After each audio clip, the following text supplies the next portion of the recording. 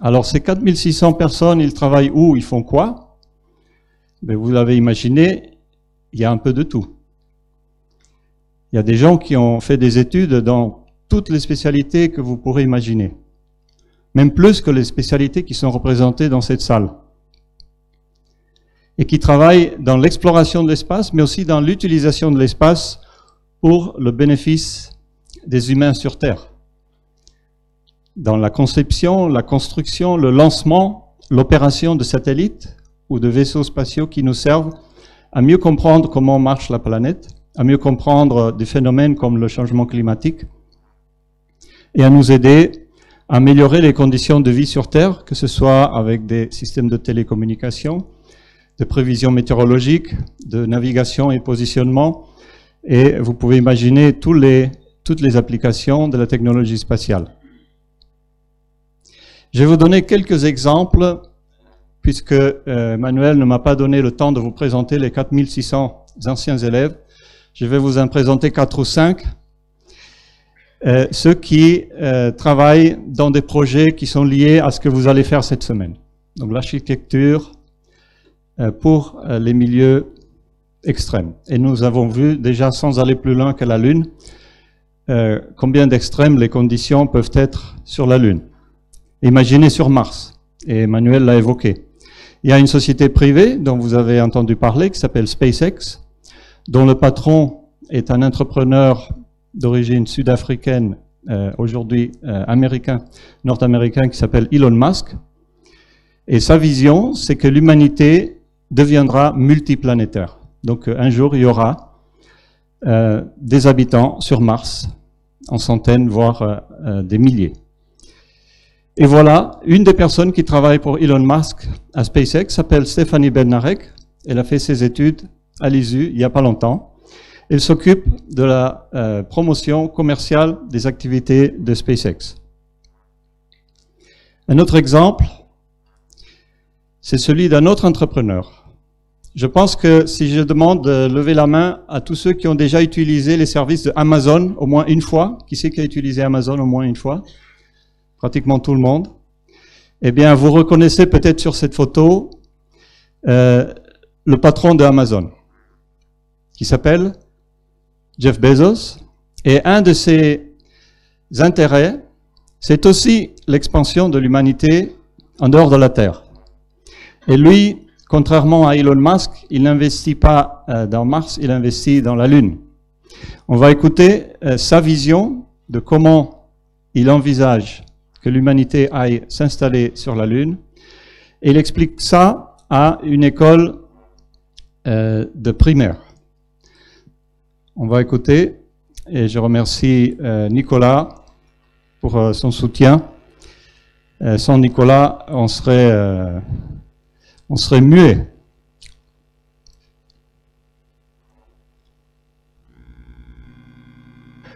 We have proposed to NASA this idea of returning to the moon, and we would like to set up a cargo service for that. So it's kind of like, you know, we call the program Blue Moon, and we have an architecture and some technologies that allow us to soft land large amounts of mass on the surface of the moon, which would be necessary if you were going to build a permanent human settlement there. I think we should build a permanent human settlement on one of the poles of the moon, and it's time to go back to the moon, but this time to stay. And there you would want to pre-position a whole bunch of equipment and supplies before the humans show up, and some of those things might need to be assembled on the surface of the moon, and that's the kind of thing that could also be done by advanced robotics with machine learning systems on board. One of the things that's very exciting about the poles of the moon as a place to go is that just in the last 10 years, we have learned that there is water ice on the moon. This was always thought to be impossible because water, whenever the sun, when sunlight hits, if sunlight were to hit ice on the moon, it would heat up, it would turn to a vapor because of the vacuum, and then because the moon's gravity is so low, it would actually escape over time from the surface of the moon. It would just kind of evaporate out into space. And so the moon is a very dry place in general. But what we now know is that in certain craters on the poles of the moon, the North Pole and the South Pole of the moon, they are in permanent shadow. The sun never reaches to the bottoms of those craters. And as a result, we now know that there are a bunch of volatiles like ice water frozen in those permanently shadowed regions. And so once you have water, you can make oxygen. So you can use electrolysis to split water up into hydrogen and oxygen. And the oxygen obviously is super useful, so you can use it, and so is the hydrogen. You can use them as rocket propellants if you want. You can breathe the oxygen. That's a very important discovery that we've learned about the moon in just the last decade.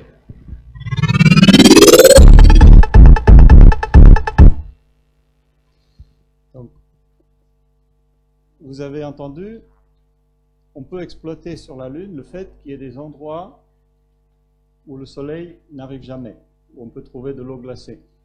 D'autres endroits, on l'a vu dans la vidéo précédente, qui sont en permanence ensoleillés, où on peut profiter de l'énergie solaire. Alors, une des anciens élèves qui travaille pour Blue Origin, c'est le nom de la société fondée par Jeff Bezos, Blue Origin, elle s'appelle Erika Wagner, et elle a aussi fait ses études chez nous. Elle est aujourd'hui chargée d'un des projets de lanceurs pour d'abord amener des personnes en orbite terrestre basse, éventuellement vers la Lune. Un autre exemple, c'est une société qui est basée à Berlin, qui s'appelle PT Scientists, une jeune start-up qui a décidé de participer à un concours international pour envoyer un véhicule sur la Lune. Et le concours demandait à ce que l'on produise des images en haute définition de la surface de la Lune. Et ce que PT Scientist a décidé de faire, c'est de choisir de l'archéologie lunaire, c'est-à-dire d'aller prendre des images du véhicule des missions Apollo qui est toujours là. Alors vous me direz, une jeune pousse, une start-up qui décide d'envoyer un véhicule sur la Lune pour gagner un concours, comment font-ils pour se financer? Eh bien, ils ont obtenu des donations importantes de sociétés commerciales comme Audi, comme Vodafone et autres. Et ils espèrent lancer à la fin de cette année. Donc ce que vous voyez, c'est un exemple de projet spatial qui n'est pas financé par les gouvernements ou par les agences publiques, comme la plupart des projets ont été financés jusqu'à aujourd'hui. Voilà l'équipe de PT Scientists, où l'on retrouve, vous l'avez déjà deviné, plusieurs anciens élèves de l'ISU, dont le fondateur et un des récents diplômés du programme de master qui se déroule ici à Ilkirch. Le prochain exemple s'appelle iSpace. C'est une société japonaise qui a une filiale ici au Luxembourg et qui a une vision intéressante de comment la Lune pourrait être peuplée dans quelques années, dans pas longtemps.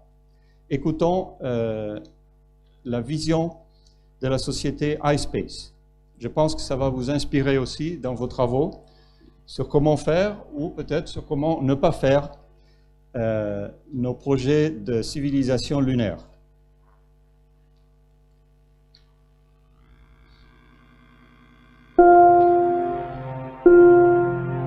The universe's newest city is home to 1,000 people.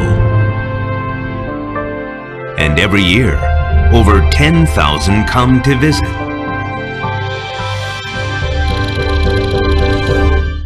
Only 20 years ago, this city didn't exist.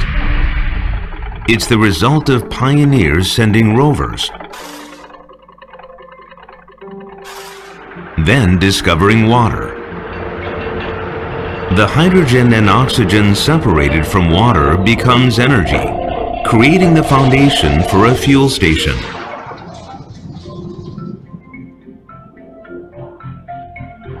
And with the fuel station came scheduled flights, followed by settlers. Soon, settlers required more diverse skills, attracting new specialists for construction, steel, communications, energy, transit, agriculture, medicine, and more. People travel from far and wide to see this new city. We call it Moon Valley.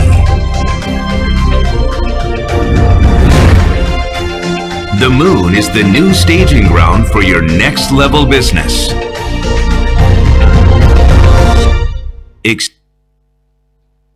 Intéressant. Une vision, vous l'avez déjà aperçue, pas 100% européenne. Moi, personnellement, je vois un petit peu une vision japonaise dans cette vidéo. Je ne sais pas si c'est votre cas. Mais c'est une société internationale et le directeur de la filiale au Luxembourg s'appelle Kyle Asierno. Il a fait son master ici il n'y a pas plus de 5 ans et il est déjà directeur d'une start-up au Luxembourg qui connaît pas mal de succès. Aussi en Israël, il y a un projet dont vous entendrez parler certainement puisqu'ils vont lancer leur atterrisseur lunaire le mois prochain. C'est une initiative privée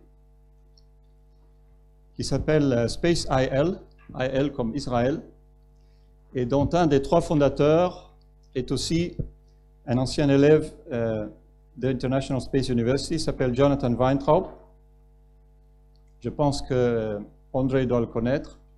Have you met Jonathan? Not yet. You know about his project.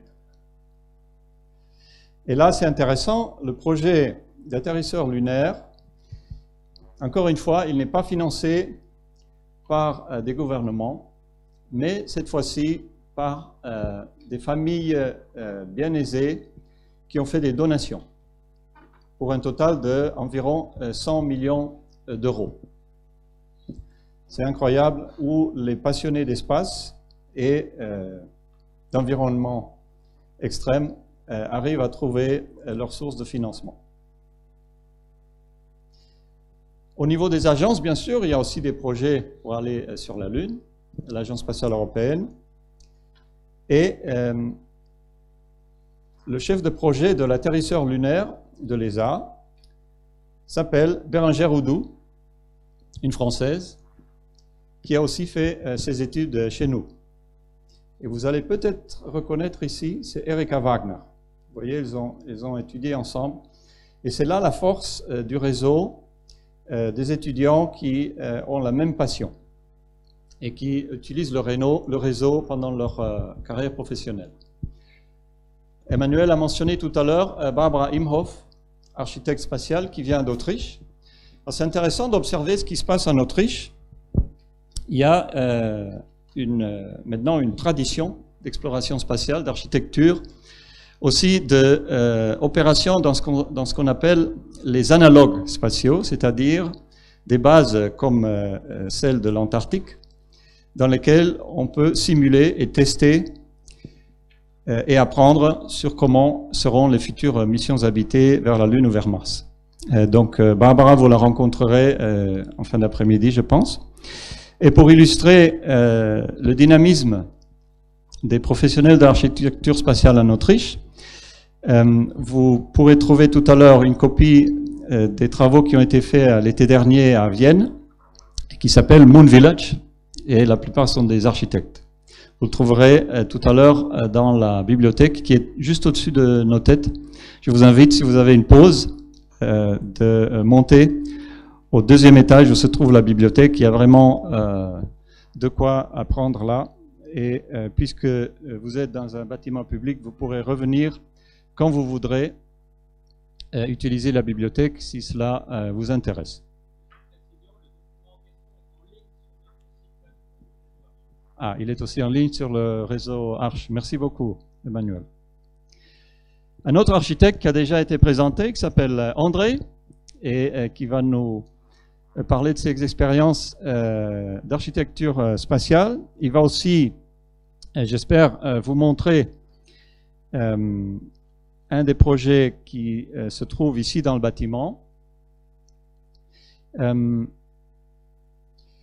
ne sais pas si André est allé jusqu'à l'Antarctique, mais il y a une base de recherche, Concordia, dans laquelle il y a pratiquement en permanence des scientifiques qui habitent dans des conditions similaires à celles d'une colonie spatiale. Ici, on les voit en train de célébrer, comment ça s'appelle, Halloween, je pense. Donc, ils ont un peu le temps aussi pour la fête. Et un des scientifiques qui ont passé plusieurs mois sur Concordia s'appelle Adrianos Golemis et qui a fait ses études de master ici à Ilkirch il n'y a pas longtemps. Voilà le projet dont André va vous parler et qui vous montrera, qui se trouve dans le bâtiment. C'est un habitat déployable, c'est-à-dire qui peut être construit sur Terre et lancé avec un lanceur vers la Lune ou vers Mars. Et pour conclure, je voudrais simplement vous expliquer un petit peu ce que font les étudiants à l'ISU, que ce soit les étudiants du master ou de l'école d'été qui est itinérante, ou de tout autre cours de l'ISU, indépendamment de leur bagage pédagogique. Il faut un minimum de licence ou de bac plus 3, au moins bac plus 3 pour s'inscrire chez nous. Mais tout le monde qui s'inscrit chez nous va suivre des cours pour avoir les rudiments dans toutes ces disciplines. Et je voudrais profiter pour vous présenter Charlotte, qui est étudiante. Approchez-vous s'il vous plaît, Charlotte, qui est étudiante du master, donc elle fait partie d'une équipe d'une quarantaine d'étudiants. Charlotte, vous avez fait des études en quoi avant d'arriver ici? Bonjour, ça fonctionne.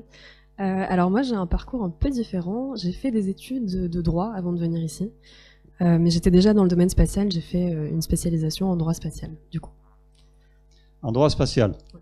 Et vous êtes venu ici pour apprendre du droit ou pour apprendre autre chose? Alors justement, j'essaie de m'échapper un peu du droit.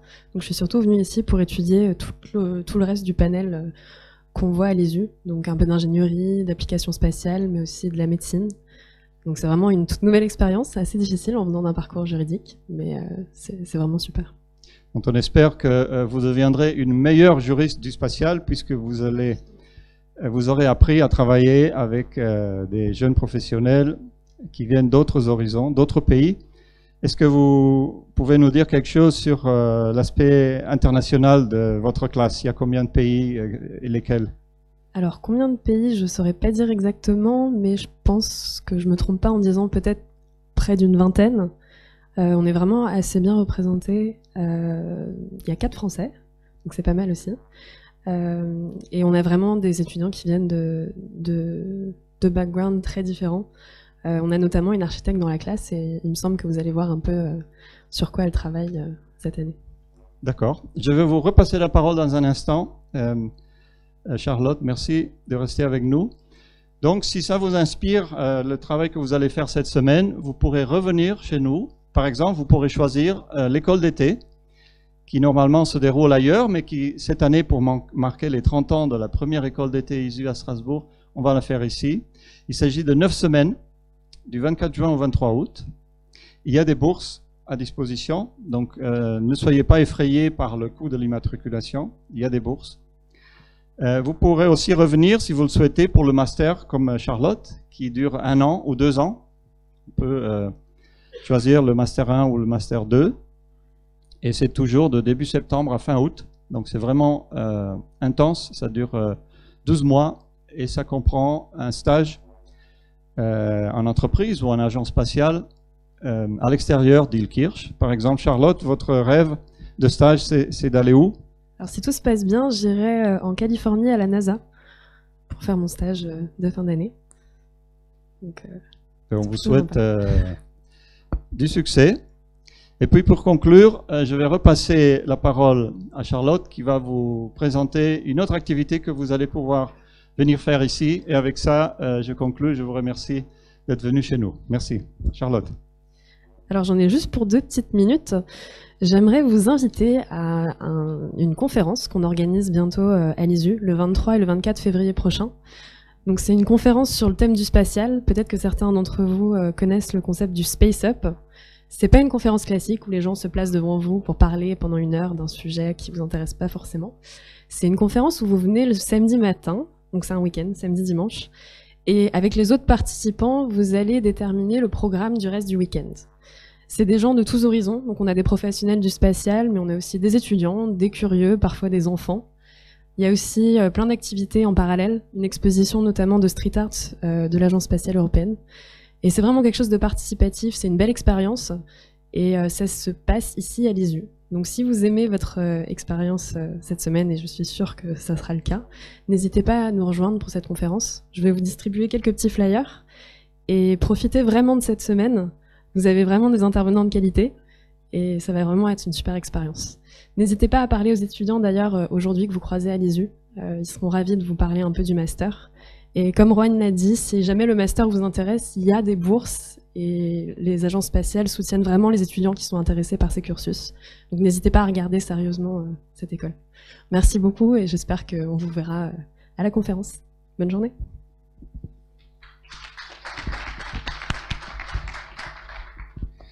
Merci. Alors c'est là où je maîtrise plus rien puisque c'est Nicolas qui va reprendre le relais avec la technique. Donc nous allons accueillir en vidéoconférence Giuseppe Rebaldi, qui est le président de Moon Village Association. Et je tiens à le remercier pour sa présence par les ondes. D'autant que nous avons remis un prix à Los Angeles grâce à lui, mais aussi grâce à la fondation F Initiativas. Donc Kim a été un des 2 winners, un des 2 lauréats, avec ceux que je vous ai présentés en vidéo juste avant. Voilà. Giuseppe.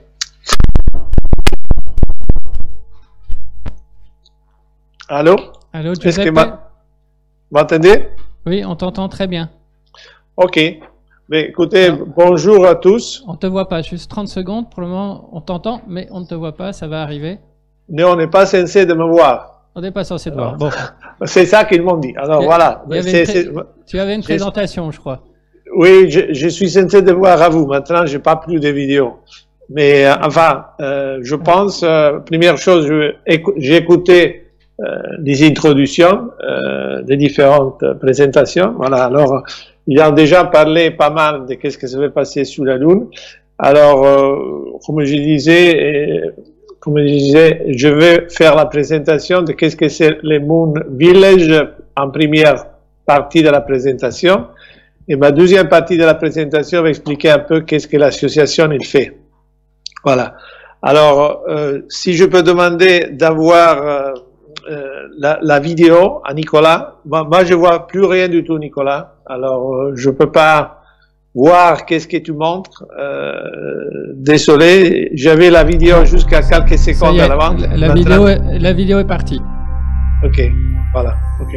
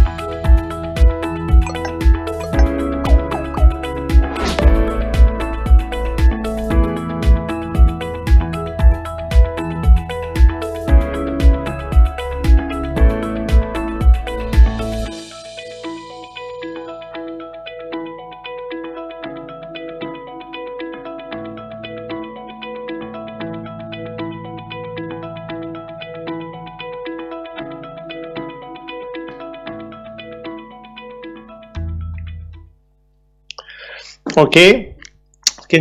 Est-ce que vous m'entendez? Parfaitement. OK. Bon, alors, cette vidéo, c'est la présentation un peu qu'est-ce que c'est l'association, mais maintenant, si je peux permettre, je voudrais présenter des charts que j'espère peut marcher, parce que je pense aujourd'hui qu'est-ce que vous faites, c'est lié évidemment à la définition d'un Moon Village à Moon Base, mais je vais vous expliquer que la définition de Moon Village, c'est un peu plus complexe que ça. Alors, je vais essayer de partager la vidéo. Pardon, le chart. On avait essayé dans le week-end. On va essayer de faire aujourd'hui. Alors, attendez quelques instants, s'il vous plaît. Alors, est-ce que vous voyez un chart, par hasard? Vous voyez rien du tout? Pour le moment pas, mais ça va venir sûrement. Je pense que je peux parler aussi en anglais si vous voulez, parce que les chats doivent être en anglais. Et comme Joan, il a dit chez vous, vous parlez plusieurs langues, alors peut-être on va avoir les slides, j'ai dit en anglais, alors je vais parler un peu en anglais. Mais vous voyez rien du tout, j'imagine encore. Nicolas, est-ce que vous pouvez mettre... J'ai mis les share screen. Mais ça, c'est le problème de la technique. On a fait les essais. Je crois qu'en fait, vous l'aviez le share screen pendant une seconde et c'est revenu de nouveau sur la vidéo. Alors, essayez voir de cliquer dessus un coup. Can you hear me? Yeah. Can you hear me? Yes, I can hear, but I don't see the screen. I can't. You don't see my PowerPoint? Just try clicking on share screen once more, because I think you did it and we saw it for a second and it disappeared. Okay, I'm going to try it again. I'm sorry. Try. Okay, this is the technique. Yeah, now we can see your screen, so if you go to your... No, that was fine. Giuseppe? Share screen. Yeah, we were able to see your screen. Second. Now, the only thing you need to do is to go to your PowerPoint presentation. But now we are back to our video. Je crois qu'il Yes, là. yes. I think it's loading something. No. Can you see it? No, we can't. Yeah, I'm sorry. Do you want? I can load it on my side and I change the slides for you. Juste un petit moment, le temps de la technique s'arrange. Yeah, this is the Okay, problem. here we can see your screen. So if you now go to your PowerPoint presentation, we should be all fine. Right. Là, derrière ton écran... Oui. Oui, derrière ton écran Skype, on voit ta présentation PowerPoint, Giuseppe. Ah oui? Oui. Oui, on la voit là, elle est cachée par ton écran Skype là. Voilà, c'est ça. Maintenant, agrandis-la. Tu la mets en pleine. C'est bon. Yes, On y yes. Well done. Tu peux y aller. Can you see it now? Oui, on Yeah, voit. perfect. C'est bon. Okay, but I don't see the screen, so I think if Nicolas can show I'll take care of it in a second. what's happening in real time. So because at the moment I just see. Okay, so in any case, at least you can see what I suppose you have seen. So I'm trying to. Again, my name is Giuseppe Ribaldi. I think it was briefly introduced. I am the president of the Moon Village Association. This is an organization which has been created about a year ago.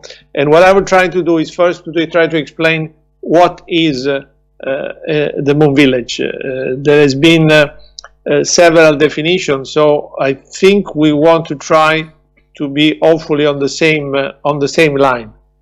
So this chart, which I hope you can see, and when Nicolas will allow, I will be able to see whether you see it. But you should have a screen where it shows what it is and what it is not. So very often the Moon Village is associated just to a moon base. Okay, I got now the screen, thank you. But what you see on the left-hand side, in reality, definition of the Moon Village is an assemble of all effort which basically are aiming to go to the moon. And those efforts, as it has been explained by Joan and also in the introduction by Manuel, Emmanuel, they are taking place not only by government, but also by a private company, as you heard earlier. But of course, also the public is very much keen and interested in the Moon Village. So the Moon Village is basically a community with the goal of exploring and using the moon resources in a sustainable manner. The main difference between 50 years ago and now is the economical aspect. So 50 years ago, we went to the moon for political reasons, as you all know. Now we are going back to stay for economical reasons. So the economy is a fundamental ingredient on what we're going to do on the moon in a responsible way, hopefully, and what means in a sustainable manner. So it is the Moon Village, a lunar community. In your exercise of the masterclass, you will be looking mainly as a moon sort of base, a specific location. The Moon Village is broader than that. So it is all different type of activities which are taking place on the moon. So it's a community. So it is not, as you can see on the right-hand side, an international space station on the moon, so a single project. It is not obviously a single location, and is not therefore a single science facility. So I believe this is a very important definition. So Moon Village is broader than just a specific location. Now, how we are planning, I mean communities planning to go about, well, right now, and again, you heard from Joan, he has mentioned some of the mission. You can see on the picture there is the Chinese probe Chang'e 4, which has landed on the dark side of the moon. That's the first mission of 2019. There will be at least 2 more missions. One mentioned again from Space IL from Israel, but then there is also Indian mission, Chandrayaan 2, which is going to land on the moon sometime towards the middle of 2019. So this year there are at least 3 missions, and there are many more missions from some of the company which you have been told earlier that will take place later. So there's going to be a lot of, let's say, scouting mission demonstrating the technology. Then later on there will be obviously some key infrastructure which will be built on the moon surface or in lunar orbit, and this will involve also humans. And this is, and then eventually then we end up to what you are going to look about. It is we're going to have, and you see the word basis is not one, but it's plural, because there could be different location from different countries in different location of the moon, which will basically take place, and they will need to communicate to each other. So you can see at the bottom of this chart, you can see what is our image branding of the association, which explain the vision which we just described. So on the left hand side, bottom side, you can see rover, which is what is really already going on right now. And then as you go backwards, you can see some lander, and then on the right hand side, you can see more important infrastructure, including also cislunar structure. So this gives you an indication of what will be a moon village, which is not just a specific location, and how this is going to be materialized. The next point is, what are we going to do on the moon? Now, I do not wish to go through this detailed chart, but this is explaining to you some of the fundamental activity which will take place on the moon. And in first place, there is resource utilization, because as I said earlier, it is key for sustainable economy of the moon. And this will create new market, which will allow new investment, and therefore this will be possible to be sustainable. In order to be sustainable, you need to have an economy which is then creating wealth.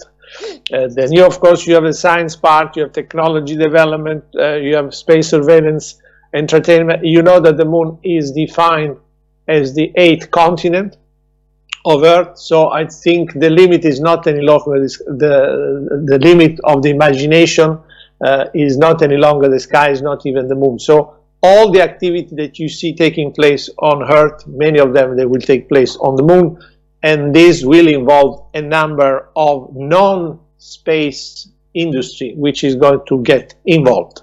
So I think this is basically the scenario about the Moon Village.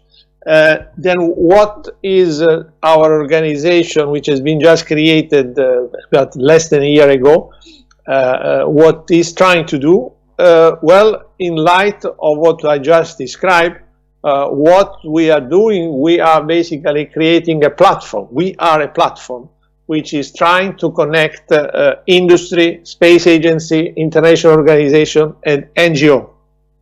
And this is, of course, you can see, it's constituted of individuals as well as institutional members.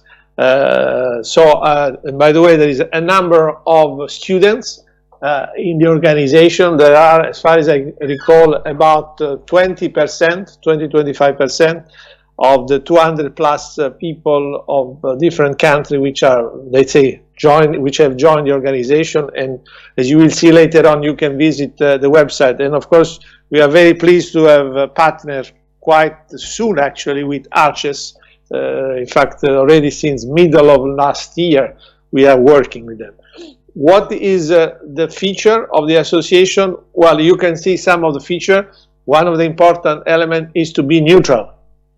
So we do not wish to have any specific predominance of either country or industry. Therefore, it needs to be autonomous, inclusive, trying to deal with all sorts of topics, not only technical, trying to be foster cooperation, especially non-formal, because members from different countries do not have to ask for authorization to be there, so which will allow them to be more cooperative, for instance, between China and United States. And one of the goals is to try to build consensus on different topics which they have no place where to discuss. And so in that respect, is a unique platform, and we do not know of any other organization similar to this. Since we are in an architecture, let's say, context, I felt very important to try to explain to you what is really how we plan to go about as association to create this actually Moon Village. We have been talking about the concept, which I just explained to you, which is a concept which is much more than a specific basic. So what we did, and this has been just a couple of months ago, the concept, it's an open concept of the Moon Village. So we defined at the meeting which we had in Los Angeles, the principle of the Moon Village, which I will show you in the later chart without having to read, but just to give you a flavor.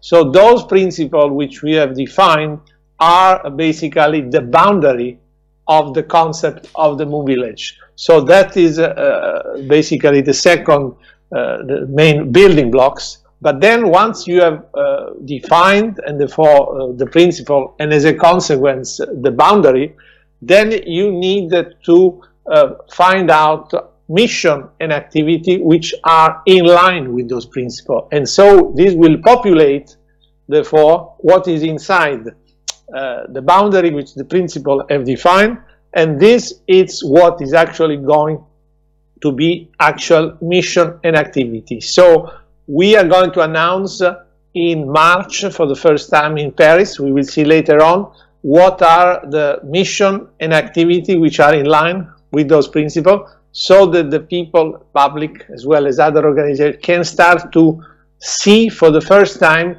what is really concrete a Moon Village look like. I think this is a fundamental chart which I'm sharing for the first time with you. I felt it's important, since we're talking in an architecture context, to tell you how we plan to construct from a principle to the actual implementation the Moon Village.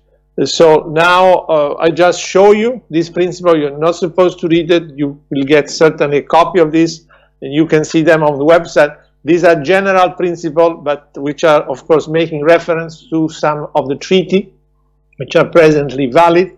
But there are also a number of references which are very important. For instance, the principle number 8, just to give you an example, it says, make available sufficient information. So, for instance, for the Chinese, this is very important. For them to become part of the Moon Village, we have to make sure that there is enough information which is distributed around the globe in order to have basically engaged the general public. So we hope that this will be also a push to our Chinese colleague to really share more of what they are doing. Then I'm going to go reasonably quickly on some of the other activity, because then maybe you have some question at the end. So as I said, the activity which we are creating, as you have seen in the video earlier, it's a creation of a global network. We like to have in many countries around the world members and institutions which are able to discuss about issues related to the moon, and we have been able to create at least 10 regional coordinators, and some of them, in particular in France, we will talk later. We will open the French network in Paris in cooperation, of course, with ARCHES. So the goal of this network is really to be present on the territory, and so to try to speak the language and the different sensitivity or interests of the country, however, sharing the global principle that we have just described. So this is an important activity.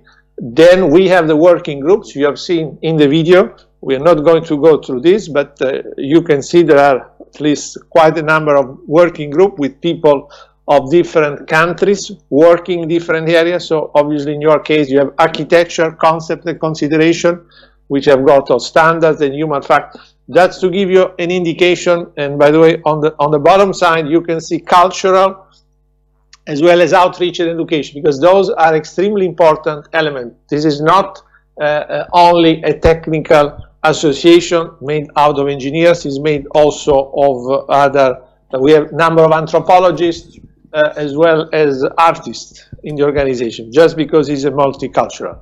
Then one of the main activities, since the economy is the basis of what we are trying to do, we put a bit of effort to try to help the creation of a moon market. So we have a number of institutional partners, which you can see on the website.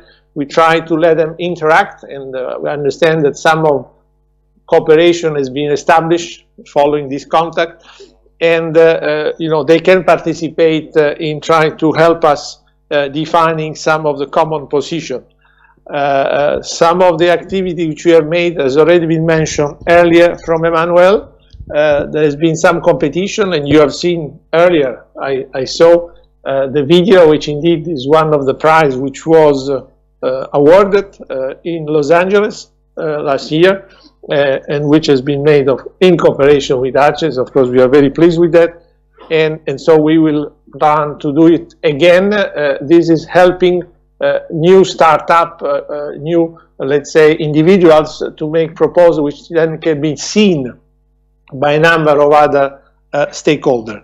And so we are trying to also define market board, where there are companies which are looking for position, they can advertise, and using our network we can try to get the information spread. The same is valid also if there are people which have some services that they want to offer. On the outreach, again, there we try to be also active. We have a reasonable good web page. By the way, I like to remind the audience that the organization is fully volunteer. So there is no people which are paid by itself. So you understand that. So we are trying to move in that direction. So we are basing ourselves on the initiative and the enthusiasm of the participants. So we have a lot of activity, tweet. So you can follow our tweet. via our Twitter. And by the way, the responsible for PR and communication is a French lady, Emeline D'Antonio, which has been studying at the ISU, just to be online with what has been sent before by Juan. And she is PR and communication from the Moon Village Association. She's based in Moscow, working for CNES. So we have really people from all over the world located all over the places. So we had, and the last meeting has been held in Los Angeles, where we have discussed, we have given prizes. We will have the next one, as you will see later on, it will be in Japan. And then we will also try to give award and a number of competition. Then just coming towards the conclusion, we have also an important educational aspect. We are trying to work to create books and try to inspire also children for a certain age, because the key is, of course, education. And so we are now launching a number of initiatives which are basically related also to female, to gender policy, which we will again present it in Paris, so I can't say too much now. We have working with a number of international organizations to try to create synergy. You can see some of them. You can see ARCHES we signed in October, but we are working with them and with Emmanuel since nearly a year or so. We also, with the ISU, we are also going to sign possibly a memorandum of understanding for cooperation, and there are a number of other organizations. Just one point I want to mention specifically is the World Weak Space Association. You might know what it is, but it is an organization which has been created also by request of United Nations, and this organization organized once a year from the 4th to the 10th of October on a specific theme presentation of different nations. This year is about the moon, and so we are in partner with them, and we will provide them a lot of information. We will use this event for partnership and for feedback from all over the world, about between 5,000 to 10,000 events around the globe. Finally, I don't want to go through this, but just to tell you that you can see from this short list, but this longer list, a number of activity all over the world, from Melbourne to London to Paris, all let's say organized. I'd like to spend a few seconds about the upcoming meeting, which is organized by ARCHES. In fact, it is in a location which is in Paris, Val de Seine, the Faculty of Architecture. I'm sure that Emmanuel can talk to you later, so you're all welcome to come to this meeting, and this will be half a day meeting where we will be talking about a number of events. Maybe we can present, that's an interesting suggestion, Emmanuel, some of the findings of your meeting, of your master class. We can certainly find a slot for them, whoever got awarded some specifically prize. And then we have a number of other events all over the world, which I don't think we should see. But just want to show you that it's really a global event. The Moon Festival, very interesting, in London. It's not organized by us, but we will participate. It's a 3-day event, which is a lot of culture, and there is a number of them around the world. Also in Paris, we are also to work with the Cité de l'Espace of Toulouse. So with that, I will leave it there. I think I kept a bit longer, but now let me see whether there is any question or clarification before I leave you to your next speech. Merci Giuseppe. Il y a Kim de toute façon qui est dans la salle pour reparler du prix remis à Los Angeles. Ok. Donc, est-ce que vous avez des questions pour Giuseppe Rebaldi? Pas de questions. Pas de questions. Pas de questions. Je te remercie Giuseppe. Ok. Ben alors, je vous souhaite à tous une bonne continuation, enfin bon démarrage de cette masterclass. Et voilà, en espérant d'avoir des résultats très intéressants à la fin de cette semaine. Que tu pourras voir par les ondes, parce que je crois que ça sera difficile de te reconnecter vendredi après-midi. Non, pas de souci, mais tu me diras. Pas de souci. Merci. Ok. Et Ok, merci et je souhaite une bonne journée alors. Au revoir. Merci. Au revoir. Ok, merci. Alors du coup, la matinée va être un peu chargée, hein. Je suis désolé, on fera une pause ce midi. Du coup, maintenant on va accueillir Ondrej, qui est notre architecte spécialisé sur les questions d'architecture spatiale, qui nous vient de Floride. Il va se présenter, et donc c'est notre animateur régulier depuis 4 ans maintenant de ce workshop. Il vous propose aussi, alors on va voir comment on va organiser dans la journée, parce qu'il faut que ça se fasse dans la journée, de pouvoir aller voir Chi, dont il va vous parler, qui est ici, physiquement ici, dans le bâtiment de l'ISU.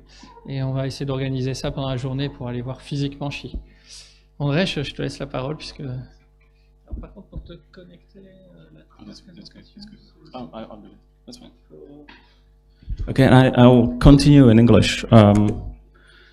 Just for all students here, as we do it every year, I can understand French, but my French is really bad, so I'm not happy to speak French because the grammar and stuff, very complicated. I think I'm improving though. So I actually graduated here in 2008, and then I was working here for 2 years as a teaching associate or teaching assistant. Then I turned into resident lecturer, and then I moved to Florida Institute of Technology. So since this is my alma mater, I kind of feel obligated that at least I say one sentence about my second alma mater, because not only I worked there, I also graduated. I did my second PhD over here on human spaceflight, cockpit integration, human system integration, and right now I am running a human spaceflight laboratory where we are one of few universities that has available actual intravehicular activity spacesuit and spacecraft cockpit simulator. So this is where I'm coming from, and it's my pleasure to give you a little bit more technical introduction to human space flight. I will be touching lunar and Martian environments, both of them, because they are interrelated, and that's mostly because of the application for analog simulations on the moon for Mars. So here you see the 3 environments that I'll be instantly comparing, because I don't know if you have any type of space background, so I'm trying to, this presentation is basically for everyone who doesn't have aerospace background. And I'll skip this long intro, and we are about half an hour late, right? 40 minutes. So we have 45 minutes? 1 hour, okay. Okay, well, I could talk about each topic about 4 hours. So we'll be cutting the 30 or 40 slides in roughly 1 hour. So I'll introduce the human space flight through these main principles: gravity, atmosphere, radiation, temperature, and infrastructure, which are some type of generic design principles that appear throughout all human spaceflight, but also terrestrial architecture. So it doesn't matter if you take these principles on Earth, you can take them and apply them, for example, on a star, on celestial bodies in the system of Alpha Centauri. You can apply them on moons of Saturn, Titan, for example. And if you understand them, you should be able to develop a habitable environment. So let me go over here. In order to baseline your mind or everyone's mind, when we are talking about risks, what is the risk, right? So I have created a very simple kind of a scale, 5 principles based on the menu I showed you previously, where we are looking at the logistics, resources, infrastructure, temperatures. Are the temperatures extreme or not? How are we about radiation? Is there dangerous radiation or not? How about atmosphere? Is it breathable, contaminated, or if there's absent atmosphere, and the gravity? So if you look at the completely nominal environment, which we consider in Florida this type of beach house, you have pretty much no extremes, except maybe occasional hurricanes, which are dependent on meteorological patterns. So in nominal condition, there is absolutely no extreme. So this is the baseline. But even on Earth, you can encounter extremes, and this is one of them: man-made or natural cause disasters. So we are starting to encounter some balance on the left side over there, and we figure out that, oh, in this case, we have to do our own infrastructure, and we do have a lack of resources, for example. We do have problem with logistics. So to some extent, these stations or habitats or settlements or villages have to be self-sustainable. So you have to learn how to build autonomous systems that can provide food, water, sewage, electricity. Now we are approaching a little bit more extreme environment, as already presented, for example, Concordia. On poles on Earth, we can encounter these extremes where we are completely without infrastructure. So these stations have to be completely sustainable. And what you see over here is the actual habitat prototype that you will see afterwards, after the presentation in a high bay in a laboratory here at ISU. We developed over a period of 5 years with international team of experts here in Europe. Now this is completely different environment, but you see the similar principles. We have, again, fully independent structure, autonomous, that has to provide power, water, sewage, food for its crew. But we are also introducing completely different phenomena here, and that's the gravity. And I put it there purposefully because although it's a very short-term type of effect, these capsules, these rescue capsules, are designed to give you the feeling of about 4 Gs when they are launched. And you are not necessarily trained or ready for that. You may need to be trained, but the environment is completely new to what you are experiencing in nominal life. On the contrary, in space flight, something like 4 Gs or 5 Gs will be fairly nominal, so you need to get acquainted with the environment. And this is another extreme, basically, variable change in gravity environment, although for a very short period of time. Here we're approaching a little bit more extreme, and most probably the most extreme environment on Earth we can encounter, and that's an environment without atmosphere. So if you decide to find the most extreme environment, you would probably go somewhere to the South or North Pole, and you would dive on the seabed, where you do not have atmosphere, so you have to be able to simulate, recuperate the atmosphere, filter the air, supply water, electricity, take care of the waste, sewage, and so on. So we have few extremes that are manageable, though. And these extremes are linked to the risks. Now, when we go to the space environment, the first step is definitely the transport, right? So how do we get there, or what will be the environment, or what will be the risks that will be affecting our presence during the transport? We have very many categories, and the Federal Aviation Administration is currently working on thorough recommendations for commercial industry. How should this industry handle the risks associated with the launch of manned crew, and specifically space tourists? That means every one of you who would want to travel to space. What are going to be the risks? How to handle them? If you look at the left side, we see that there is one of those items marked in red, and that's because the gravity environment will change rapidly. So you will be affected by hypergravity, hypogravity, microgravity, as well as terrestrial gravity. So all these forces, although for a short period of time, will have to be handled by your body or by the system. And at the same time, you have to be able to develop the environment that supports you as a, for example, untrained space tourist, but at the same time as a pilot of the vehicle. Getting a little bit farther, so now we got from the Earth to low Earth orbit. This is an example concept of a orbital space station where you would stay for a while, for example, orbital space hotel or international space station, where you need to get, let's say, acclimated to microgravity environment. And that's again one of the critical risks of human spaceflight,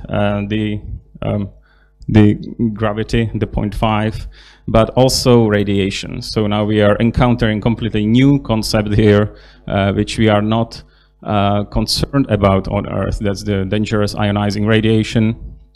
And the system, the habitable system, has to handle all these components. There is one quite interesting approach to handle the 0.5, and that's, for example, the artificial gravity systems, which are not currently on the agenda of NASA or any space agency, but it may change with the industrial interests. Getting to the lunar environment and only Martian environment ahead of us, you see that the lunar environment would appear from this perspective a little bit more user-friendly, since we are mostly dealing with radiation issues. The gravity environment is fairly similar. I mean, the design principles for the hypogravity is fairly similar to terrestrial, and that's also why you will be experiencing or practicing the design for the moon and not for microgravity. Microgravity is very unintuitive, and also we are expecting from you only some sort of conceptual level of understanding of the problem, not very detailed technical level. So the lunar environment has a lot of risks here associated with autonomy. Basically, all power needs to be generated in place. Water filtration, waste management, ideally water resources should be found on the lunar surface, and so on. So if we look at the Martian environment, we see that we have one major problem, and that's the logistics problem, naturally, because the moon is much farther. I mean, the Mars is much farther than the moon, and any type of delivery of supplies may be very complicated compared to the lunar surface. Okay, so now I went through the introduction of the risks through a few examples through this scale, and I will go in the principles here in a little bit more detail. But first, we'll have a look at the concepts that should help you to model the environment, the context, basically, how to approach holistic design, since we are asking you for architectural concept, and you don't need to necessarily be architects, right?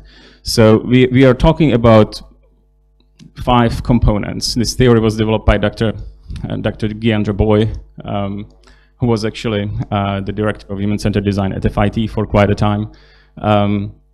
So if you take this theory and apply it to any problem, any design problem, it should work. It should help you to compose or conceptualize the context.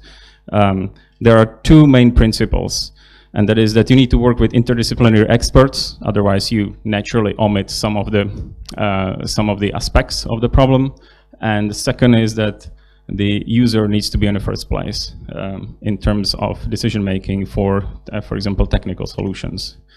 There's many relationships in this theory if you break it down, and every type of situation can bring completely new, for example, usability issues for the actual product or coordination in terms of the organization. And you see there is also many interrelations. So if you want to apply this theory, and I highly encourage you, you may want to mitigate a lot of problems or omission of problems in your design, in your concept. The second theory, I'm presenting only the 2. There is many theories, but I selected purposefully these 2 because they are very easy and quickly applicable to a lunar basis.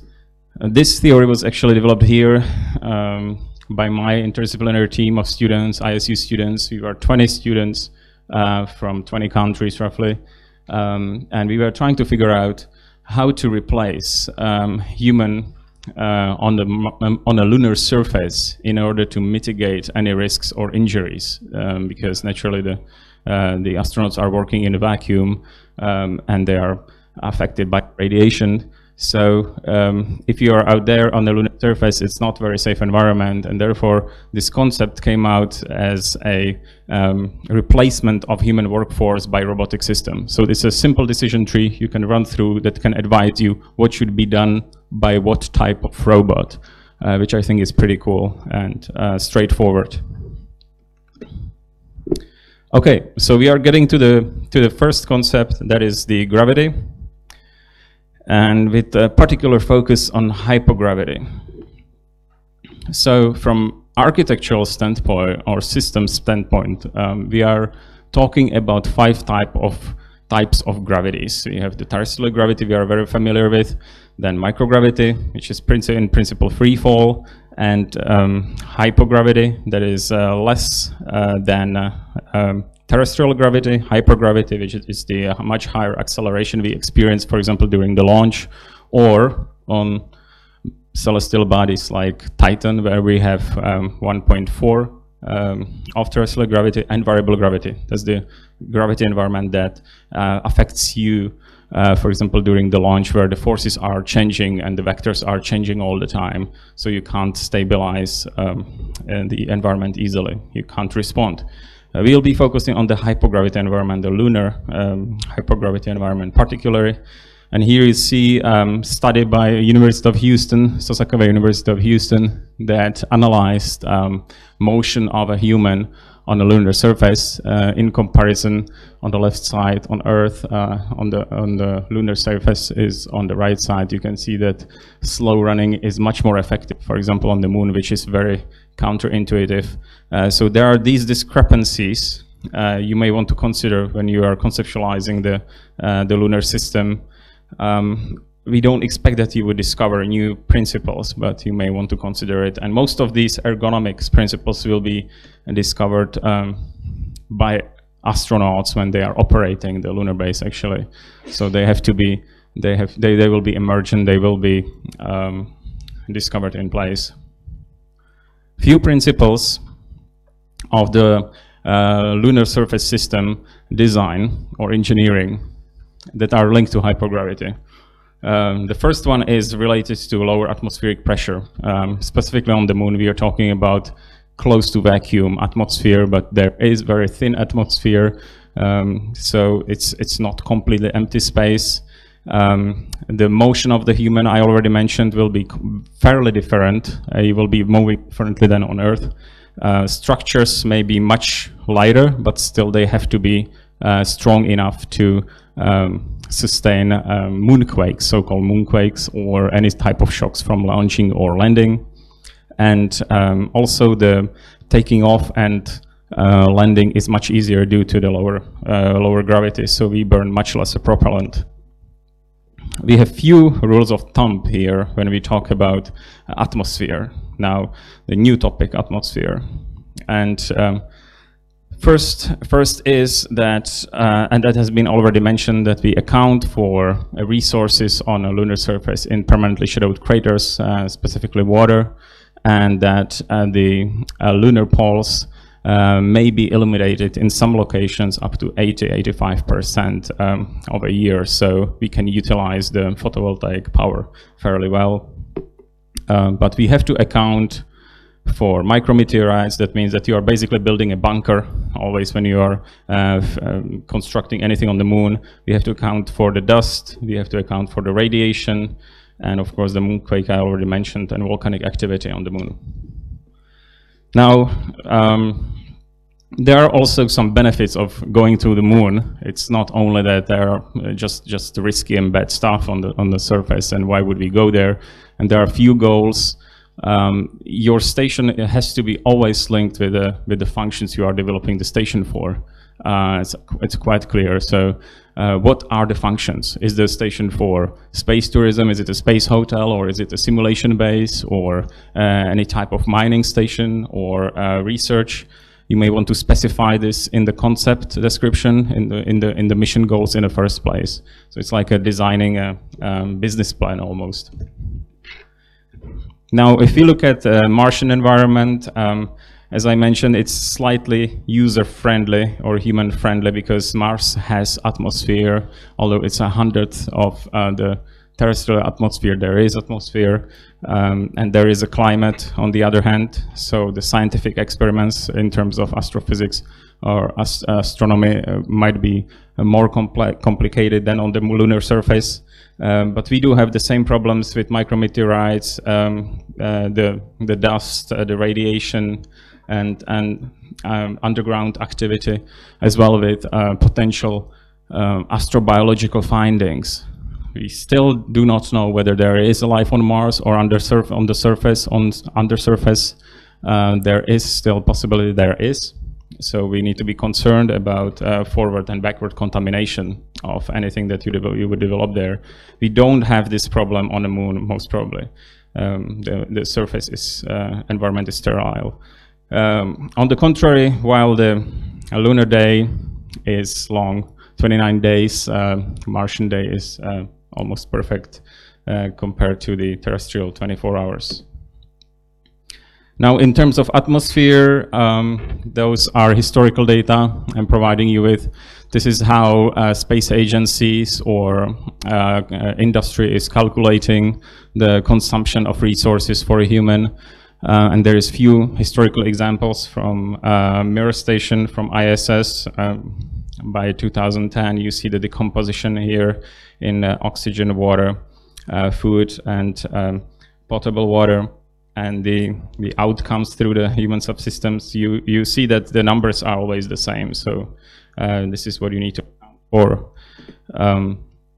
In principle, data from JAXA and NASA from 2010. Right now, the systems are much more effective. So we are accounting, a rule of thumb, 2.4 liters of water per person per day. This is the general minimum. Plus, we can account for quite a high level of recycling capacity currently on the International Space Station. So we can assume that the same system could be used on the lunar surface. We are talking about 3 different technologies for life-supporting systems that are refurbishing, cleaning, or generating the atmosphere. The most standard is the chemical environmental control and life support system that is basically refurbishing the air, refurbishing the water. The rule of thumb when you are designing such systems in your concept is we are working with 2 cubic meters of ECLIS per person in the station. So if you have 6 crew mission, 6 times this number. If you would like to have recycled or wastewater and all air recycled by biological system, that would be biological control and life support system, and then you need much larger area. You basically need areas of plants that would be cleaning the air for you. And the portable life support system is a system inside spacesuit or as a part of the spacesuit for extravehicular activity. That's not necessarily a system that you would be working with, but it's good to know that each large EVA suit can support roughly 8 hours of operations, so it has small life-supporting system. Now we are in the mid over here, getting to the radiation and temperature. So radiation appears to be one of the major issues during the space travel, and we try to find out how to mitigate it, naturally shielding or some sort of medication. And we are mostly concerned about solar particle events and the galactic cosmic rays, the radiation background, and of course we are mostly concerned about ionizing and ionizing radiation.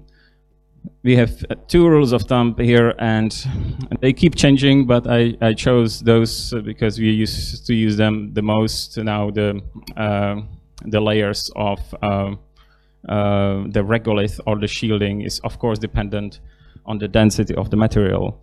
So, but the rule of thumb is that we work with 2 meters of lunar soil above your habitat, or 1 meter of water. On Mars, it's about half due to the better radiation environment. But in general, those are rules of thumb, unless you want to calculate it based on available data. how do we protect against radiation? So there is number of ways. Some materials, of course, the hydrogen, liquid hydrogen is the best protection. Any type of hydrogen material is excellent. Water in general has a dual purpose, because we use water in life support systems. We use water for propellant, so why not to use water also as a shielding? It's an excellent idea to bind these two functions. Call it subsystems coupling. And I don't know if you follow Elon Musk's development of the Starship system that's supposed to carry the crew to the moon and to Mars as well. He recently converted from composite materials to stainless steel. He wants to have double layer wall on his rocket that would carry, that could possibly carry also some insulant, hydrogen-based insulant. So maybe even water. Aluminum is the most frequently used due to its availability. So most of the structures are made of aluminum. Polyethylene or RFX1 are very light materials that can support shielding very well. And of course, when we are on the surface, so those are materials that could be used for structures we deliver to the lunar surface from Earth. And the concrete or sintered or baked regolith is the material we are building or utilizing on the site on the moon or on Mars. Okay, so in terms of the exposure, we shouldn't be working with more than 5 rems per year per person. So again, if you would like to quantify this, here is the limit. This is given by American standards. I believe they are similar in Europe. Now, so when we are working with the lunar soil or Martian soil, the same principles apply, or same principles apply anywhere in the universe where you would like to settle. It really depends on the density of the material and the knowledge of the environment. So you can see different observations are bringing different data. So again, in principle, we try to stick to lowest dosage possible, depending on where you are located. In terms of thermal radiation, on the moon we can work with conduction, which is great. We cannot work with conduction on the orbit in open space, but we do not have atmosphere, so no convection. Need to account for that. Remember that your station can suffer from overheating when it's exposed to sunlight, and it could be freezing when it's not exposed to sunlight due to no atmosphere. So there are big thermal temperature differential. There is big thermal differential on the lunar surface. The structure needs to be resistant to it. Now we are getting to the end of all this data, and then I'll run through a number of examples. So in terms of infrastructure, there is a lot of points we could talk about. What is infrastructure? It's everything that allows us to basically connect and run the facility or any type of system on Earth. It can be the water, sewage, road systems, telecommunication, electricity, of course. So we are disconnected on any type of any celestial body. Basically, everywhere in space we are on our own. So we require a very high level of autonomy. In terms of travel to the moon, we are fairly flexible because the trip is quite short. It's pretty much a 2-week vacation compared to the trip to Mars. And we have very little communication delay, so any type of communication with Earth and request for supplies is possible in terms of a couple of days. In terms of travel or supply to Mars, we need much more forward planning due to the distance and depending also on the constellation. So we have only few launch windows we could benefit of when we are building systems on Mars. here you can see indicated the successful Apollo landings. So the human presence on the moon is indicated over here. You could get inspired from those missions that were highly experimental and highly risky, very risky. Also short, only a couple of days. While on Mars, we talk only about robotic exploration, where we currently have Curiosity and Opportunity rovers actively exploring. Opportunity is sending back, Curiosity mostly is sending back a lot of data, also high-resolution images, a few of which we'll look at. So,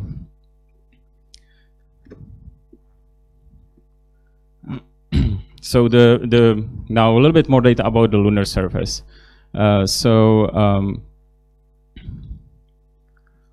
We have a couple of issues when we try to establish the infrastructure on the lunar surface. And there are concepts that are suggesting that we could land and establish the community in lava tubes or caves that are the caves after the volcanic activity. The problem with this topic is the knowledge of stability of these tubes or the caves. So if you are running into this sort of environment, you have to have very well mapped environment. You need to be very sure that this environment is stable. So from the perspective of managing risks, you would probably never go in a lava tube, but you would utilize the topography of the lunar surface, and you would try to use the hills and valleys and craters that would support either access or the shielding. So we are looking at locations that are very convenient for landing and takeoff, and at the same time that could shield your habitat or station against the micrometeorites, but also the ejecta from landing. We are looking at topography that can provide us some sort of a scaling as well. I will show you on the next image actually what I'm talking about. Since the lunar surface doesn't have atmosphere, the light is extremely bright, or in other words, there's very high contrast on a lunar surface, and we see horizon as a very sharp line. In terms of the surface, you see that if you wouldn't see the astronaut or the rover, you would have no idea how large this boulder is. So the infrastructure we would be establishing would also help us navigating. You can of course assume that navigation system or any type of GPS system will take care of it. Our laser altimeter systems will take care of it. You always want to have passive system that is not dependent on power. The surface itself, you can see it can be smooth, covered with the fine dust after many millions of years of meteorite impacts. But it can be also fairly rocky, so which is very interesting from geological perspective, but not that interesting from perspective of deployment, any type of settlement. And finally, we are looking at these craters and the topography from perspective of long duration settlement. That means when we talk about Moon Village or international collaboration, it is a similar topic to topic of establishment city in Middle Age, for example, or in Roman times when Romans were establishing colonies or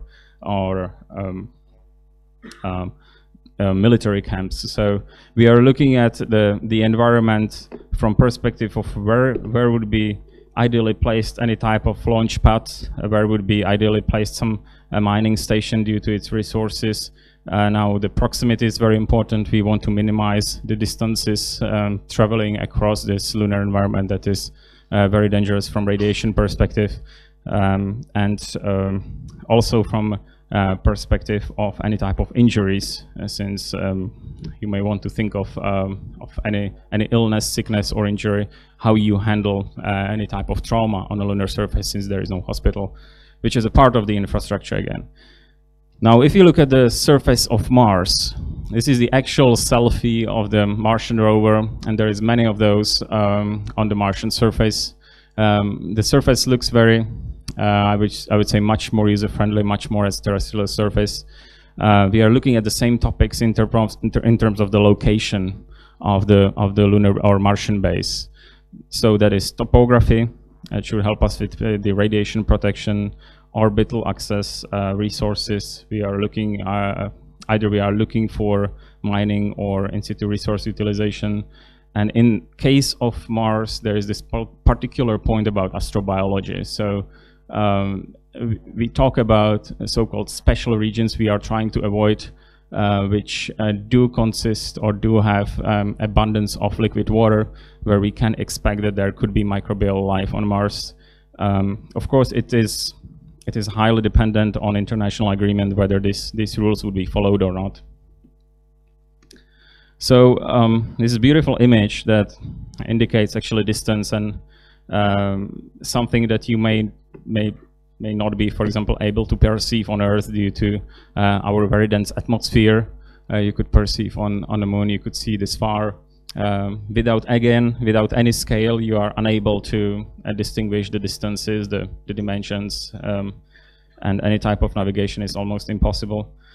The same over here, almost as beautiful as Sahara Desert, picture taken by Mars Science Laboratory. So when you are establishing any type of road system or a wired or wireless power system, transmission of power, or any type of building infrastructure, you may need to think of foundations similar to Earth. And actually beautiful location for settlement, for example, over here in the Marathon Valley, that would be protected by the hills and surrounding crater walls.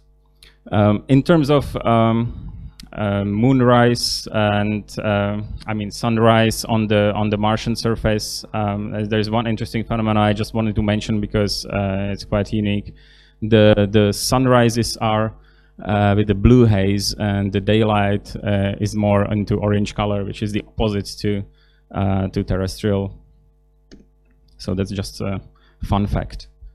Now, when we look at the logistic components of the infrastructure, I don't know how far you are skilled in launcher design or rocket engineering.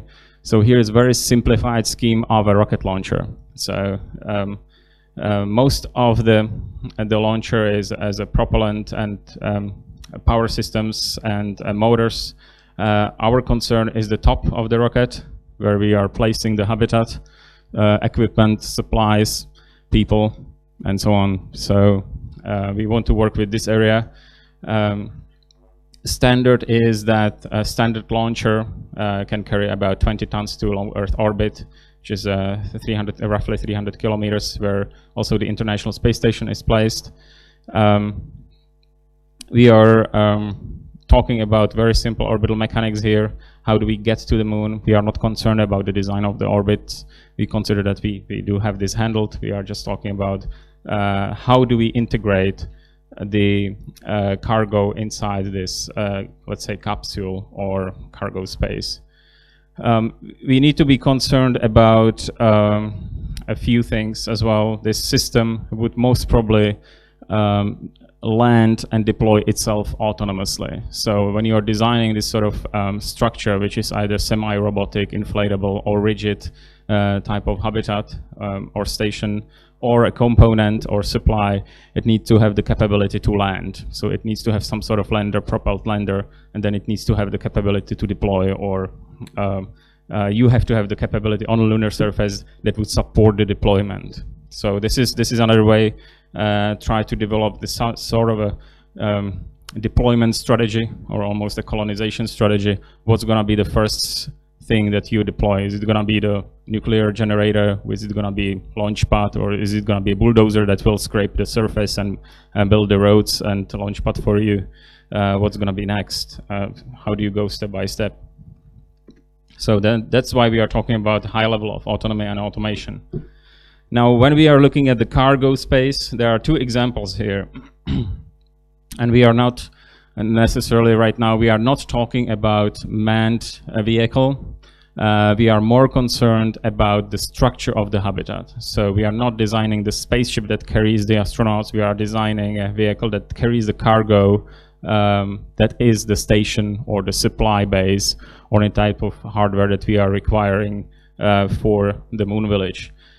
This is the very good example of how you can integrate station very effectively in a launcher. This is a Proton launcher with a Russian Soyuz station that you can see that it perfectly copies the payload. Actually, the rocket, the payload is copying the rocket. It's perfectly aligned, and it's utilizing only very small pieces of aerodynamic shell over here on the top that protect the station during the launch through the atmosphere. What you see here on the right side, I don't know if I can zoom it. I probably can't.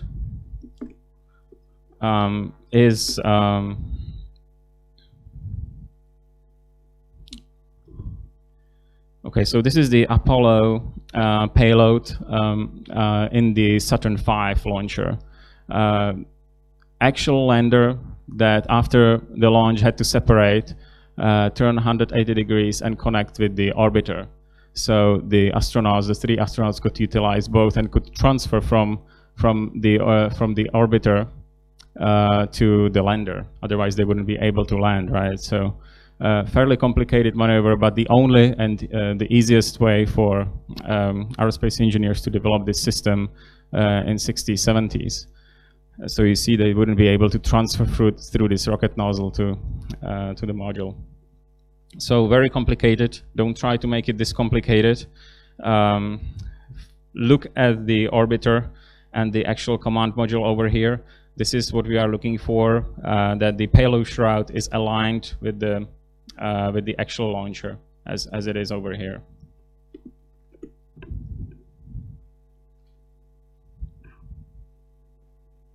Also, we are not calculating the actual mass of the payload, but we are trying to estimate. If you are capable of estimating the mass of your station, habitat, power module, whatever, payload system, then we are trying to estimate it. Although the low Earth orbit payloads are limited currently to 20 tons, we do have launchers that carry more, not the Saturn V anymore, but there are new launchers under development as Falcon Heavy for 50 tons to low Earth orbit, and New Glenn 100 tons and so on. So New Glenn is currently under development as well. So for you, most important is the payload shroud. This is the payload shroud, very specific dimensions from SpaceX or from European Space Agency. So it's good to work with the exact shroud. You do not have to, of course, naturally copy completely. You can have slight modifications that allow the, of course, the aerodynamic requirements. But this structure inside needs to be packed so it's endurable to high G load during launch. This is the most important. The vertical buckling is the biggest risk for the structure, and then vibration. And of course, any type of sensitive system could get damaged during the atmospheric portion of the flight. So also you may want to consider when the system is on a cruise in the cislunar space from Earth to the Moon, it doesn't expose its sensitive systems. It is sort of covered or shielded. Now the next step is probably consideration of the energy systems. Here's one example. We always talk about redundancies. So ideally 3 levels of redundancies, 3 types of power systems for every station. If one of them fails or if you need to repair one, you have still at least 2 that are fully functional. So for us, great idea is to have some sort of battery system, fuel cells, nuclear power system. For example, here is the example by NASA as well, for 20 to 40 kilowatts, scalable, small reactor. And of course the photovoltaic systems. That's why we are considering northern and southern poles where we have almost permanent sunlight. As you can see, this nuclear power system is a self-deployable system, landed on the left side, deployed on the right side. We are assuming that this system would be capable of burying itself. That means drilling itself in the soil. Here we talk about 2 meters. If you talk to expert on mining, this would be probably considered a very highly risky operation unless you have a very detailed geological survey of the area. In case you would unluckily land on a hard rock and you would not be able to drill itself, you would have to have external system that would cover it with, for example, the regolith dust. So you would have to have already some robotic capability on the lunar surface prior this system lands. And of course, the precision landing is another story. So don't rely on high precision landing. We currently talk about ellipses of 200 meters. It's getting better and better. As you can see, the SpaceX can land very precisely on their drone platforms, but that's on Earth. We don't have this navigation infrastructure, or SpaceX doesn't have this navigation infrastructure yet on the lunar surface or lunar orbit.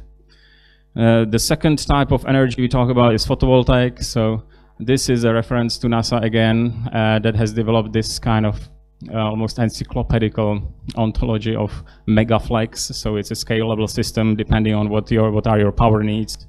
You can choose each system. You can also see how it's being stowed in the payload shroud. So you see that the packaging is fully independent in this case from the aerodynamic shroud.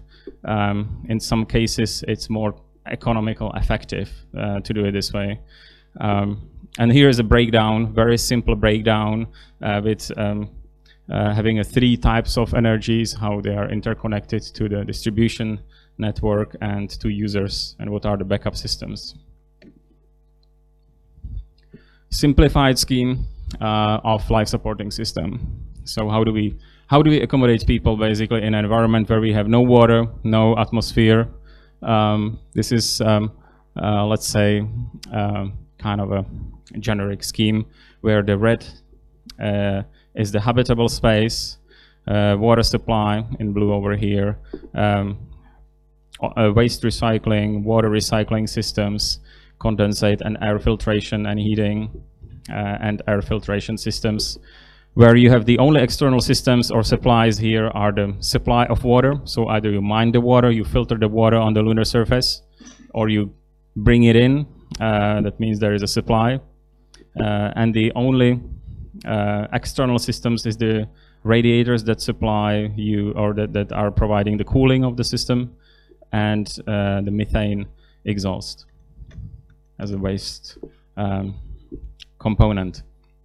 Now, in terms of structure, when you are building any type of system, again, there is many type of concepts, and you can utilize your knowledge from mechanical and principles of mechanical engineering, classical mechanical engineering, aerospace engineering, civil engineering, or any type of other engineering.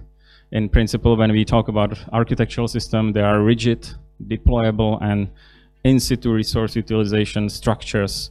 There are 3 different types that are also linked to maturity.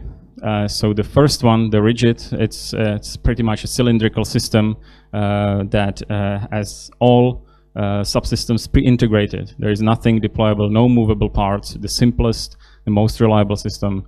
The deployable is the component that requires any type of stowage, and we'll see in the high bay here at ISU we have one deployable system actually that has 1:2 packing ratio. So when we talk about deployable structures, we want to have very high packing ratio. And in case of this lunar base, if you look at these bubbles over here, those are inflatable structures that are also considered deployable. Inflatable appears to be fairly economical in terms of volume. So because in principle, what a human needs in space is pretty much just space, but habitable space. So you need as much volume as possible. And finally, we are looking at in situ resource utilization, which is use of local resources for purposes or repurposing for construction. So this is the most advanced phase, which we would not probably rely at the early stages of development of any base. So although there is a lot of concepts on the internet, I don't expect, no one expects that this will happen anytime soon, although we are experimenting with lunar simulants. We need much more mature structures that will be rigid and deployable before we will afford to go for use of local resources and mining. Now, one very important element when you are entering your station, habitat, or any other facility from the outside, from the lunar surface, you need airlock. And we have a couple of concepts here. There are basically two. There's in general there is many more, but we are talking only about this sort of nominal airlock and integrated airlock or suit port, which is actual spacesuit connected to the station or rover. And it allows sealing. When you close this door behind you, you basically exit with the life support, and you need to, when you are getting back, you need to back in and open the door. So it is a little bit complicated in terms of backing to the station, but it's very economical in terms of volume. In terms of mass, none of them is very convenient. So one of the main principles when you are designing any space systems is to minimize number of airlocks and any type of ports or berthing connections. So in principle, you want to have as few connections between modules as possible. And that's why there is all the time this dilemma. Do we have to have many modules, small modules, which we launch incrementally and we build the base step by step, or do we launch only few very large modules? So this has not been decided yet. External functions, there is many more functions you need to consider when you're connecting the modules and systems all together. Next to the photovoltaic or telecommunication systems, we also talk about ejecta barrier. That's over here, that should protect you against flying particles, flying dust, flying rocks that can be ejected during the launch and takeoff. We do also consider emergency escape vehicles, right? So always design your system or mission around emergency. So entire structure should have the capability to be evacuated in case of any type of troubles. Here you can see, for example, the fully pre-integrated rigid modules, some type of rover. So you want to have more than one port, but not too many because of the mass we talked about. And over here we are looking at original picture from NASA study. I will again zoom in over here a little bit so we have a little bit clear image. So the initial lunar base is considered this component. So you have some inflatable habitat, some airlocks over here, docking ports, to which in the next phase we would connect some scientific laboratory, and of course it has to be fully sustainable. So we are starting with solar power. So these concepts change. Okay, it is 20 year or plus 30 maybe years old concept, but there are some principles that stay the same, that didn't change. For example, we still consider deployment of nuclear power reactor in a neighborhood as a first component. So we are fully independent on a power, but we do need to have some distance from the actual habitable station or laboratory. You may want to minimize any sort of lines or infrastructure due to the masses you would have to launch in terms of cables or power transmission units or switching stations. You may consider some sort of rover storage, rechargeable station, as well as we want to consider mining station in case you decide that your station is purely mining or it combines some sort of benefits of mining resources. And of course the landing pad, very important component, may sometimes be forgotten. You cannot get to the moon if you don't have any type of landing pad there. So a landing facility, spaceport, or any type of infrastructure that allows you to bring cargo and supplies.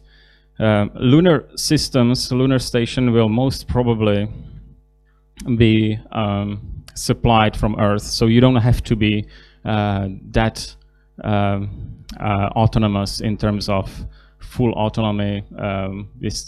We talk about open loop systems. We can provide supplies. It's similar to low Earth orbit.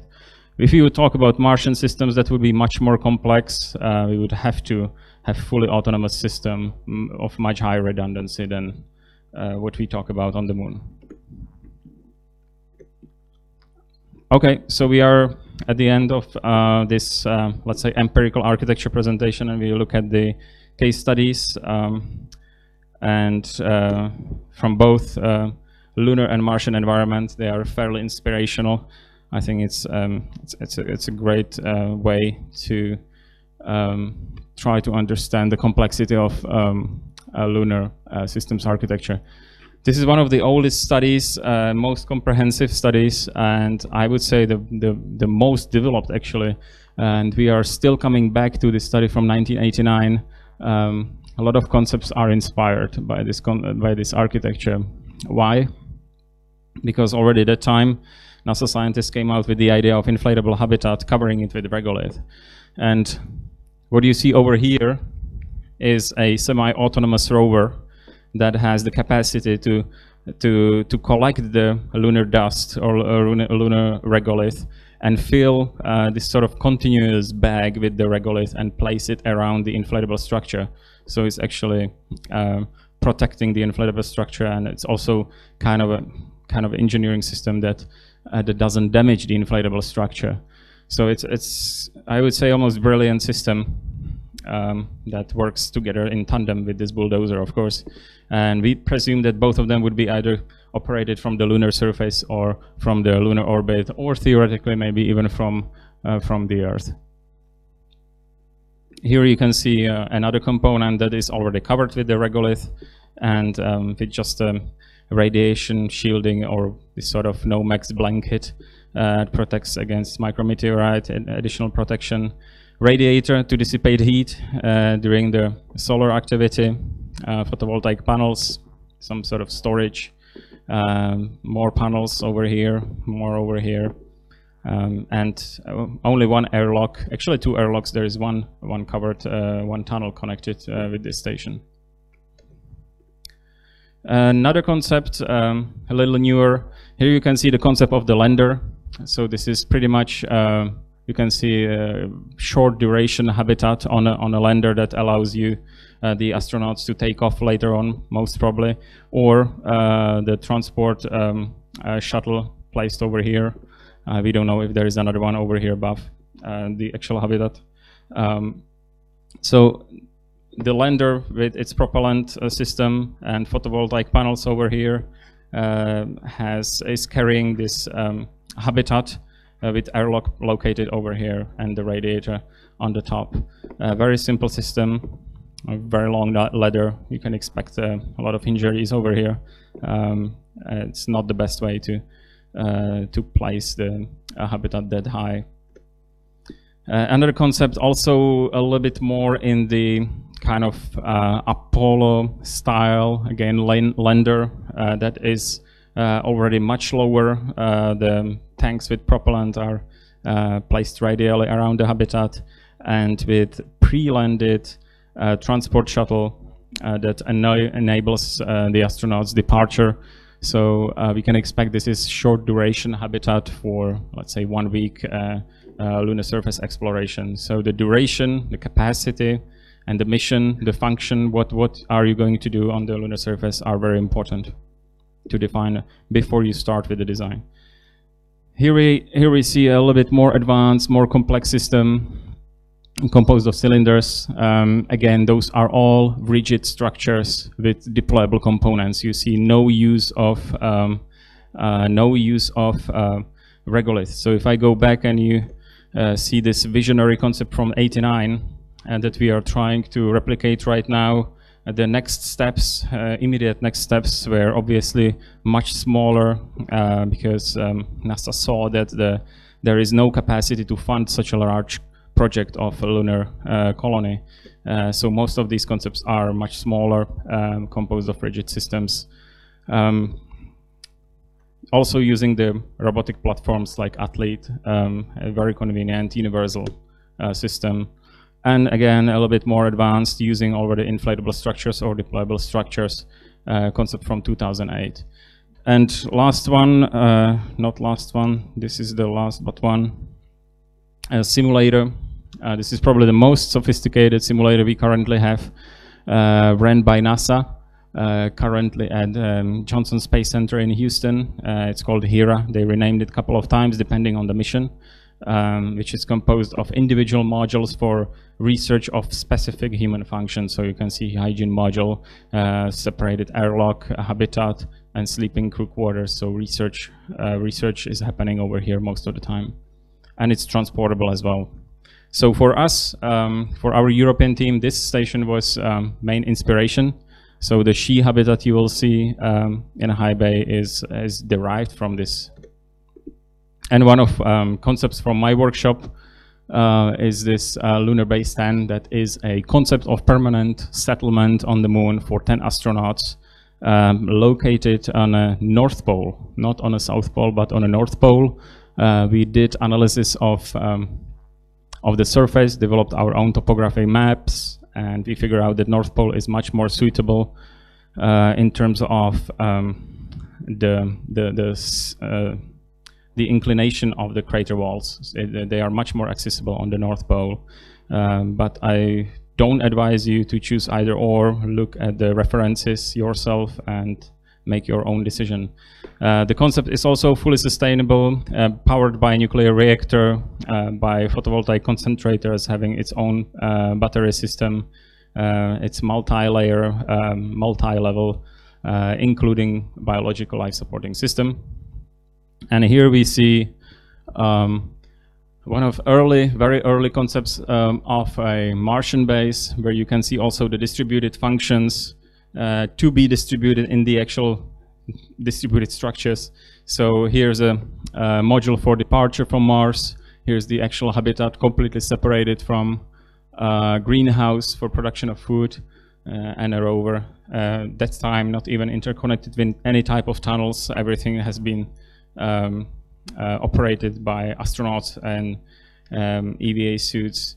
And here is a more advanced system of the same concept that allowed for exploration, actually moving the base using its own gear, its own wheels, having very well placed actual airlocks that deployed directly on the surface, minimizing any type of risks during climbing in the station up and down.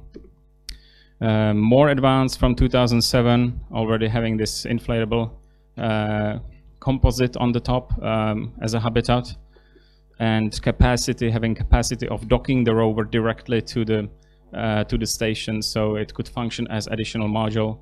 And here you can see the reactor deployed.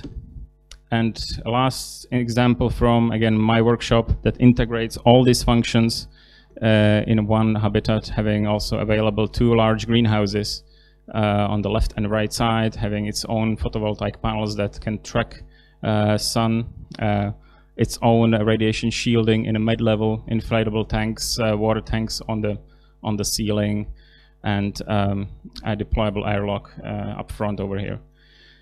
Okay, so this is everything from my side. I hope that you get a little bit of perspective on what we are expecting. So here are all the concepts again you should be addressing. And we are really looking for very high level concept and understanding of the design principles for the lunar surface. So your solution doesn't necessarily need to be highly technical, but it should integrate all the functions, mitigate all possible risks, should be easily understandable, and should be also easily deployable. Try to keep it simple, not necessarily very complex. We are not looking complex architectural solutions.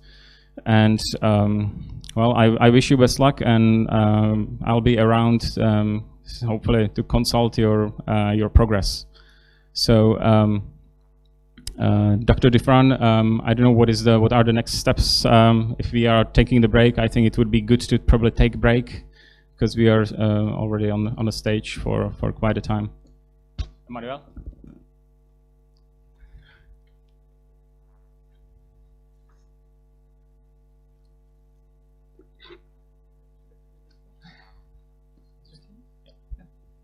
Ok, ben très bien, puisque c'est fini. Est-ce que vous avez des questions à Andrzej? C'est le moment ou jamais, même s'il est là toute la semaine avec vous. Pas de questions? Non? Pas de questions? Tout était clair, Bernard?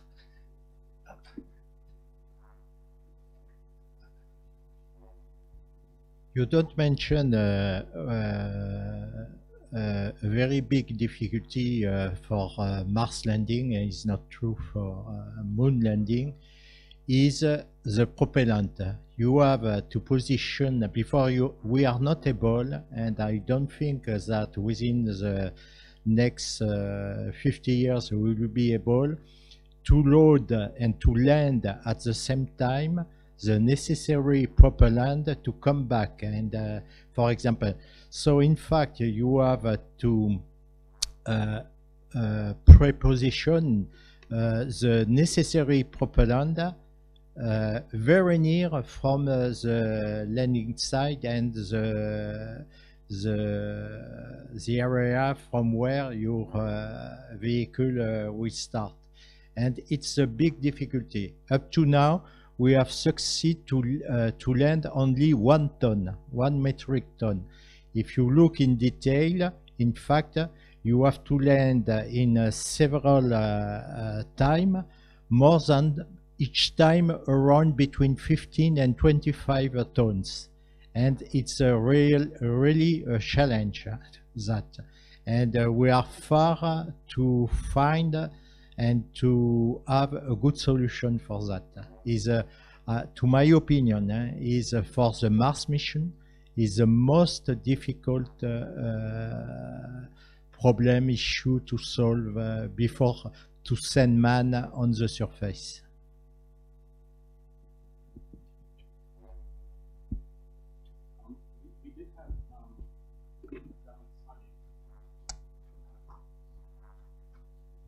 Thank you for the comment. It's I could not agree more. We have done a study, very simple parametric study on the actual supply, fuel supply of a Martian base, and there was one of the examples pointed out that it could be even cheaper to mine or send the fuel from the Moon to Martian orbit and to resupply the vehicles on the Martian orbit.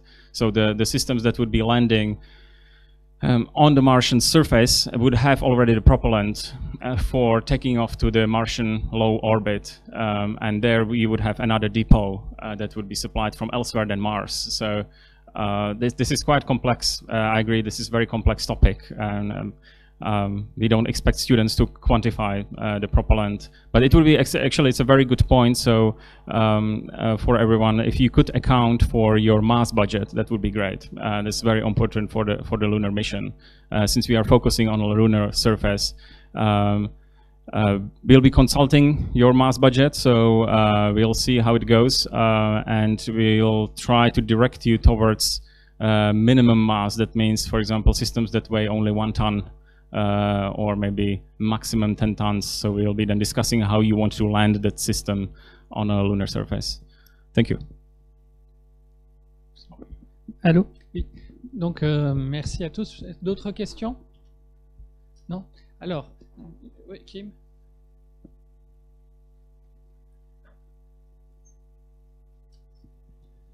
I was just wondering that if we build habitation on Mars, do you have to consider wind force, or there are great Martian storms, right, on the surface. There's a huge climatic system, but you're not concerned about the air pressure at all. So don't get inspired in the Martian movie. It's kind of based on completely wrong causality. The wind wouldn't move your antenna. But what is what can be dangerous is abrasion. That means that the dust and the rocks, mostly the dust that is flowing over your habitat, could cause actual serious damage, because that abrasion or that that storm can last for weeks or months. So, yeah. And there is no climate on the moon, so we are not concerned about winds or storms on the moon, but we are concerned about moonquakes. So your structure needs to be stable. It needs to have some dampers. Très bien, alors du coup, puisque Bernard Comet avait posé une question, c'est lui que l'on retrouvera à 13h30 pour la présentation qu'il nous fera sur les problématiques de santé des futurs habitants lunaires, d'autant que c'est le médecin des astronautes français, donc il les connaît tous, hein, y compris Thomas Pesquet, le dernier de nos astronautes qui devrait retourner dans l'espace et non pas sur la Lune. Donc il vous fera une présentation de ces problématiques de 13h30 à peu près jusqu'à 14h45. Ensuite, 15 minutes de pause et à 15h, on continuera avec Barbara Imhoff, qui est une architecte connue dans ce domaine aussi. Et après la présentation jusqu'à 16h de Barbara Imhoff, si Kim est prêt, du coup, il passera aujourd'hui pour sa présentation en tant que jeune architecte, ce qui peut également être assez intéressant avec vous. Et donc, on devrait finir au plus tard, aujourd'hui vers 17h. Voilà, donc pour ce midi, je sais qu'il n'y a pas beaucoup de choses dans le coin. Donc j'imagine pour les étudiants de l'IUT, vous pourrez aller manger au Crous, hein, local. Je ne sais pas si vous pouvez emmener les autres jeunes étudiants, et je sais que c'est accessible pour les extérieurs, le Crous. Donc n'hésitez pas à vous faire guider, ceux qui ont accès ou pas au Crous, de suivre les jeunes étudiants de la licence professionnelle. Pour les autres, que ce soit Grégoire, Bernard, Olivier, André, vous me suivez. Donc rendez-vous ici à 13h25 pour pouvoir commencer à 13h30 précise. Merci, bon appétit.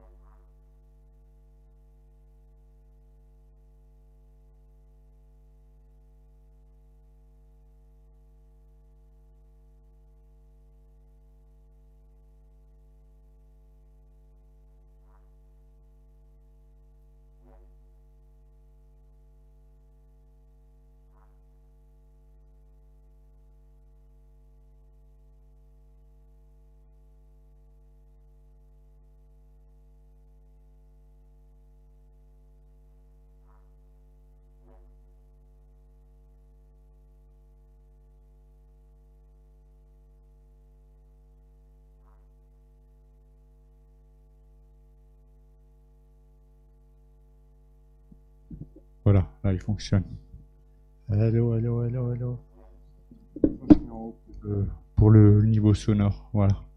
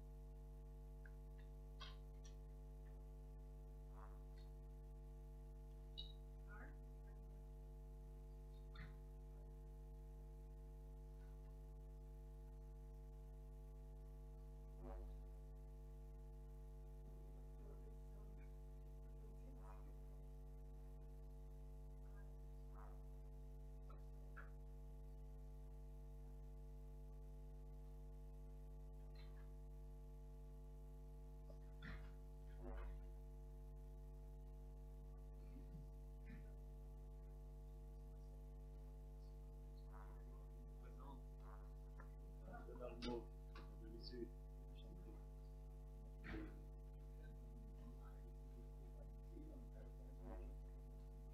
oui, c'est ce qu'on m'a dit.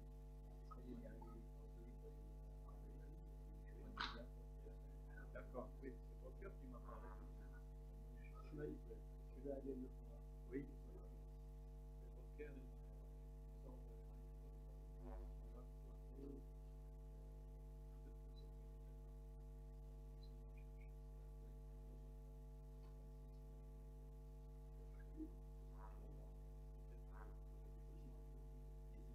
De jeunes candidats. Il y a un des deux.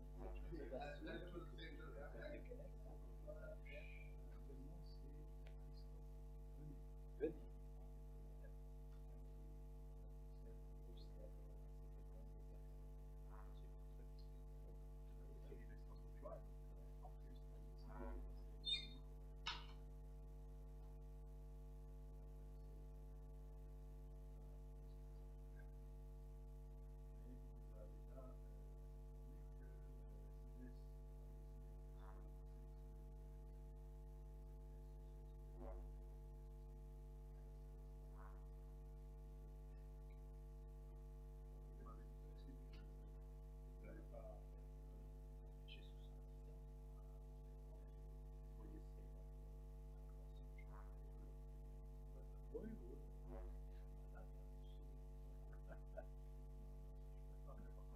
C'est la place, vous pouvez peut-être informer quelqu'un. Non, non, ça je le connais. Ça va être publié ce matin. Ça a été publié ce matin. Ce matin? Oui. Je vais le noter, je vais le distribuer. Il y a deux postes. Il n'y en a pas un qui soit assigné. Après, ça peut être un ou l'autre. Et l'autre sera payé directement par qui ou par l'autre, on espère qu'il y aura une annonce. Je sais pas, moi, je sais pas.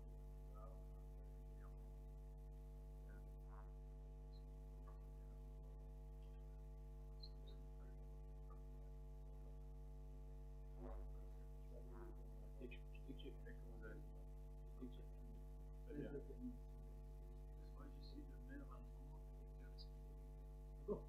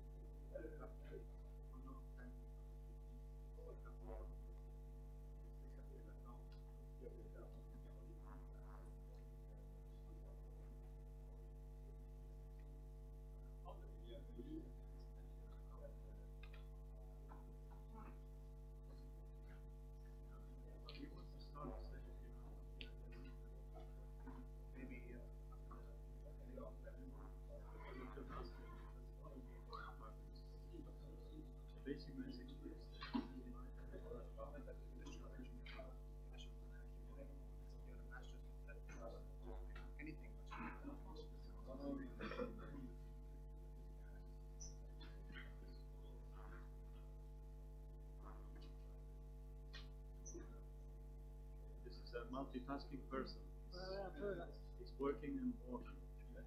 C'est compliqué d'être au four et au moulin. We just take 1 minute.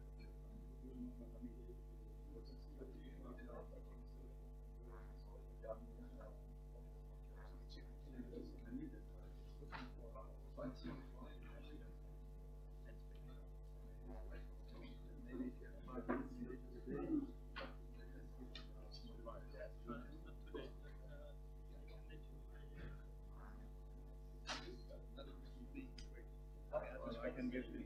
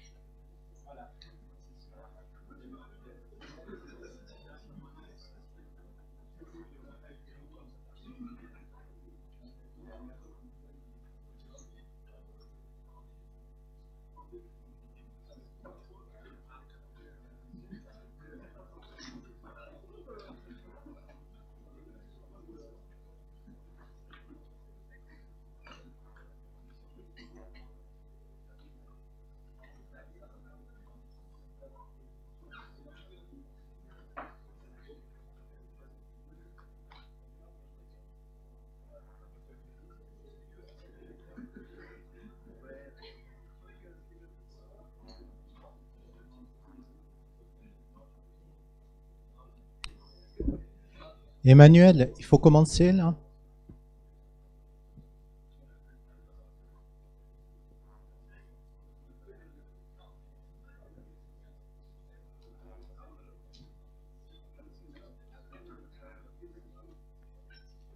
On attend encore un petit peu parce que tu sais, c'est le quart d'heure académique. Je ne sais pas dans le sud, mais on appelle ça. Hein? Ah, le quart d'heure académique.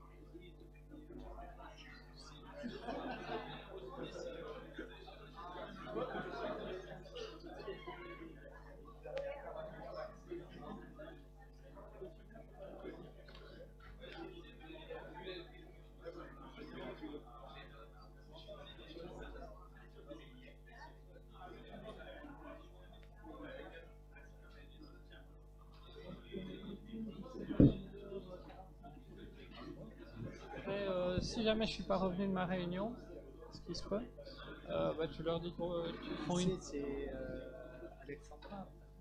Oui, à 15 minutes. Et ce que je vais peut-être faire, c'est voir avec André. La visite. C'est pour ça qu'il faudra qu'on ait un break.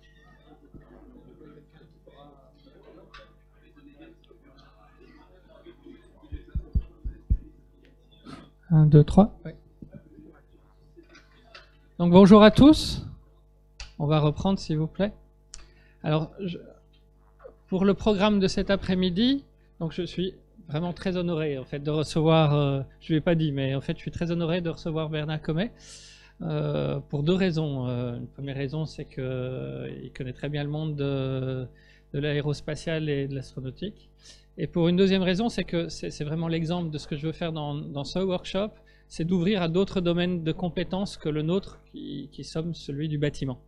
Et donc recevoir quelqu'un vraiment d'un autre monde que le mien, qui est celui de la médecine, vraiment c'est dans ce sens-là que je souhaite continuer. Et là, c'est là où on parle de transdisciplinarité. Et on n'est pas encore au transculturel, ça c'est une autre étape, mais transdisciplinarité c'est déjà pas mal. Donc jusqu'à 14h45, vous allez avoir le plaisir de pouvoir échanger, discuter avec Bernard Comet. Surtout n'hésitez pas, hein, parce que voilà, c'est une personnalité et profitez-en. D'autant qu'il ne restera pas lui avec nous toute la semaine, il ne restera qu'aujourd'hui à l'ISU. Ensuite, si c'est possible, on verra pour que André Jdoul puisse vous faire visiter Chi pendant la pause du quart d'heure, le quart d'heure de pause qu'on a juste après Bernard. On va essayer de trouver les clés d'accès de Chi, les clés des ports d'accès à Chi, mais ça ne devrait pas poser trop de problèmes. Et on continuera avec Barbara Imhoff qui viendra en courant de son autre cours qu'elle a ici en ce moment à l'ISU et qui est une architecte aussi, donc qui vient de terminer une base polaire, donc elle va vous parler de toute son expérience là qui est très riche.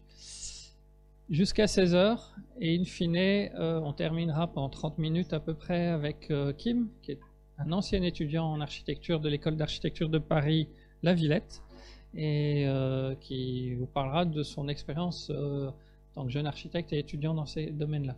Ce qui, au final, devrait nous faire terminer à 17h au plus tard. Je me garderai juste un quart d'heure, je ne m'en vais pas partir pour vous préciser la journée de demain et faire la couture avec la journée de demain. Et après, je vous libérerai pour la soirée. Voilà, je vous souhaite en tout cas de passer un excellent moment avec Bernard. N'hésitez pas à profiter de lui. Merci Emmanuel. Bonjour à tous, donc j'ai la possibilité de vous parler français comme j'ai été forcé de parler anglais toute ma carrière. Je suis très content de m'adresser à vous en français parce que quand c'est pas votre langue maternelle, hein, vous êtes beaucoup moins à l'aise. Hein. Voilà, donc je vais en profiter d'autant plus que quasiment tout le monde ici comprend le français.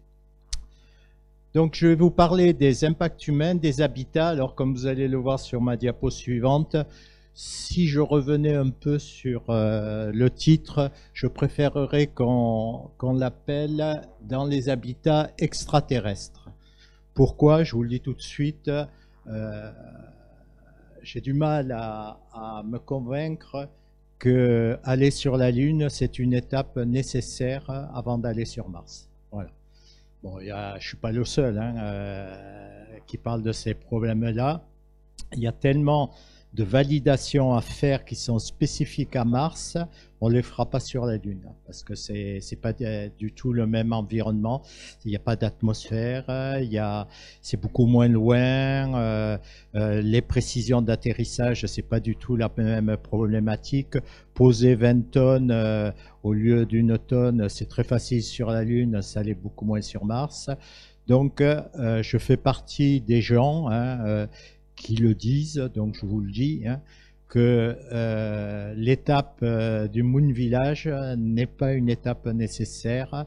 On peut, en étalant un peu le temps, et mon expérience, j'ai été impliqué dans le projet Hermès assez profondément. Hein, j'étais responsable du crew system et de tous les facteurs humains du projet Hermès.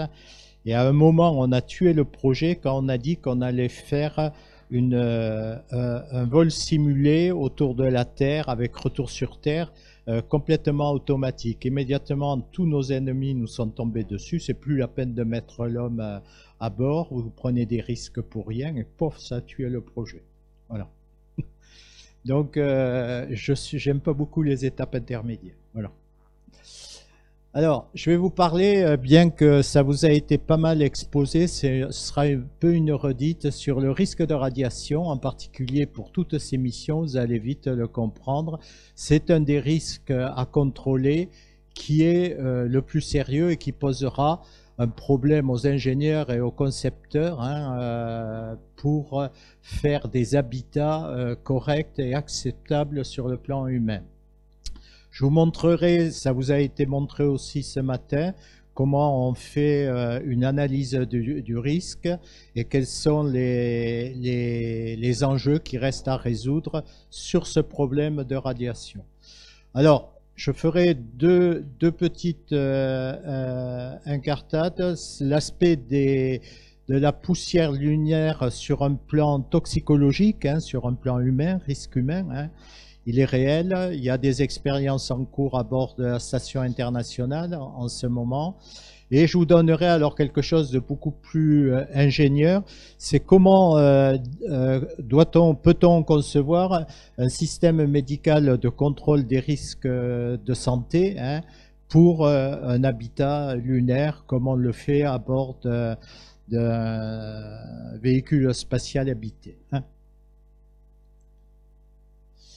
Alors, c'est une préoccupation, le problème des radiations, qui est permanente. Donc, vous voyez, la NCRP, qui est donc l'organisme américain qui donne les recommandations, en 2010, a mis à jour les normes concernant le risque des radiations, et c'était dans la perspective, si vous voulez, de missions exploratoires. Souvent, comme c'est souvent le cas, c'est les Américains qui tirent les premiers, et l'ICRP, qui est donc la commission internationale, qui est sous l'égide de l'ONU, en fait, a publié en 2013 exactement les mêmes normes et les mêmes analyses.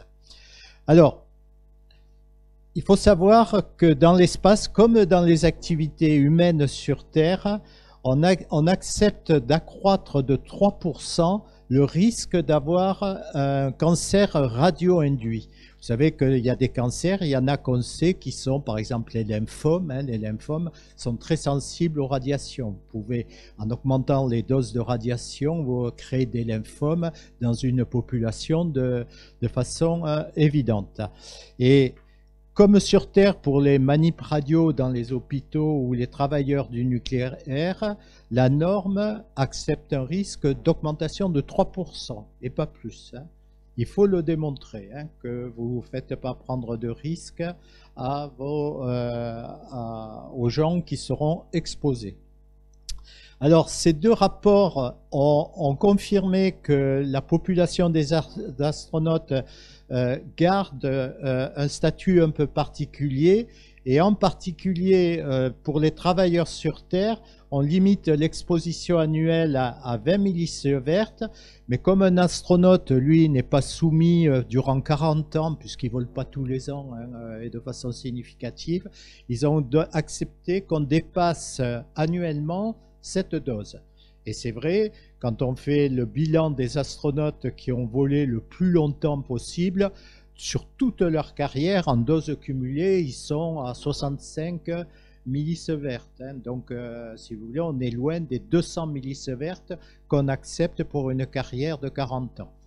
Et il faudra rester dans cette même échelle, puisque on suit de très près la population des astronautes. Il y a environ 572, je crois, à l'heure actuelle, hommes qui ont volé dans l'espace, et ils ont 2 fois moins de cancers radio-induits que ceux qui n'ont pas volé, dans la population générale non exposée. Donc ces données sont plutôt rassurantes, et il faudra les respecter, et on les respectera. Alors, ça vous concernera très directement. Il faudra appliquer le principe ALARA qui est appliqué dans toutes les activités où vous exposez des gens à un risque connu, quantifiable, qui est suivi, etc. Vous devez faire tout votre possible pour diminuer ce risque. Et on applique le principe de l'ALARA qui veut dire as low as reasonably achievable. Bon, autant que faire se peut de le mettre le plus bas possible, hein, ça veut dire ça. Hein. Et retenez-le parce que pour des architectes des habitats extraterrestres, ça impose, si vous voulez, vis-à-vis du problème des radiations, de mettre du régolithe pour optimiser et augmenter l'absorption des radiations. Donc, vous n'arriverez pas à démontrer que vous respectez le principe de l'ALARA si vous n'enterrez pas au maximum votre habitat extraterrestre. Et tous ces rapports vous disent qu'il faut continuer les recherches parce que vous allez voir sur les chiffres, les incertitudes sont énormes. Même avec des milliards de données, on garde des incertitudes énormes. Pourquoi? Parce que biologiquement, une cellule qui a souffert d'une irradiation, parfois elle peut mieux se porter qu'avant d'avoir été irradiée. Donc ça veut dire qu'il y a du bon et du mauvais. Vous savez qu'en médecine, il y a encore 50 ans, on faisait des petites irradiations au niveau de l'arthrose pour soulager les gens, etc. Bon, jusqu'au jour où on leur a filé des leucémies, hein, bon, parce qu'on a un peu exagéré, ils avaient un peu trop mal, donc on a levé le pied, ça a même été interdit. Hein. Donc l'utilisation des radiations à visée thérapeutique est interdite depuis seulement, je dirais, 60 ans, hein, pas longtemps. Mais moi, j'ai des grands-parents qui ont été irradiés parce qu'ils avaient un peu mal à l'épaule, un peu mal aux articulations. Et des doses significatives, hein, parce qu'à l'époque, on ne contrôlait pas au millirème près. Hein, on vous apportait par dizaines de rem. Et ils se sentaient mieux, figurez-vous. Bon, maintenant, c'est interdit. Hein. Alors, quelques notions de physique, hein, vous en aurez besoin.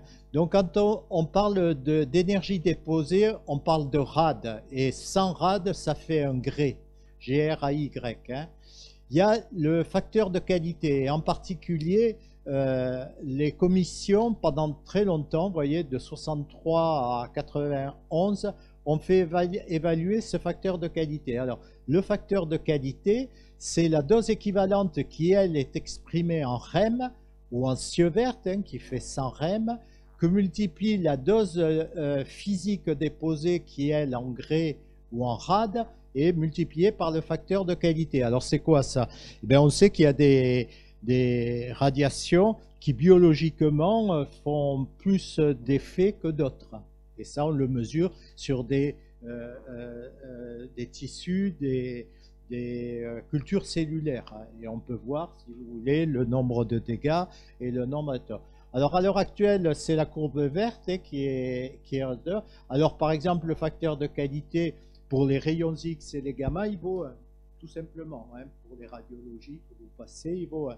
Par contre, si je vous irradie avec des neutrons, il peut passer à 30. Vous savez que la bombe à neutrons est très efficace puisqu'elle n'abîme pas le matériel, mais elle tue tout le monde.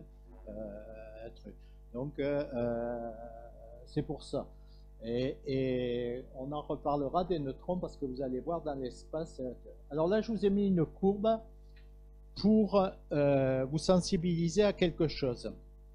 On parle de doses cumulées. Quand vous avez pris un gré, bon, le deuxième gré, ça fera qu'au total, vous avez reçu 2 grés. Et on ne peut pas les effacer. Hein.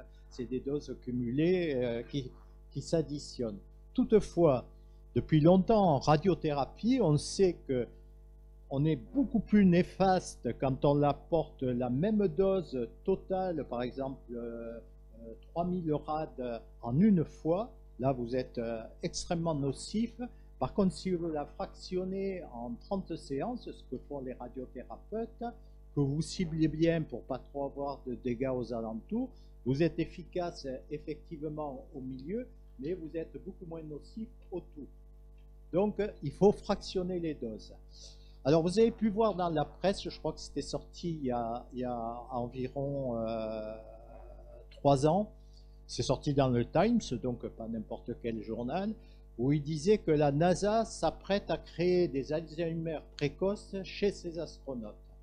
Et il s'appuyait sur une publication qui était sortie dans un journal réputé, je me souviens plus, c'était Science en Nature, où ils avaient fait la chose suivante. Ils avaient irradié des souris.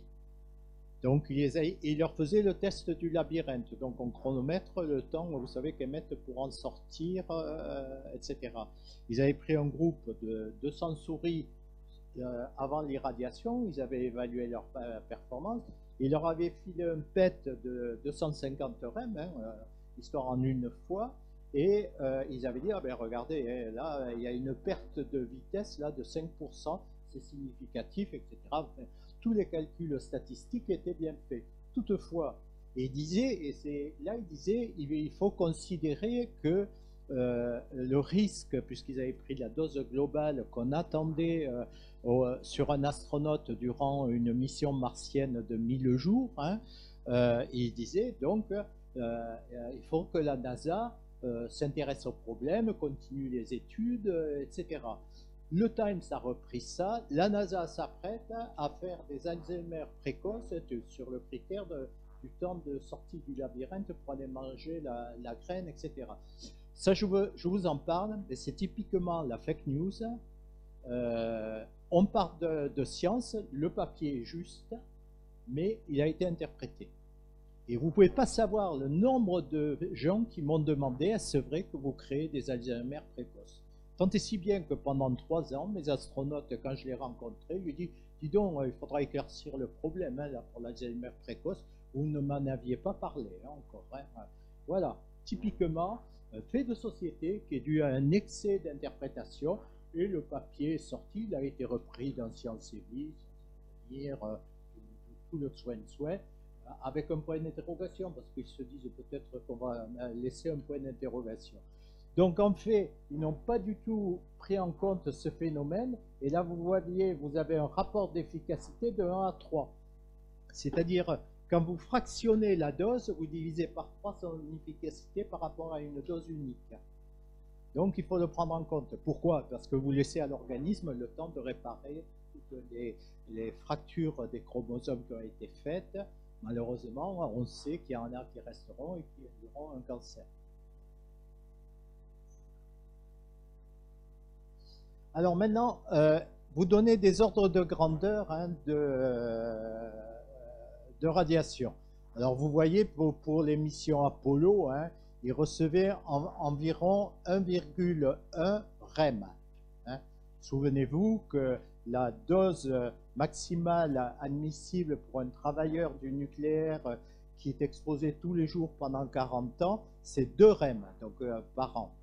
Donc eux, durant leur mission, recevaient moins que la dose qu'on acceptait chez des... Alors, vous savez qu'on reçoit des radiations en permanence, qui viennent du radon, essentiellement terrestre, qui représentent près de 70% de la dose. Bon, à Houston, on en reçoit 2 fois moins qu'à Denver.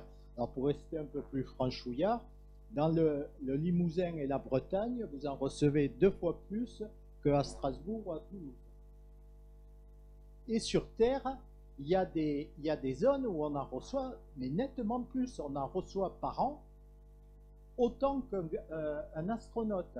Donc, comme vous pouvez le supposer, les populations qui vivent sous cette exposition maximum, on a fait de l'épidémiologie sur eux. Alors, on voit rien qui ressort au point de vue cancer radio-induit. Alors, là, on se méfie, on dit, attendez, il y a une sélection naturelle, tous les gars qui avaient une cartographie de susceptibilité au cancer, il y a longtemps qu'ils sont morts depuis le nombre de générations. Tant et si bien que maintenant, pour choisir les astronautes qui vont être des populations, on nous propose de faire du mapping génétique, c'est-à-dire de faire la cartographie et de faire de l'eugénisme, exactement comme... donc si vous voulez, derrière tout ça, il risque d'y avoir des problèmes, mais est-ce qu'on pourra s'autoriser de mettre des gens radiosensibles alors qu'on savait qu'on pouvait déterminer les gens radiosensibles aux gens neuteurs? C'est un problème de morale. Donc moi, comme vous avez vu, je suis président encore jusqu'à la fin de l'année de l'ESA Medical Board. Je suis content d'arrêter parce que ça, c'est un problème que j'ai eu à la dernière sélection de 2009, hein, celle de Thomas Pesquet, où j'avais tous les Scandinaves et les Nordiques qui voulaient qu'on fasse un mapping génétique et qu'on détermine le risque de ces gens-là de faire un accident vasculaire cérébral, d'être radiosensible, etc. Et je m'en suis sorti avec une entourloupe, hein. Je leur ai dit, écoutez, jusqu'à maintenant, on élimine des gens quand on est sûr qu'ils ont quelque chose. Or, les analyses de génie génétique vous donnent des probabilités de survenue de pathologie. Donc, je m'en suis sorti comme ça, mais la prochaine fois, ça va passer. Et ils vont faire un screening génétique. Et on fera de l'eugénisme adapté à... Alors, je vous parle des astronautes, mais ça viendra chez les manips radio, et ça viendra aussi chez les gens du nucléaire. Hein, ça, je pense que vous le connaîtrez. Hein. Alors, moi, sous ces pressions, c'est vrai, nous, dans la médecine spatiale, on a toujours utilisé le mieux de la science, de ce que nous offrait la science, mais alors, m'amener à 70 ans à faire de l'eugénisme, je ne suis plus d'accord. J'arrête. Et je suis content d'arrêter. Voilà. Alors, une mission sur Mars, vous voyez quand même, ça entraîne une irradiation de 130 REM. Hein, donc c'est une mission très longue, hein, 2 jours et plus, 950 jours, exactement. 130 REM, vous allez voir sur les courbes, on flirte avec l'inacceptable, hein, quand même. Alors, pour vous donner des ordres de grandeur, hein, lorsque vous faites une radio pulmonaire, vous ramassez 50 REM. Quand vous faites un scanner corps entier, hein, vous ramassez 1000 millirem. Quand les traitements, vous savez que les neurones ne sont pas très sensibles aux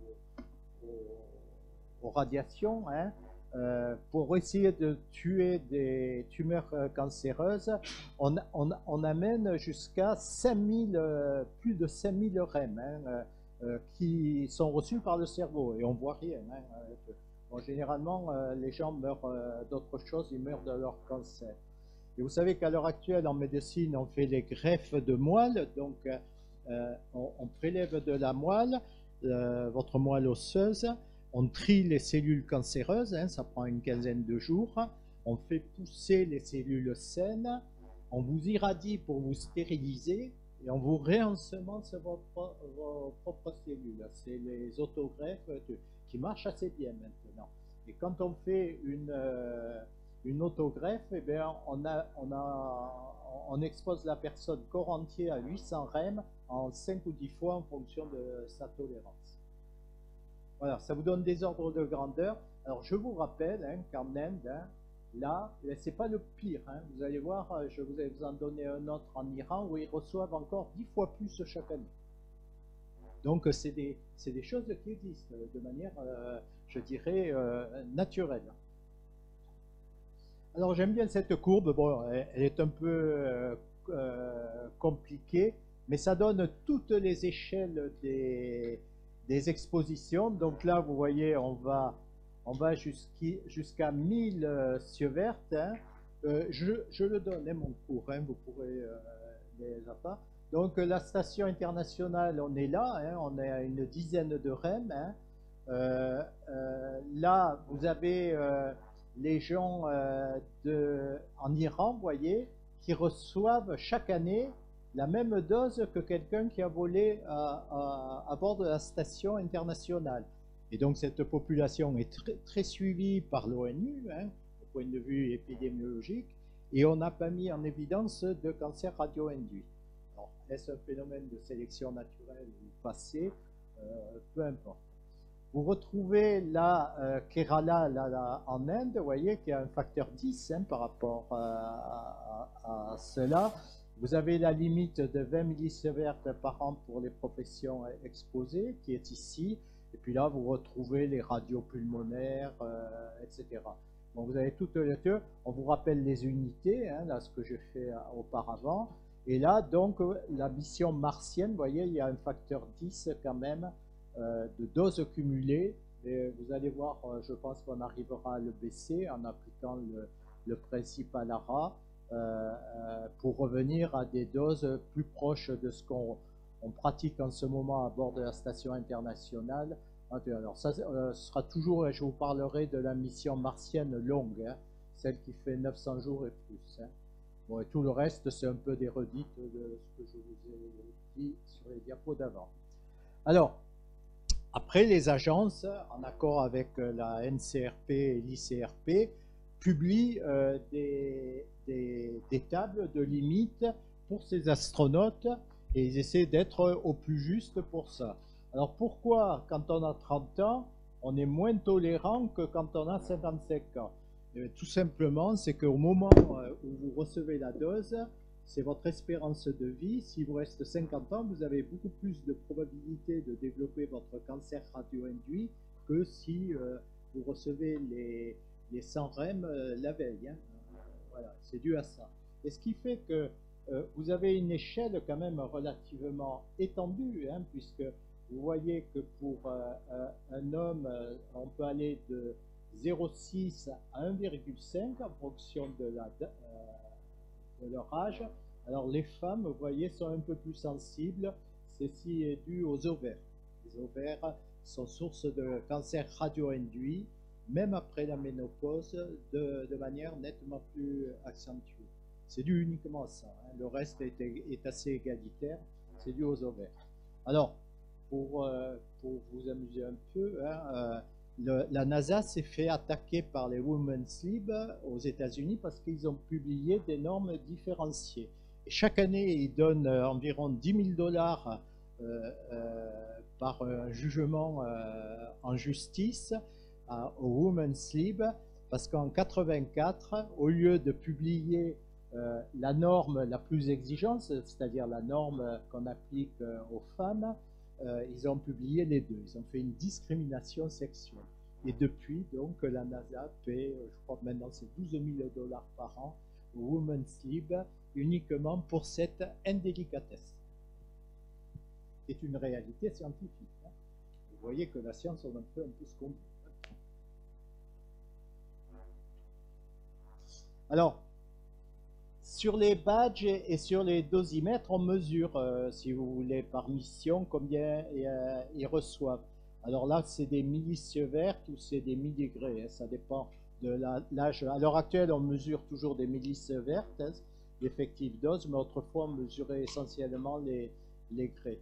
Et donc, vous voyez là les stations spatiales qui sont hautes, hein, la dose augmente exponentiellement avec l'altitude.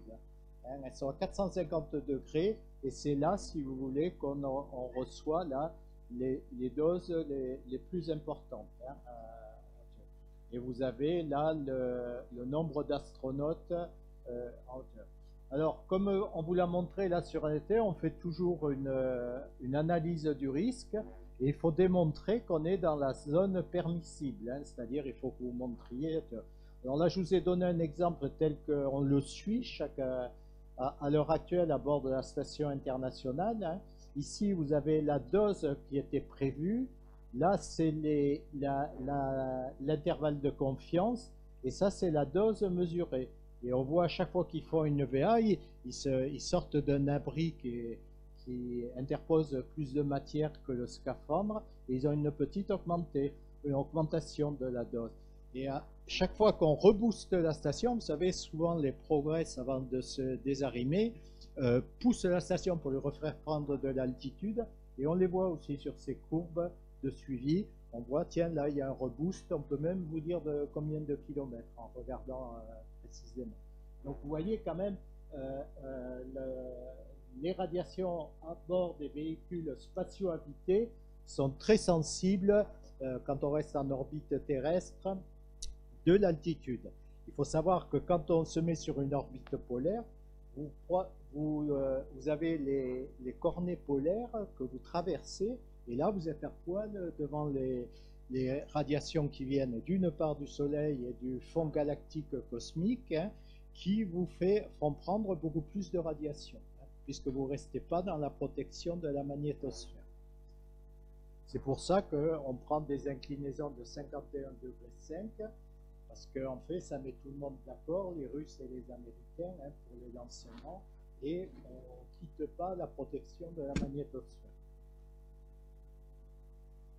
Alors voilà, j'aime bien cette courbe. Donc, tout d'abord, remarquez l'incertitude. Vous voyez, il y a un facteur 10, même sur des examens médicaux qui ont été réalisés des milliards de fois. Et on a suivi, on n'a jamais pu extraire, si vous voulez, un peu plus de certitude entre la dose reçue et le niveau de risque. Là, c'est le niveau de risque de cancer radio-induit. Donc là, c'est la barrière administrative qu'on s'est fixée.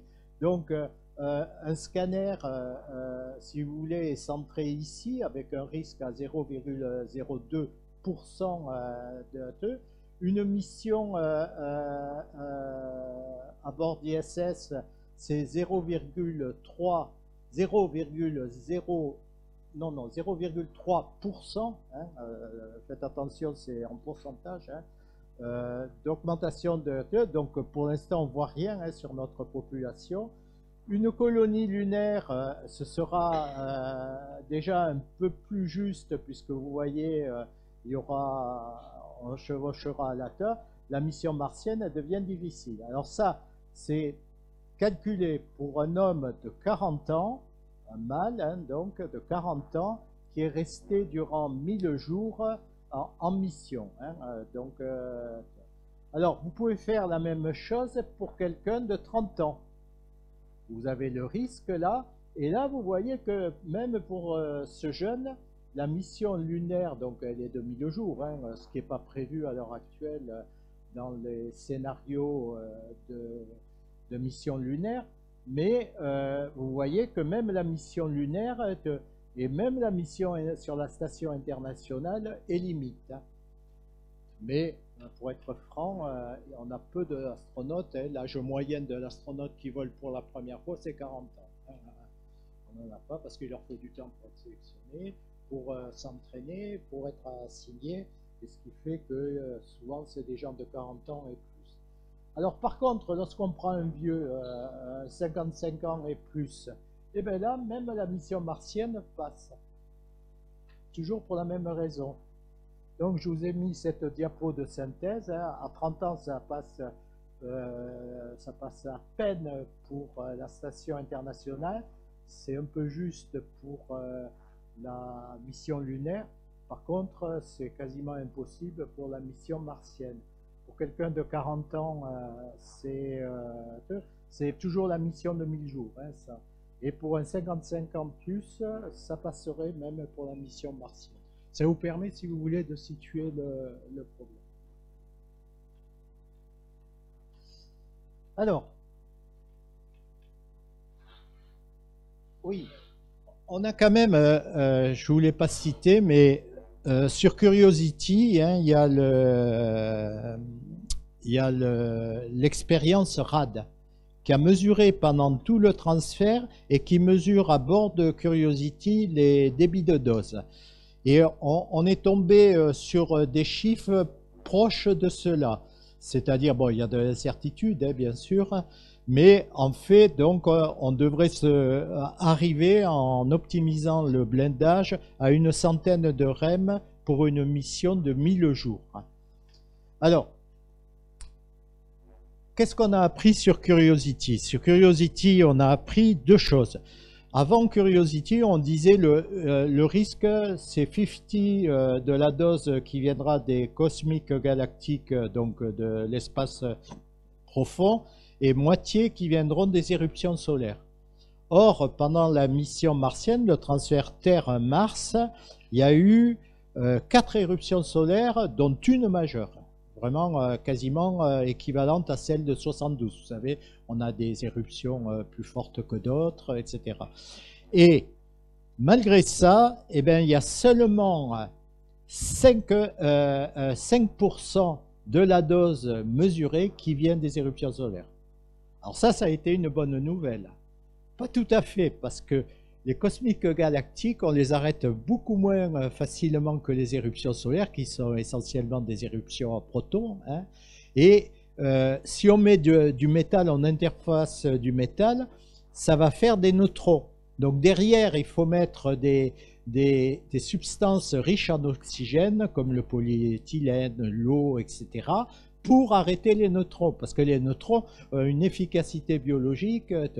Et il faut regarder ça de très près pour optimiser, si vous voulez, la structure des véhicules et surtout comment vous allez arranger le stockage. Par exemple, le stockage de l'eau, c'est pas bête de le mettre autour des astronautes. Hein. Si vous voulez faire des murs végétaux là pour faire pousser des veggies, là, des plantes, et vous savez qu'en ce moment à bord de la station internationale, ils font pousser des plantes qui mangent. Hein. C'est donc de la culture hors sol, hein, avec des produits, mais c'est pas bête de l'interposer entre le monde extérieur et le volume habitable. Et c'est pour ça que vous avez à l'heure actuelle des concepteurs qui vous proposent des arrangements qui interposent autant que faire se peut Alors, il y a les structures gonflables, hein, vous savez qu'il y a le Space Hub qui a eu beaucoup en vogue, mais on pense qu'il sera insuffisant pour les protections des radiations. Donc on revient plutôt à une structure métallique et par contre avec des surépaisseurs intérieures utiles, mais qu'il faut arranger et optimiser. Ce sera un peu votre travail hein, quand vous... Alors après, on a comparé, si vous voulez, tous les matériaux.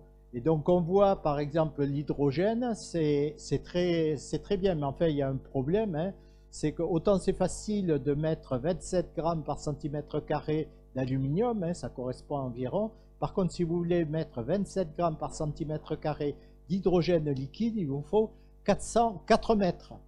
Donc c'est pas très commode, hein, 4 mètres, surtout pour des archives. Hein. Donc en fait, on a fait des études, hein, donc là vous avez tous les trucs, vous avez le boron, le nitré, l'aluminium, le lithium, l'aluminium pur, l'hydrogène liquide, et on voit les efficacités et du blindage, et il faudra jouer là-dessus pour l'optimiser. Alors, revenons à votre habitat lunaire. Alors ça a été regardé, si vous voulez, et ils ont comparé l'efficacité de la nature des deux. Là, vous avez le polyéthylène, là, vous avez le carbone pur, là, vous avez l'aluminium et le régolithe. Retenez que apparemment, hein, l'aluminium et le régolithe sont vraiment très très proches. Donc, le plomb, bien sûr, qui aurait une efficacité, mais amener du plomb pour du plomb. Et c'est pour ça que souvent, hein, on vous fait du design d'habitat lunaire enterré. En fait, il y a une structure intérieure souvent métallique, hein, et par-dessus, on rajoute du régolithe. Et c'est comme ça. Donc c'est pour ça que les travaux publics sur surface planétaire ont un bon avenir pour eux. Parce que ça, il faudra le faire avant d'amener les gens. Hein. C'est-à-dire, il faudra le faire en robotique. Hein. Mais vous allez me dire, alors pourquoi on ne va pas essayer sur la Lune? Parce que ce n'est pas la peine d'aller sur la Lune. Ça, on peut le faire dans n'importe quel désert, à distance, faire atterrir des trucs, simuler des atterrissages, simuler des constructions et simuler des remblaiements. Ça peut se faire sur Terre. Aller le faire sur la Lune, c'est un peu luxueux. Hein. C'est un peu luxueux.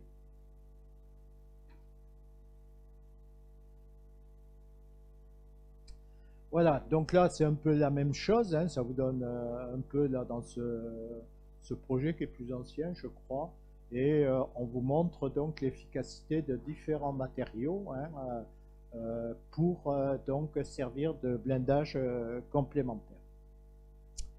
Alors, après je voulais faire une parenthèse sur les les poussières lunaires. Alors les poussières lunaires, vous voyez, elles sont très fines, hein, c'est quasiment du talc, et puis ça colle. Hein. Là, je peux vous dire les forces électrostatiques. Alors comme vous l'a dit le présentateur précédent, ça, il ne faut pas trop le rentrer à l'intérieur. Pourquoi? Parce que ça, et c'est très corrosif, hein, c'est comme du papier émery, hein, et pour les étanchéités, tout ça, c'est vraiment pas bon.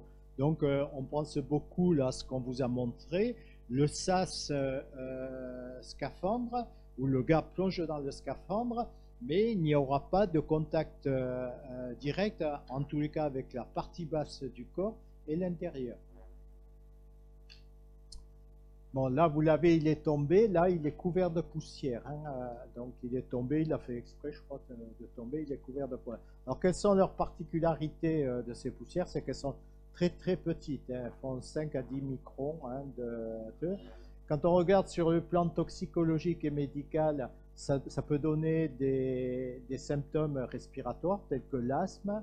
Et on peut mettre en évidence que même après une inhalation d'une atmosphère pas très riche, hein, en poussière de la dimension des poussières lunaires, vous avez déjà une atteinte hein, aux fonctions qu'on mesure par la spirométrie. Vous savez, la spirométrie, c'est les mesures des capacités de ventilation. On voit que chaque fois qu'il y a une inhalation de ces poussières, vous avez un syndrome inflammatoire qu'on mesure en médecine maintenant par la protéine C-réactive. Hein. On peut créer des allergies, hein, des maladies atopiques. Hein, et ce dont on est sûr et qu'on l'a mesuré à bord de la station en microgravité, dans l'arbre bronchique des souris, ça va quasiment jusqu'aux alvéoles, c'est-à-dire extrêmement profond. C'est-à-dire ça peut même épaissir votre paroi alvéolaire et faire donc des scléroses pulmonaires. Donc, alors,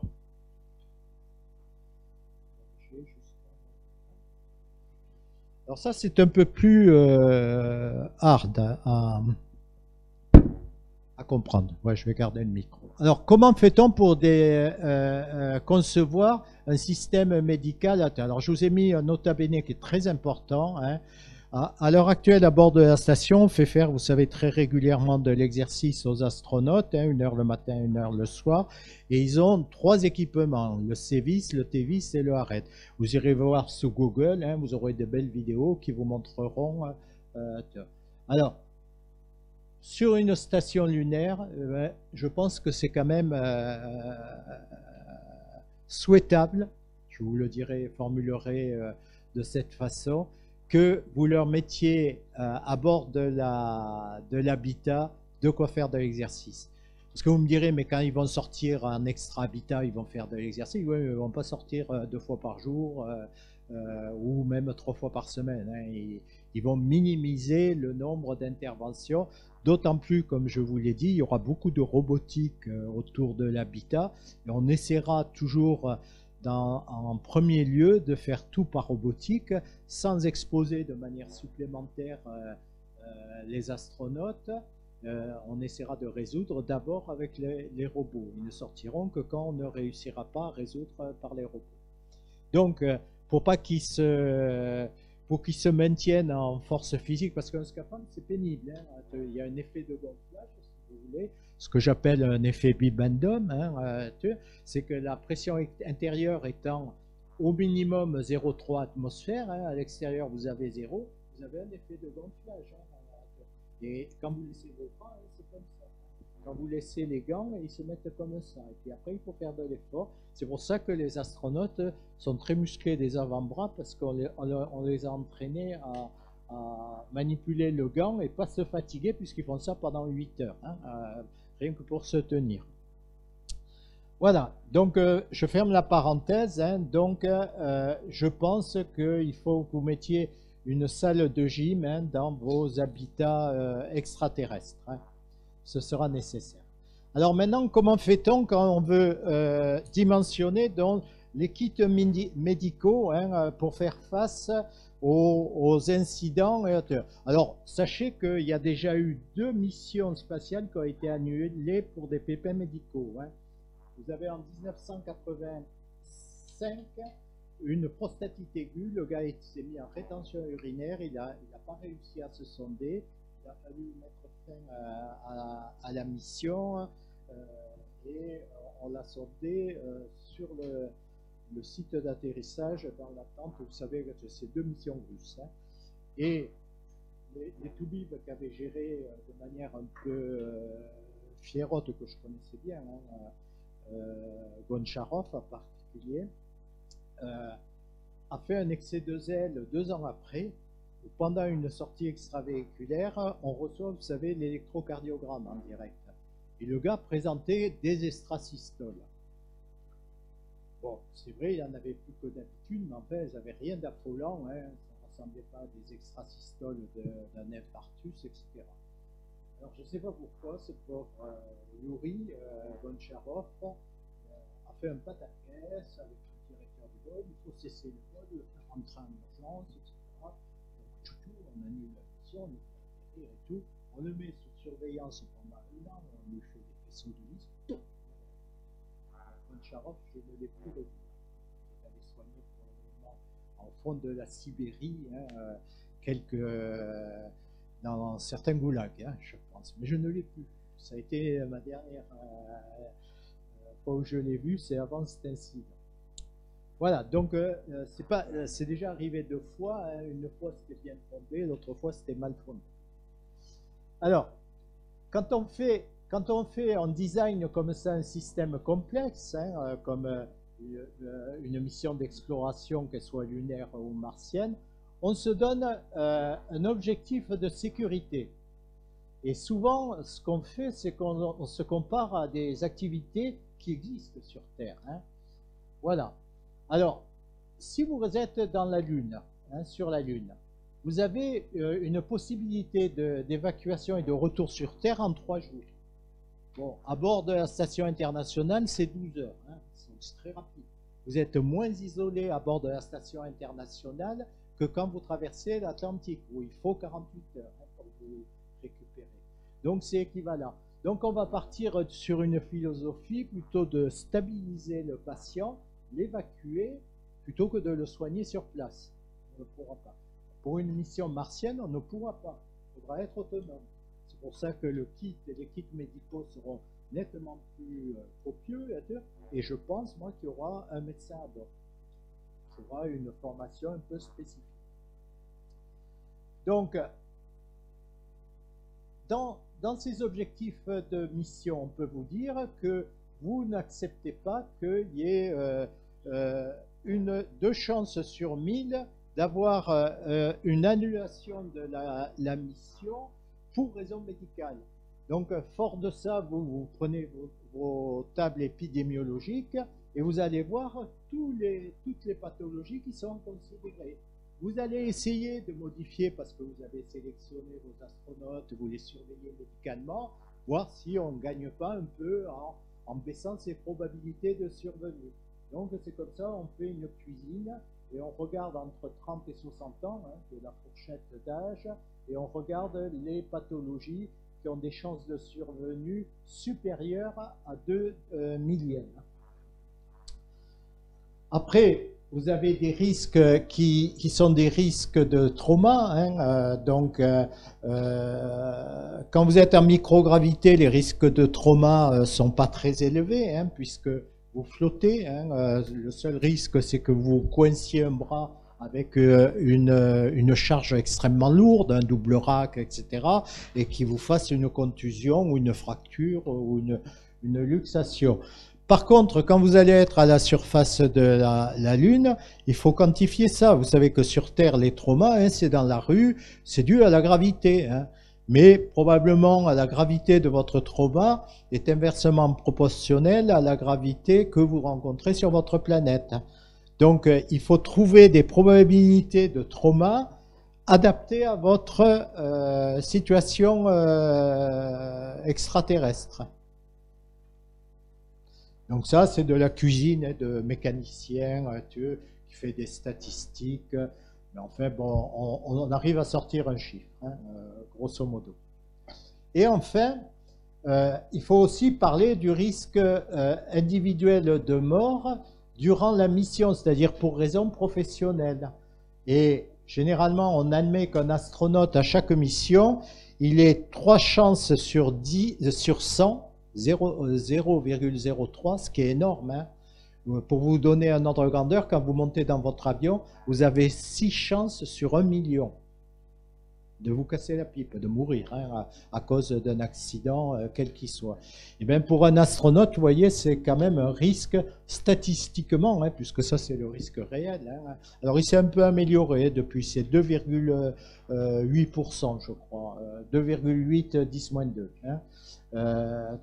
Et c'est un risque qu'on connaît sur Terre, et en particulier les pilotes de chasse ont un risque à peu près équivalent, et surtout les pilotes d'épandage agricole. Vous savez, bon, maintenant on les remplace par des drones, hein, mais vous voyez, chaque année, hein, ils avaient un risque quasiment équivalent. Tu veux dire quelque chose ?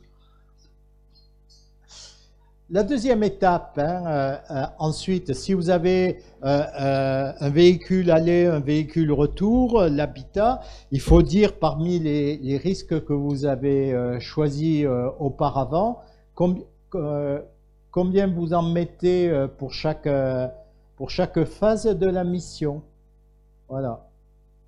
Et en particulier, vous savez que les décollages et les atterrissages, c'est à très haut risque. Il faut quand même donner 10 fois plus que dans les autres phases, etc. Donc vous faites un arbre de risques et les risques que vous avez. C'est des...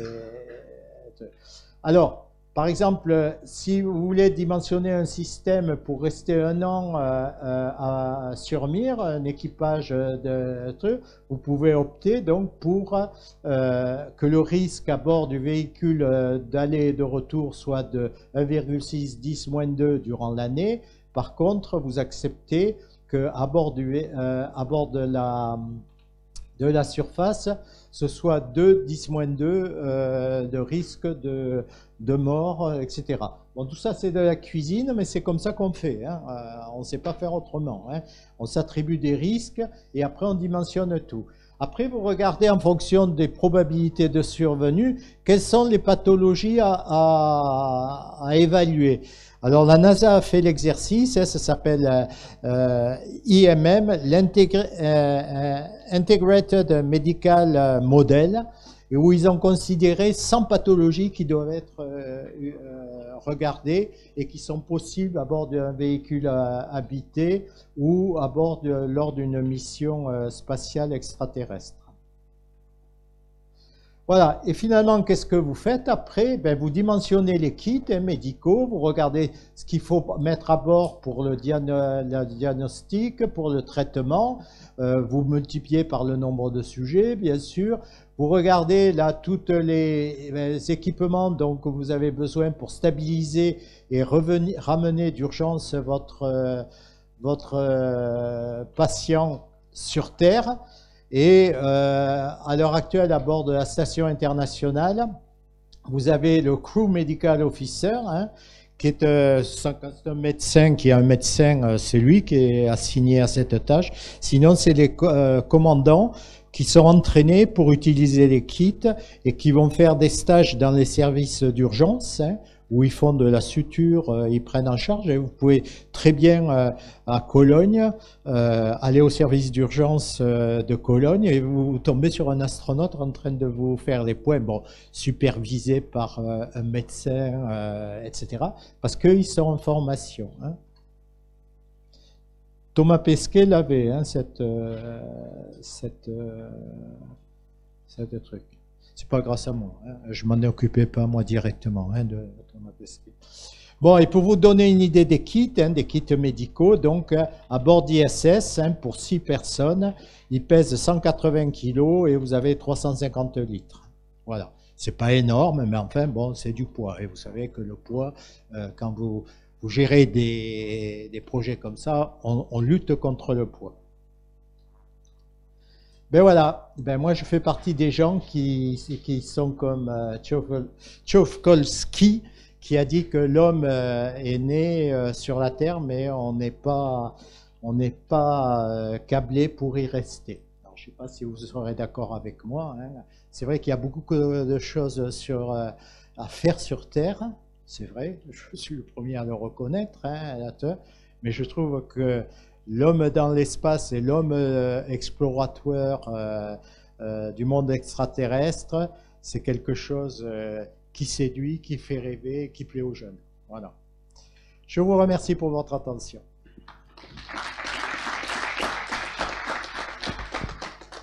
Alors, on va jouer aux questions-réponses.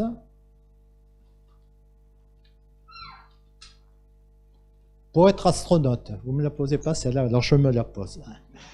Alors, pour être astronaute, je vais vous dire un peu le profil qu'il faut. Il faut parler anglais.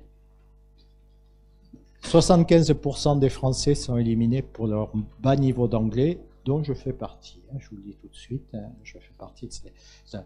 On fait pire que les Grecs, les Espagnols et les Italiens. Quand même. Bon.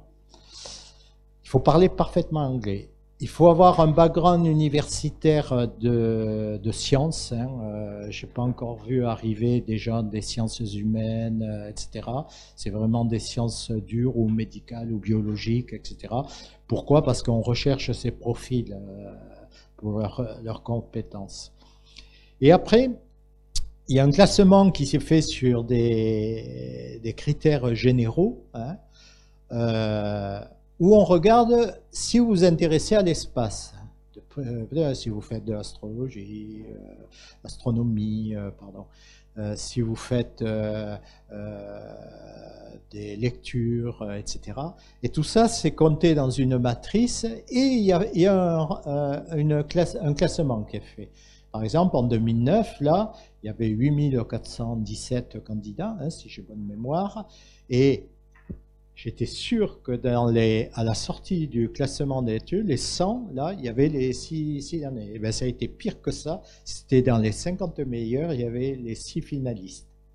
Donc, finalement, la sélection, elle ne se fait pas comme tout le monde le pense, sur des critères médicaux ou sportifs, etc. Non, c'est sur des critères généraux et sur vos motivations. Voilà. J'ai répondu à la question que je me suis posée moi-même. Yes.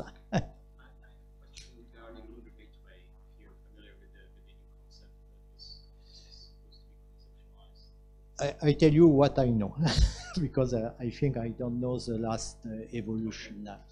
And what I know is a duration of 2 weeks only, and that's all. Okay. And it should be on a halo orbit around the moon, passing on origin point. Yes, but for how long time you stay on lunar orbit? On the lunar orbit, it is a permanently stationed. Men? Yeah. And the maximum duration will be? I don't know. You don't know? It should be permanent station. Similar to ISS. And you don't know the frequency of the visit? And, it should be, no, I don't know the exchange, but it should be permanently stationed. That means that there should be crew all the time. At minimum 2, maximum 6. Yes. If you stay 6 months, like on board the space station, the rule of the game will be the same, to my opinion. From your, let's say, professional perspective, do you think there should be any type of bigger medical facility that would accommodate injuries of astronauts on the moon? No. You have to design your system based on the stabilization for evacuation, as it is done at the present time on board ISS. So I think you have to follow this philosophy. So if there is an injury on the lunar surface, you have to claim an emergency evacuation. You don't take care and you don't solve the problem on the surface. You make an evacuation. Even for a broken leg, because who can tell you that I am sure that it will be a repair within 6 weeks. you need only a plaster and so on. Personally, I don't know. And I think we have not to take the risk for the safety of this subject. But you are at the borderline of what is the risk analysis, risk assessment, and what decision. You are typically in the gray zone of decision. D'autres questions?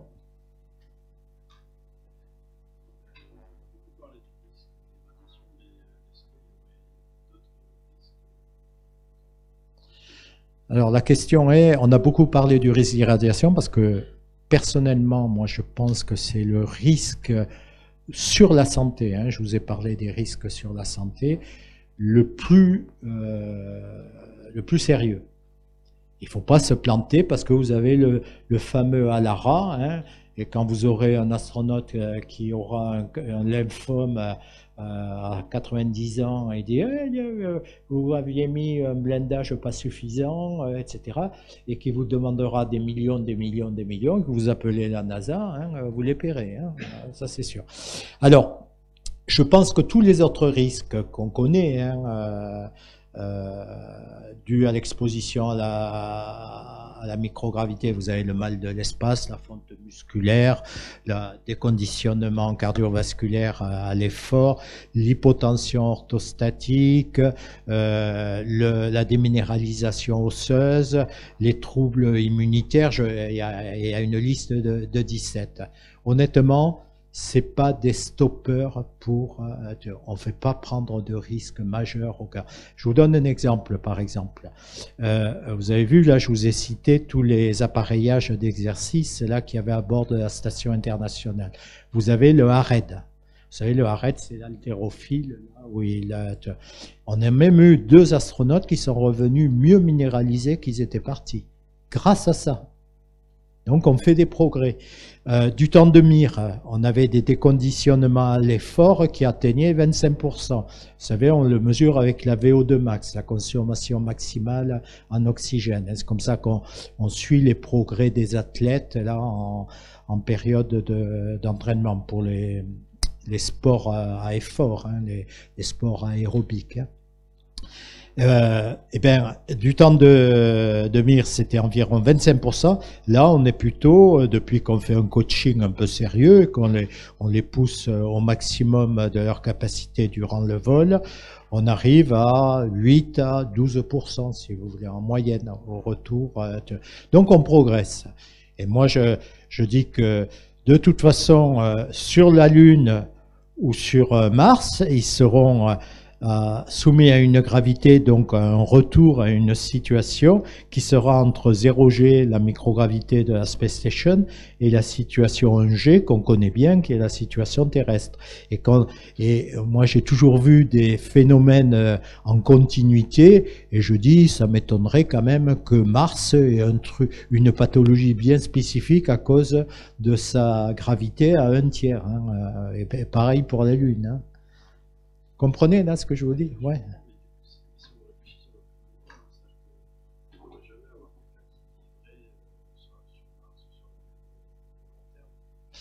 Ah, là vous posez un autre challenge.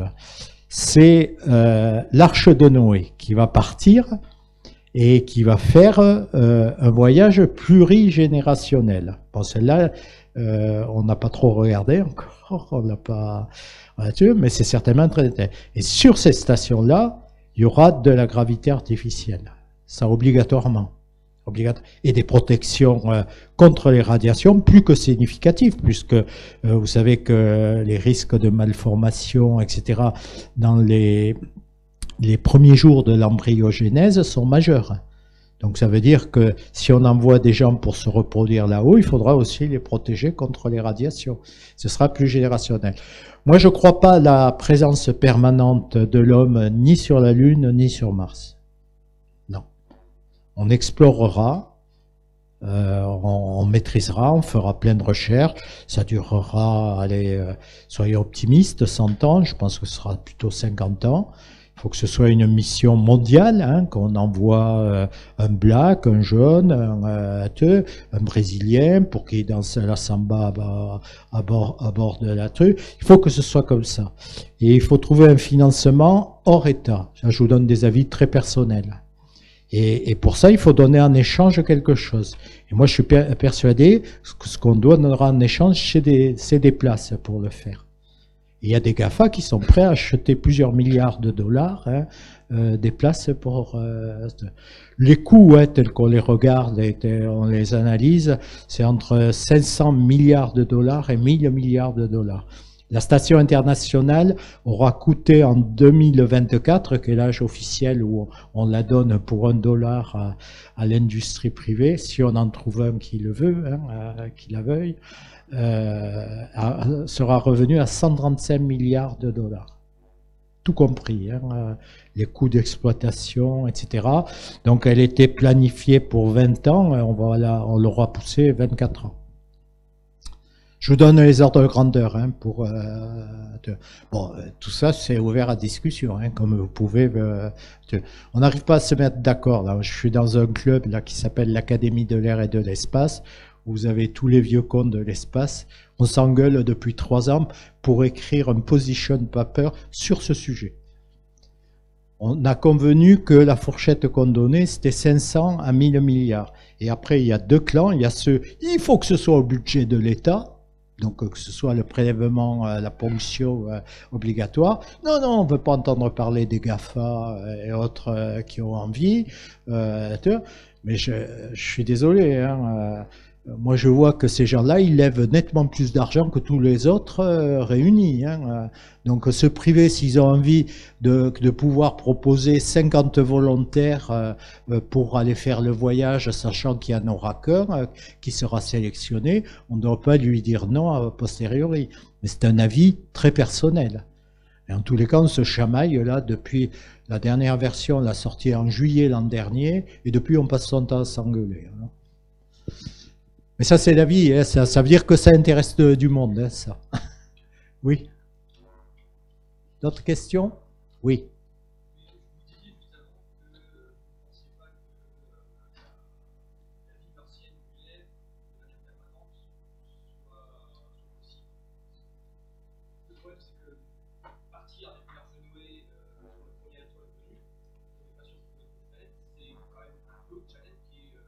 Ah oui, oui, oui. Ah oui, oui, oui, oui, oui.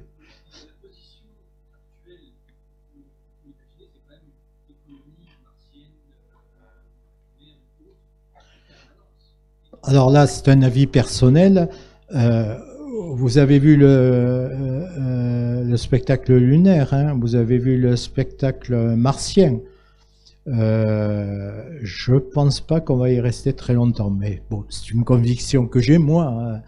On va y rester 50 ans, allez, soyez optimistes, on va faire tout ce qu'on peut faire et qu'on a à faire. Puis il y a le problème aussi qui va se poser, hein, qui est déjà posé d'ailleurs, on pollue, et on polluera. Rien que le fait d'y aller, c'est une pollution.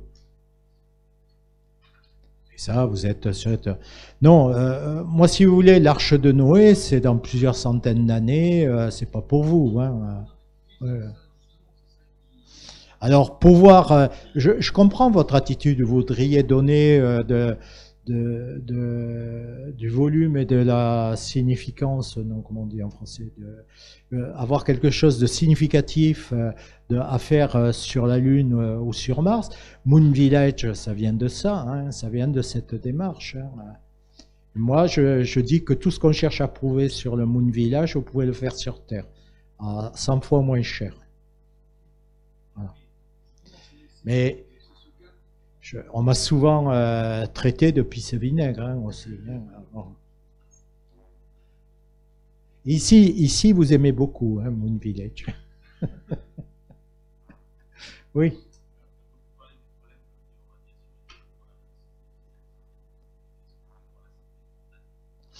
Alors, il y a eu je vous ai donné le chiffre, 575 personnes qui ont volé. Donc des gens qui sont restés ensemble plusieurs mois, hein, en moyenne, là-haut. historiquement, il y a eu une dispute de gens qui en sont venus aux mains. Hein. C'était sur Salute 5, ils l'ont raconté, chacun à leur façon, dans un roman. Hein. Donc il y a eu une crise. Le sol ne s'en est pas du tout rendu compte. Pas du tout. Hein. C'était fait en dehors des micros, etc.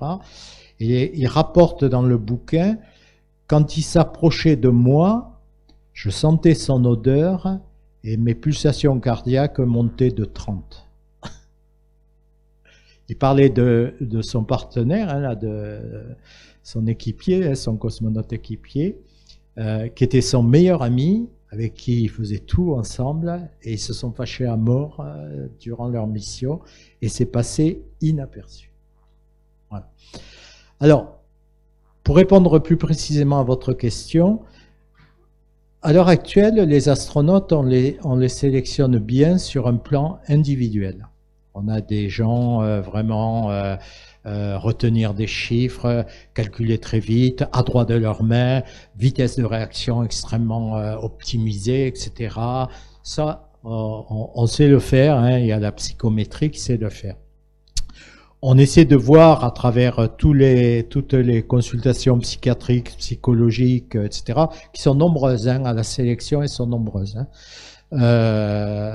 On essaie de prendre des gens médians, des gens qui sont pas hyper excités, tu vois, des gens qui ont du recul, des gens qui sont médians, je dirais, hein, des gens médians. Et ça, on le fait bien.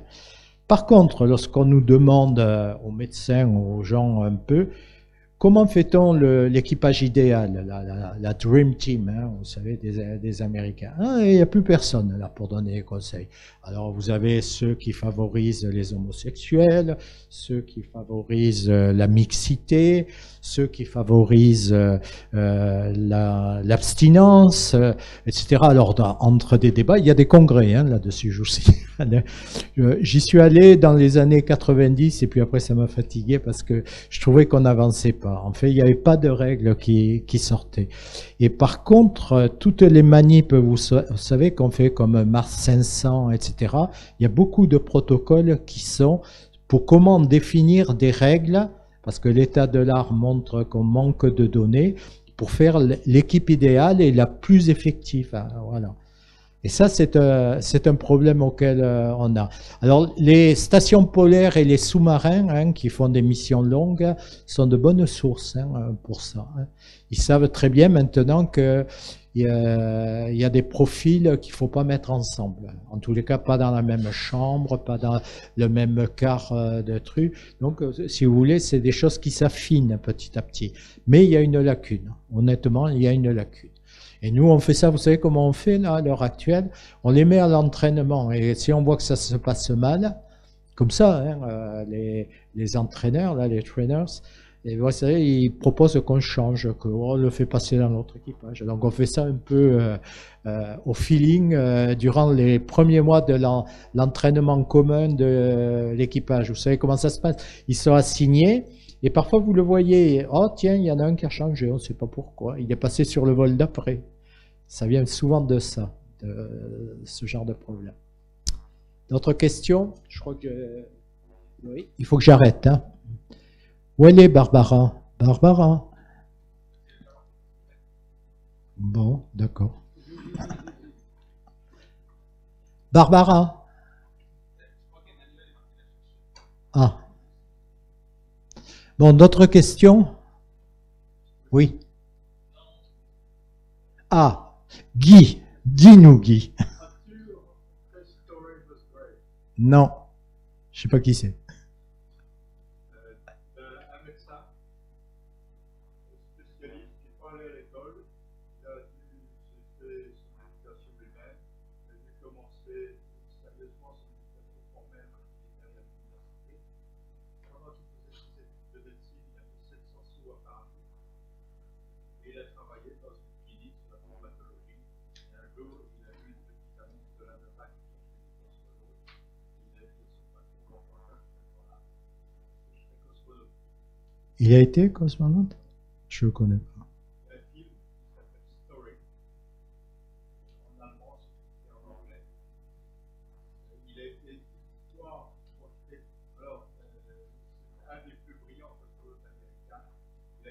Et dans quel, il a été choisi parmi les premiers dans le groupe de très tard.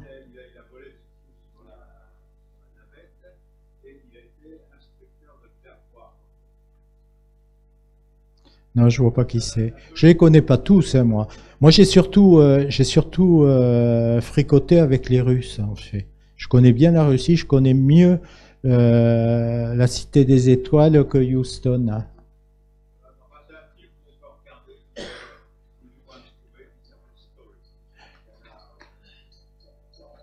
Je vous écoute. Vous avez parlé de ce problème de radiation. Qu'est-ce qu'il en est sur la reproduction de l'espace que les embryons avec un système sont fabriqués avec des radiations, etc. Qu'est-ce que ça peut donner? Est-ce que c'est pas mieux d'envoyer des couples pour ces voyages de toute option est ouverte. À l'heure actuelle, je connais pas d'option. Alors par contre, l'embryogénèse, on l'a regardé, hein, l'embryogénèse intra-utérine. Alors c'est une manip qui a été faite sur Neurolab en 96. Il y avait d'ailleurs une équipe de l'INSERM là qui était impliquée, qui était à Montpellier, je crois, à l'époque. Et elle était assez astucieuse.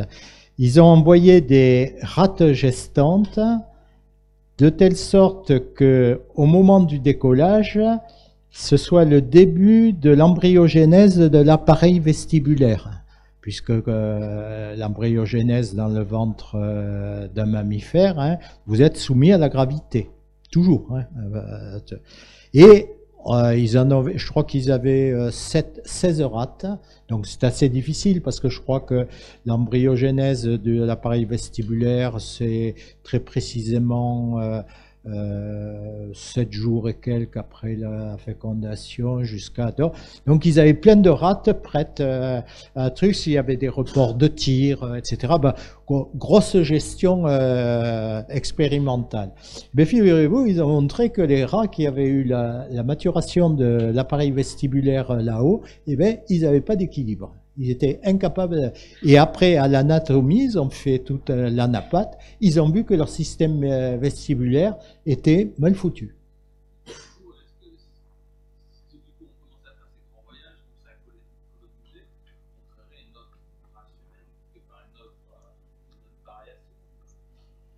Moi, je crois, je vous l'ai dit, hein, je crois que l'arche de Noé, ce sera une petite planète avec une gravité au moins partielle, et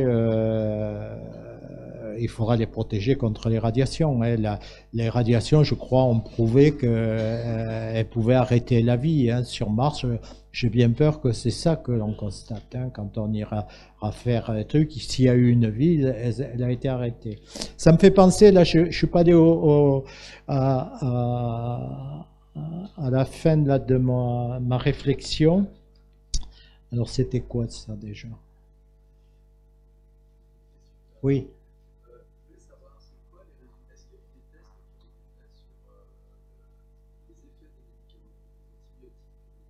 Oui, oui, on a fait il y a eu plusieurs manips de pharmacocinétique, c'est à peu près pareil.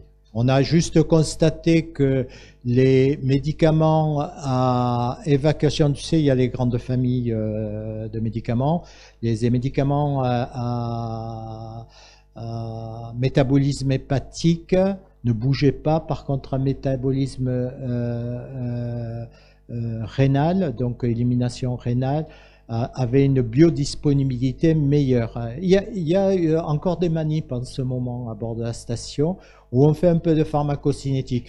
Mais pour les médicaments, le gros problème, tu as un rapport qui est un evidence report de la NASA sur ce sujet. Medication ou Drugs Evidence Report, il date de l'an dernier. Où donc, tu sais comment on fait la NASA, ils font ça vachement bien. Et en fait, en conclusion, ils disent... problème avec les dates de péremption, surtout pour des missions très longues, et puis surtout les dérivés sanguins. Comment va-t-on s'y prendre pour les dérivés sanguins? Alors maintenant, on a tendance à dire, eh ben, on mettra un to-be bâbord et puis en milieu de mission ou au bout de 18 mois, on renouvellera le stock en faisant des prélèvements avec un automate qui fera la fractionnement entre globules rouges, globules blancs, plaquettes, etc. Mais ce sera votre proposition pour pas apporter de trucs. On pense plutôt des solutions comme ça. Hein. Moi, je me souviens plus, mais j'ai pas fini un truc et je n'arrive pas à me le rappeler. Ça va peut-être me revenir. Allez, d'autres questions. Bon, on arrête? Allez, on arrête.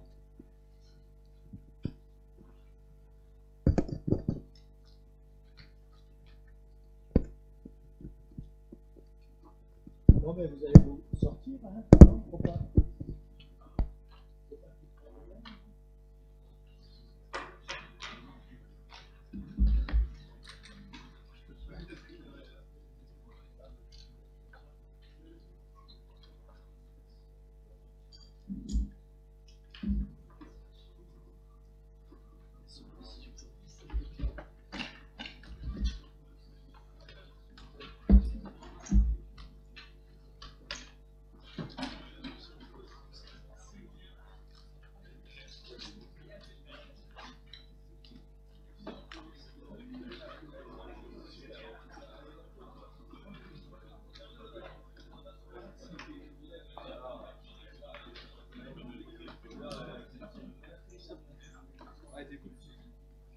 Il y a personne qui peut m'arrêter.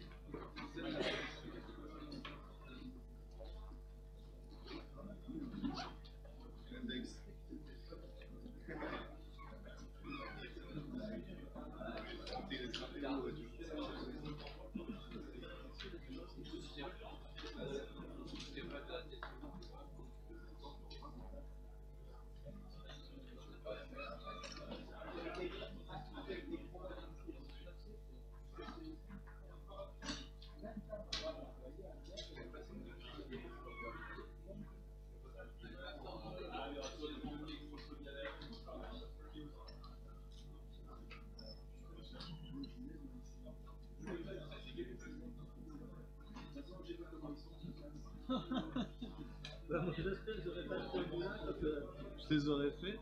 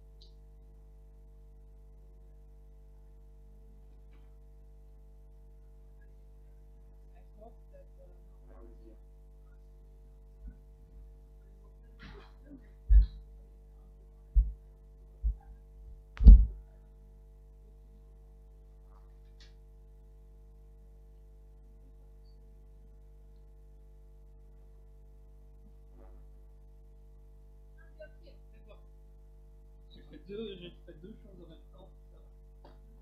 Une autre réunion en même temps que workshop. Non, deux meetings.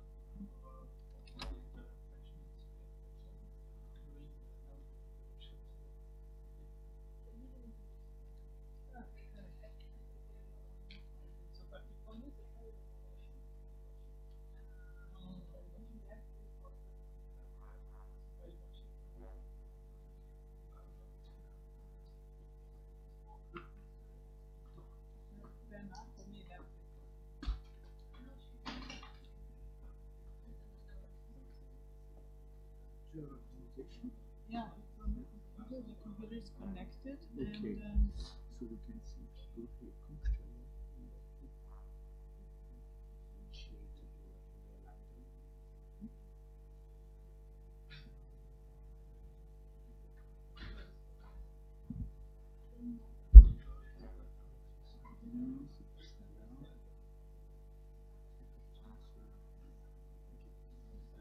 Ouais, non, on va juste la démarrer parce que Barbara a pris son ordinateur portable. Et du coup, après, toi, il n'y aura plus qu'à basculer sur cette ordi. Ok, parfait. Et là, je vais donner le son ici. Ok, le moi. Ouais, ok. Ouais, ok. Moi, je serai en haut pour le mettre aussi parce qu'il est pas mis par défaut.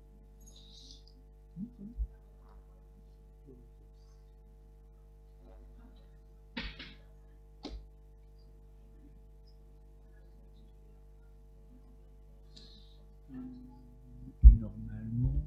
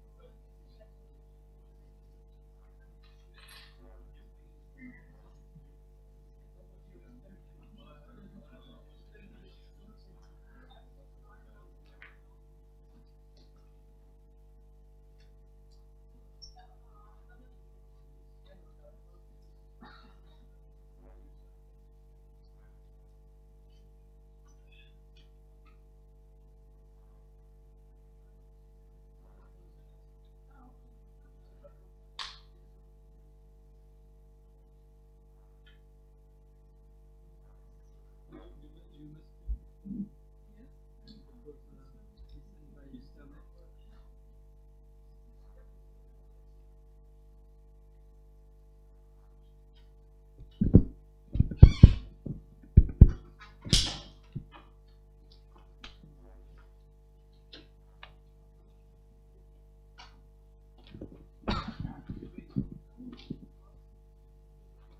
much time do we have?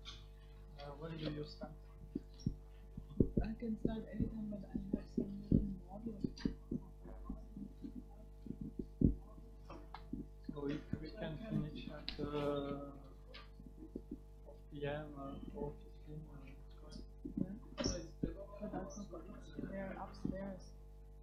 I forgot them in the office on the second floor. Do I have time to pick it up? 3 minutes? 3 minutes. No problem.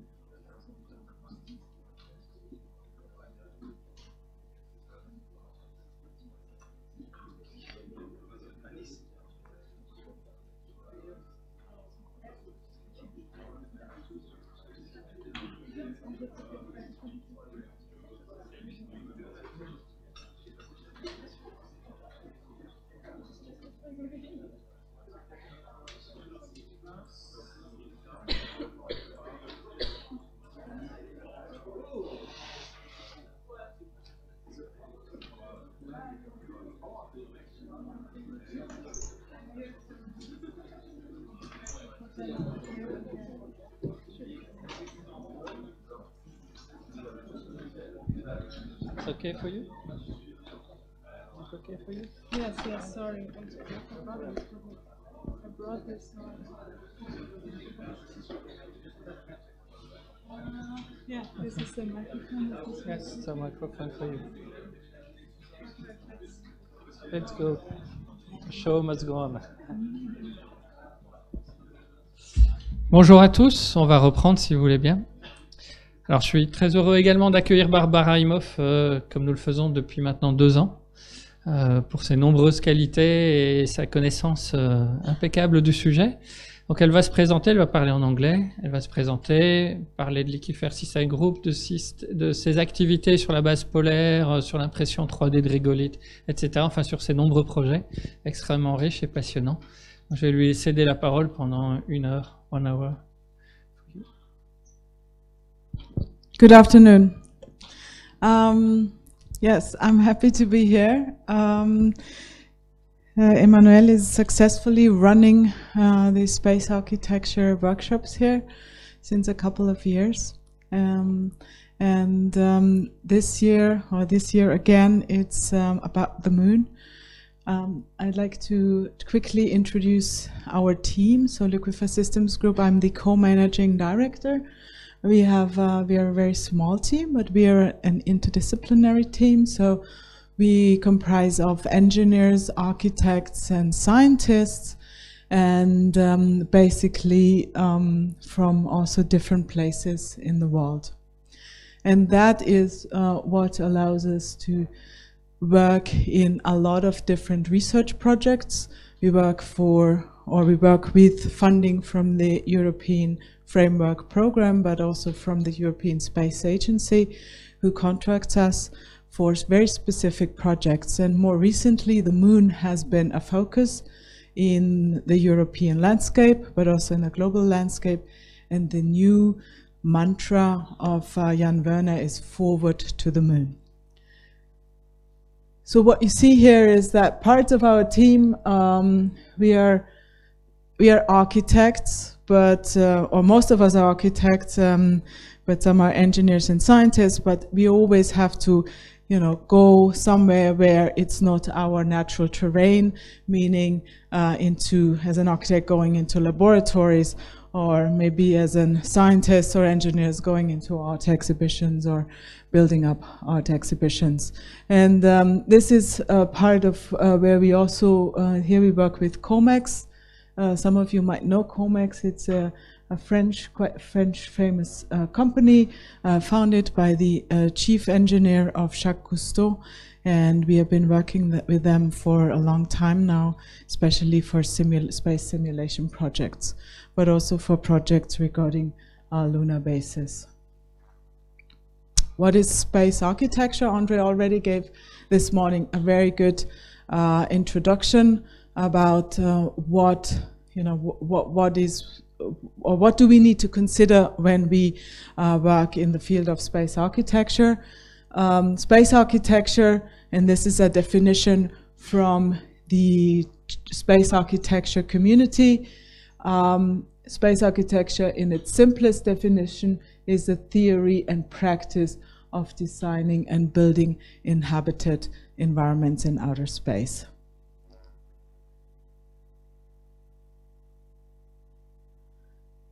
And so our office is in Vienna, somewhere here on Earth.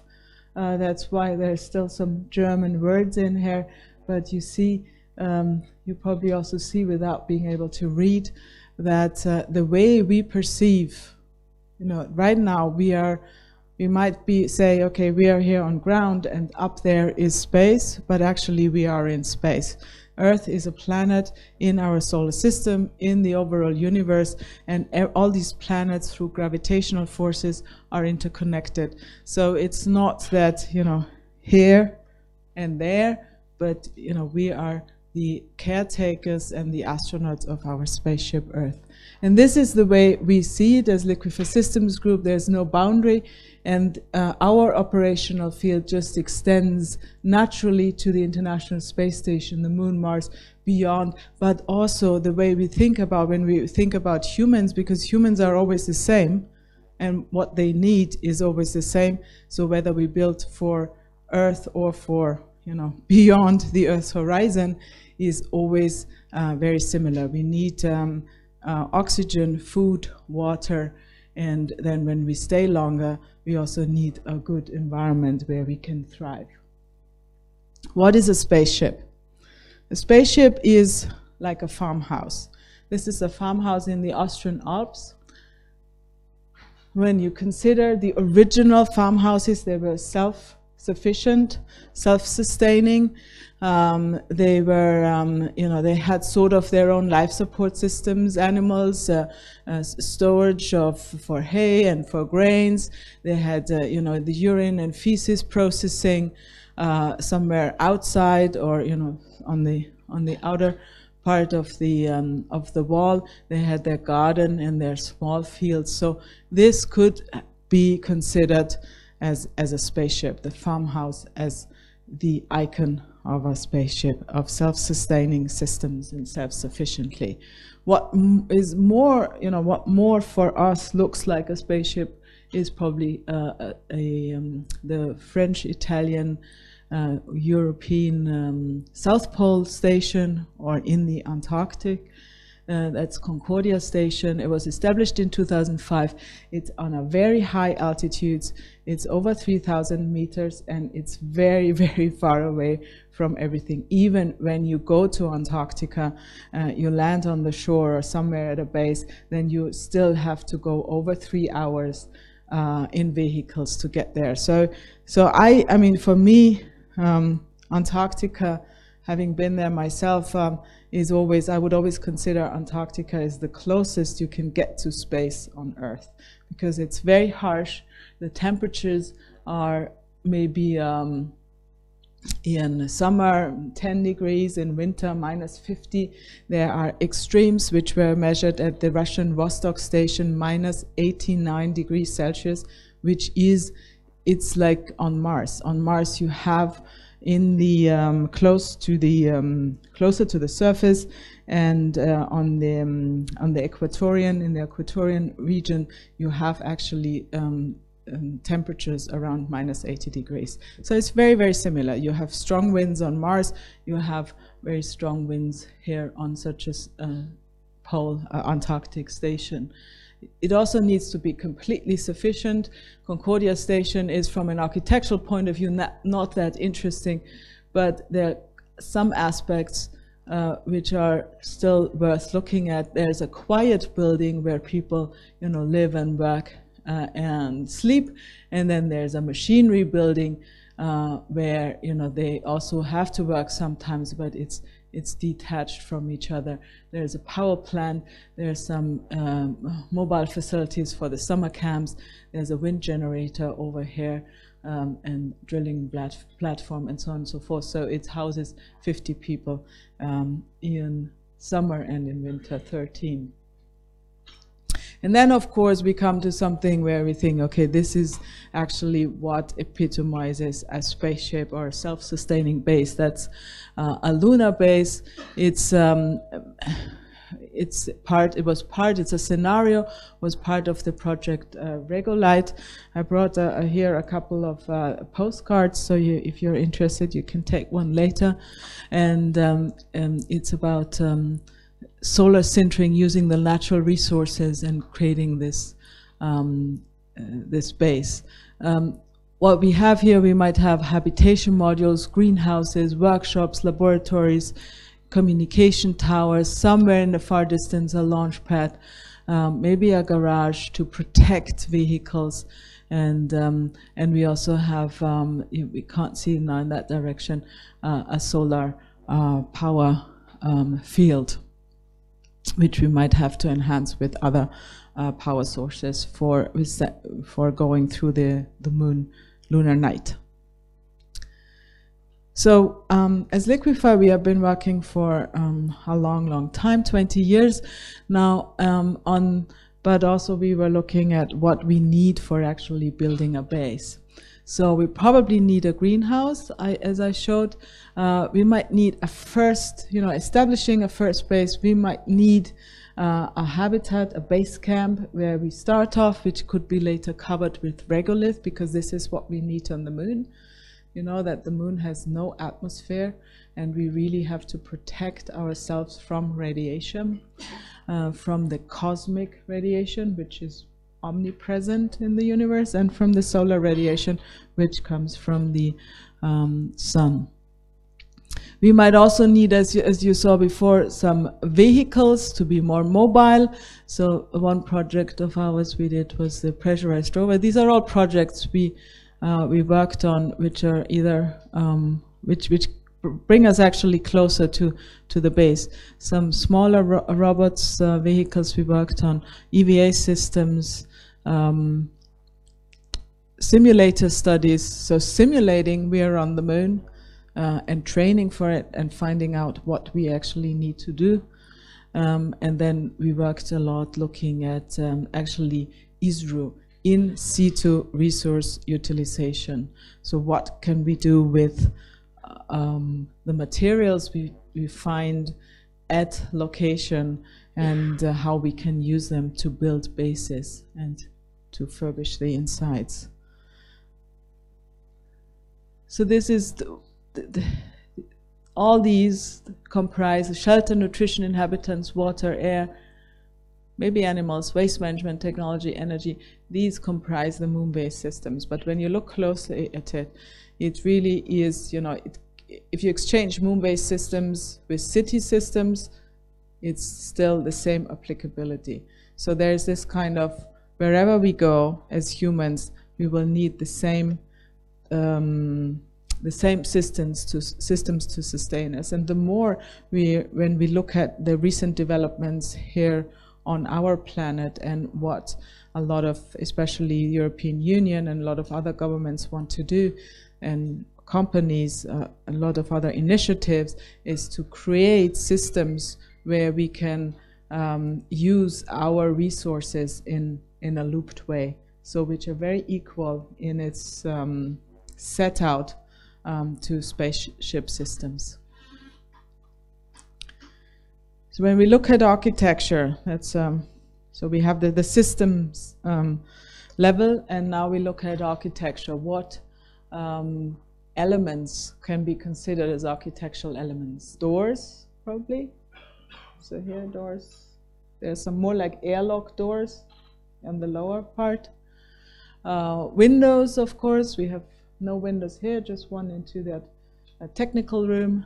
Light, color. So there's, it's also, this room has a little bit of color, I guess, the chairs. Otherwise, it's more of the texture of wood and the soundproofing materials. It's very important how we, you know, when you start designing a base, how you move through the base, how you move through the interior space, that you have, you know, these circulation areas where you can exit either quickly or so that you can, you know, access each, let's say, each of the rows here, if you look at this room. Then you have to think about programmatic aspects. I mean, we need certain places to live, to eat, to sleep, to work. And this is, you know, when you're gonna design a moon base, this is also what you have to incorporate. And then also some of them, who are engineers? What's your background? Are you engineers, scientists? Let's put up engineers. Who's an engineer here? Okay. Who's an architect here? Okay. And who's a scientist? Good. And who are the others? Everybody has raised their hand? Or are there some other lawyers or artists? No. Pardon?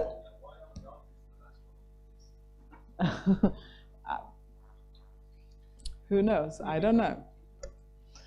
I don't know why the artists are the last one on this list here. For the engineers, that's probably what they would feel most comfortable with, to look at the power, the energy, and, you know, how everything is, the systems are running, which is very, very important, but it should somehow be connected to the architectural space. And so one example for an architectural space, which you can also see on the ground floor on the other side of this building, is the SHE habitat, the self-deployable habitat for extreme environment. Not sure if Andre has already mentioned it before. He was the part of the initiator, or he was the initiator of the project, and also responsible for the communication of the project and the design. And we worked together on the actual envelope design and the interior spaces. So SHE is meant as a test bed built for this planet applications, being used in simulations for Moon or Mars simulations, but also as a test case for research stations in Antarctica, or maybe as a high-tech unit in disaster relief. So this is the how it looks. It's 6 meters in diameter when it's deployed. It's 28 square meters. Think about how big the flat or the room is you live in. So then you get an approximate size comparison. 28 square meters, quite small for 2 people, for a mission of 2. And then when it's stowed or not folded together, then you can actually fit it. So this is how it looks then. You can actually fit it onto a trolley to be transported. But the size in itself, the 6 meters, that is also the diameter of a rocket, of a heavy lift launcher, because you always have to consider, you know, when you want to build a moon base, then you really have to also, whatever you design or build, it needs to fit into the rocket, even if it deploys afterwards. But in its stowed configuration, it needs to fit into a rocket. And typically, a heavy lift launcher has a diameter of 6 meters. So in that case, we can even put 2 She habitats back to back into one rocket.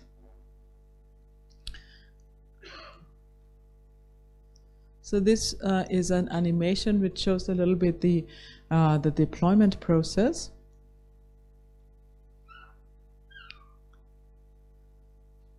So there's a choreography how the smaller and the larger petals. You see that it's that this is the bearing structure, and it wraps around the deploying petals. There are smaller ones which comprise the crew quarters, and then on the other side there are larger ones which comprise working spaces. And not only the envelope, the hull is folded, but you also have to fold the interior space, as you see, to fit everything into it. So this is a work zone for 2, which can also be used as a small laboratory. There's the galley. It's, you know, you can, here's a little kitchen. It's very basic. That's probably also what you would have on the moon. There's a basic infrastructure. There's a communal zone, control panels, and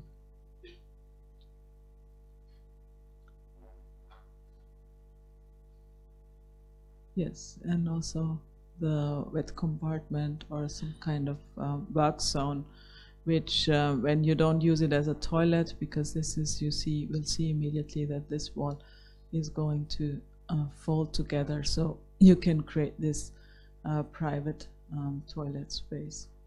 So it's a habitat which can be used as a first habitat for very short missions on the moon, but also, and this is the case you see here on Mars. And what is interesting, that you have this suit port, you have this protected area which allows you to step into a suit and leave the microbial environment of the inside of the interior habitat inside, and you know, be aware, you know, and not contaminate the outside environment. And with the moon, you really have to take care of the dust of the moon dust, because it's very abrasive, it's very sticky, and it's very, very unhealthy.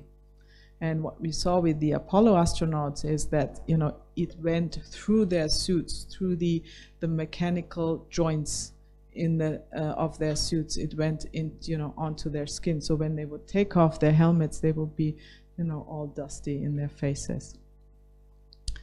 Yeah, this is these are my 2 business partners. This is Waltraud Hohneder and René Václavicek.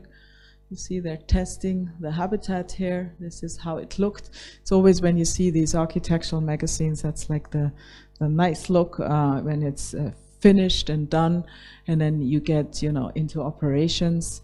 This was part of another project, Moonwalk, for testing human rover collaboration in 2 simulations on Mars and on the Moon, basically simulating Mars in Rio Tinto and the Moon underwater. And we brought the habitat here. Here you see the how the gesture-controlled rover, the different what you see the different ways of how you can simulate specific operations, because what you want to find out is to which extent can such a small helper rover really help you. There are some tools you could use single-handedly. You could also put samples in individual boxes so they wouldn't contaminate each other. And then you would have the little rover help you actually go down a slope, which with a heavy suit was very difficult to do. And then we also simulated this underwater, because you can actually have 1/6 gravity of the Moon simulated underwater. So this was with COMEX in Marseille. And another item on this big, tablet, I would say, of the infrastructure is a greenhouse. So currently we have a greenhouse in Antarctica. It's the Eden ISS. It's also a 14-partner project. And we were responsible for designing the laboratory and taking care of that, all the things, the requirements and the interfaces fit together. It's a facility which is connected to the Alfred Wegener Institute, the German German Antarctic Research Station, which is quite big. And you see it's on the shelf ice. So it's on the ice which stands on the floor of the sea. It's 400 meters south. It's a double container. One comprises the greenhouse and the other one the laboratory. And it's a semi-closed system. So it's all the water, the nutrition you need for the aeroponics is being held in a loop. And you also, the air is, a little bit of air is coming from the outside, is heated, and then it's ventilated through the overall space. It has a sort of rack system, and as I mentioned, it's an aeroponic system. So what is aeroponics? It's soilless, and this is also without the sun. It uses very specific lights, and the roots are in these trays, in these boxes, in darkness, and they get sprayed with a nutrition. And this is the nutrition delivery system, which every 10 minutes sprays the roots. So it's very, for space, it's ideal, because you don't need water, a lot of water, and you don't need soil. And you save a lot of weight this way. Of course, so you see that it's a lot of systems to keep the vegetables alive. However, we were quite successful. I think we got 5 kilos of harvest of 10 square meters every 2 weeks, I would say. So this is quite a lot. This is the international standard payload track. That was an additional experiment, was more directed towards growing food in 0G. So here you see we planted lettuce, Swiss chard, rocket salads, spinach, tomato, sweet pepper, cucumber, radish, strawberry, herbs, and some other things which were quite successful.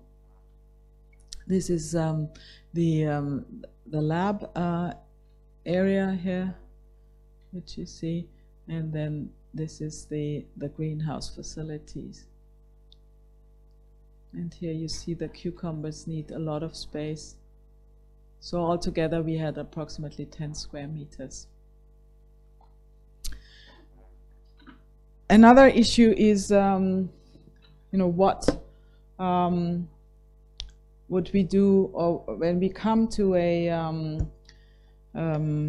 foreign surface, what resources we can use to build a base. So this is a project we were asked for, directly asked by the European Space Agency to work with them, to collaborate with them on this project. It's called Lava Hive, and it was we submitted it for the NASA 3D printed habitat competition, where it made the 3rd prize. And the idea was to sinter the not to sinter, to melt the sand, the Martian sand, into a sort of lava and cast it into these forms. And what you also see is that there are some reused, this is a re-entry shell. When you go to Mars, because you have a small an atmosphere, you need a re-entry shell, that you reuse it as a protection for one of your habitats. When you start designing a base, what would you need? What would you have to think about? You have to think about how many people. So this was for a crew of 4. You have to give them some private spaces, maybe also, as we saw before, some public spaces, some living room where they could meet. They, of course, to be self-sufficient on Mars, which is very far away, and probably it would be also very suitable on the Moon. We should have a greenhouse. Anybody is following the Chinese mission here on the Moon? Yeah? And do you remember they had a little greenhouse on the mission? It's dead now, but it grew, it worked. So this is probably in a bigger size what more, sustaining 4 or whatever, how big your base is, 4, 5, 6 people. That's what you would need for a moon base. Then you also want to have a laboratory where you can actually, all the samples on the Moon, what's the good thing about the Moon is that it has no atmosphere, so the whole universe, whatever comes across, the Earth-Moon vicinity is being trapped by the Moon, all these meteorites, micrometeorites. So it's it's a museum of the universe. So whatever samples you find there, you can really look into the history of the universe. So that's the interesting part about lunar samples.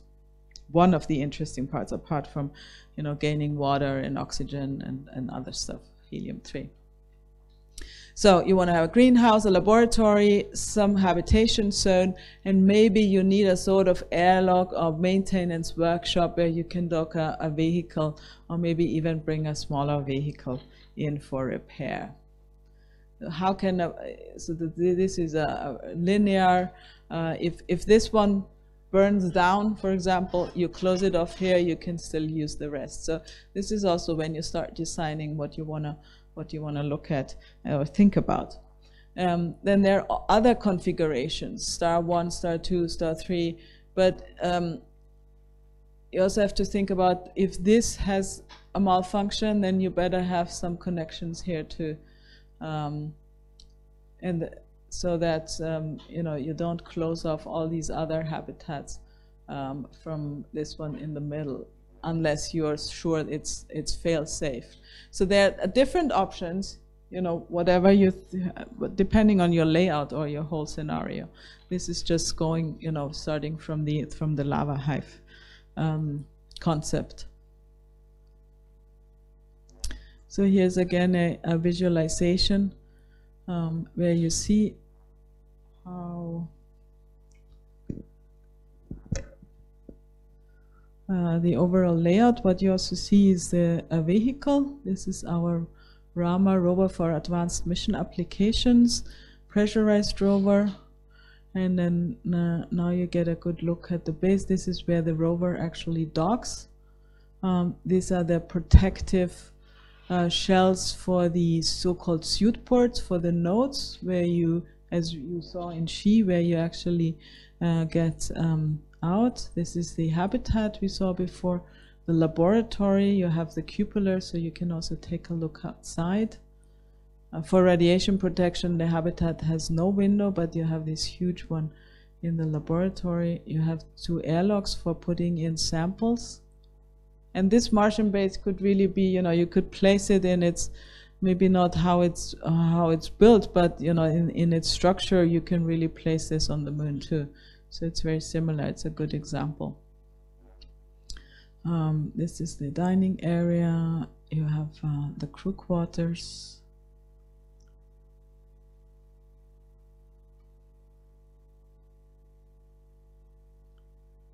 And yeah, then you have the main connecting tunnel, and going here into the laboratory.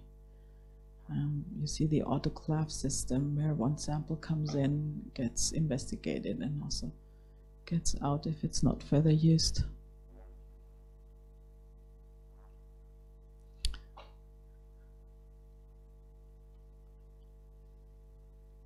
Yeah, so this is this base. And now we take a further look at the rover, because that's also something. How do you explore unknown terrain for more than a couple of days? And you want to go further, because with small rovers you can go only very slow. It has been proven that the Apollo moon buggy made, I think, within 2-3 days 60 kilometers, which I think Opportunity and Spirit did in only a couple of years. So actually having a vehicle with, you know, human operated vehicle, and which can go further, maybe you can even live in there, makes complete sense. So this is, it's an ESA project. We were contracted by ESA a couple of years ago to look at how, you know, how would be the concept for such a pressurized mobile research laboratory, a pressurized rover. So for two people, it's very similar. It's slightly smaller than She, but it's very similar in its size. It's also also needs to fit into a cone, a rocket cone of 6 meters diameter, and it's also, you know, has to be like 5 meters high, I think. So something like that. It has similar mass. She also weighs approximately 6 tons, 6,000 kilos, and has a mission duration between 20 and 30 days. Here you see, just as a reminder, this Apollo moon buggy. That is what actually the made it really interesting for the Apollo missions to do science and to go further, because if they would walk, they could only walk 1 or 2 kilometers and stay inside of the habitat, because they didn't have so much oxygen. But they could, of course, go much faster and further with this buggy. So this would even be, and so a rover like this would be a further possibility to go further. So part of a base, you would always consider stationary elements and mobile elements. So this is here the configuration. This is actually where we started thinking transformable and deployable. So you have here you have the crew quarter and storm shelter underneath, a little bit better protected. Storage, of course, for all kinds of goods. You need a sample airlock, because on your excursions you want to look at the samples and maybe retrieve them and take them back. It's there's a small remote controlled laboratory so that you cannot touch the samples. And the inside, you have a little, very tiny little galley. You have a hygiene facility, and then it's comprised only of 2 pieces of furniture which are transformable. So these are your cockpit chairs. They can also deploy into desktop chairs or leisure recliners. You can watch TV. And then the door to the crew quarters is also the table, which where these chairs can be arranged around. So you can really just with 2 items create a whole refurbishment. Okay, this is now.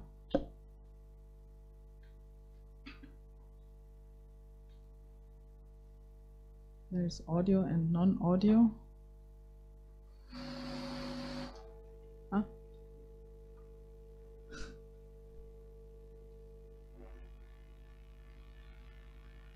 So this is a very short movie as part of our most recent ESA project for looking at resources, not only the ones which are locally present, but also at the ones which are really, you know, thinking about if I have any kind of material, can I make it into a material which I can 3D print? So this would be cellulose. I can create cellulose from this, and maybe then print furniture or whatever. So let me see if it works now. Yeah. The quest to explore unknown boundaries is a human trait that leads us to new and exciting frontiers. There is international support for establishing a moon base in the near future as the next logical step in exploring the mysteries of our solar system. But how do we bring humans to the moon and keep them there? One obstacle is the extraordinary cost. Each rocket launch requires an enormous effort and a great deal of resources, such as capital, intellectual know-how, time, labor, and material. To find ways to decrease these upmass costs, ESA's project Urban studies the feasibility of producing much of the infrastructure, machinery, long-duration goods, and on-demand items that are critical to a lunar base directly on the moon. The focus is on additive manufacturing, or 3D printing, and the smart use and reuse of materials that have arrived from Earth or that have been extracted directly from the moon. The study devises a 3-phase plan for establishing a lunar base. Phase 1, survivable, addresses the most fundamental elements needed to protect a small crew. In Phase 2, sustainable, the lunar base is expanded to accommodate a greater number of research, fabrication, and habitation facilities. In Phase 3, operational, a fully functional base is realized for long-term habitation and work on the moon. The Urban study conducts a survey of all available printing materials, including all material resources originating in the lunar environment, the material composition of all component parts launched from Earth but no longer useful on the moon, all waste material generated during lunar base operations, both organic and inert. The many additive manufacturing processes that currently exist or are in development bring the printing of any item closer to reality. The Urban project establishes a searchable database to help identify the most resource-efficient way to produce the required items using the best material and printing processes available. Someday in the future, humankind will exist in contexts beyond our wildest imagination. Urban is one of many steps towards sustainable life on the lunar surface and beyond.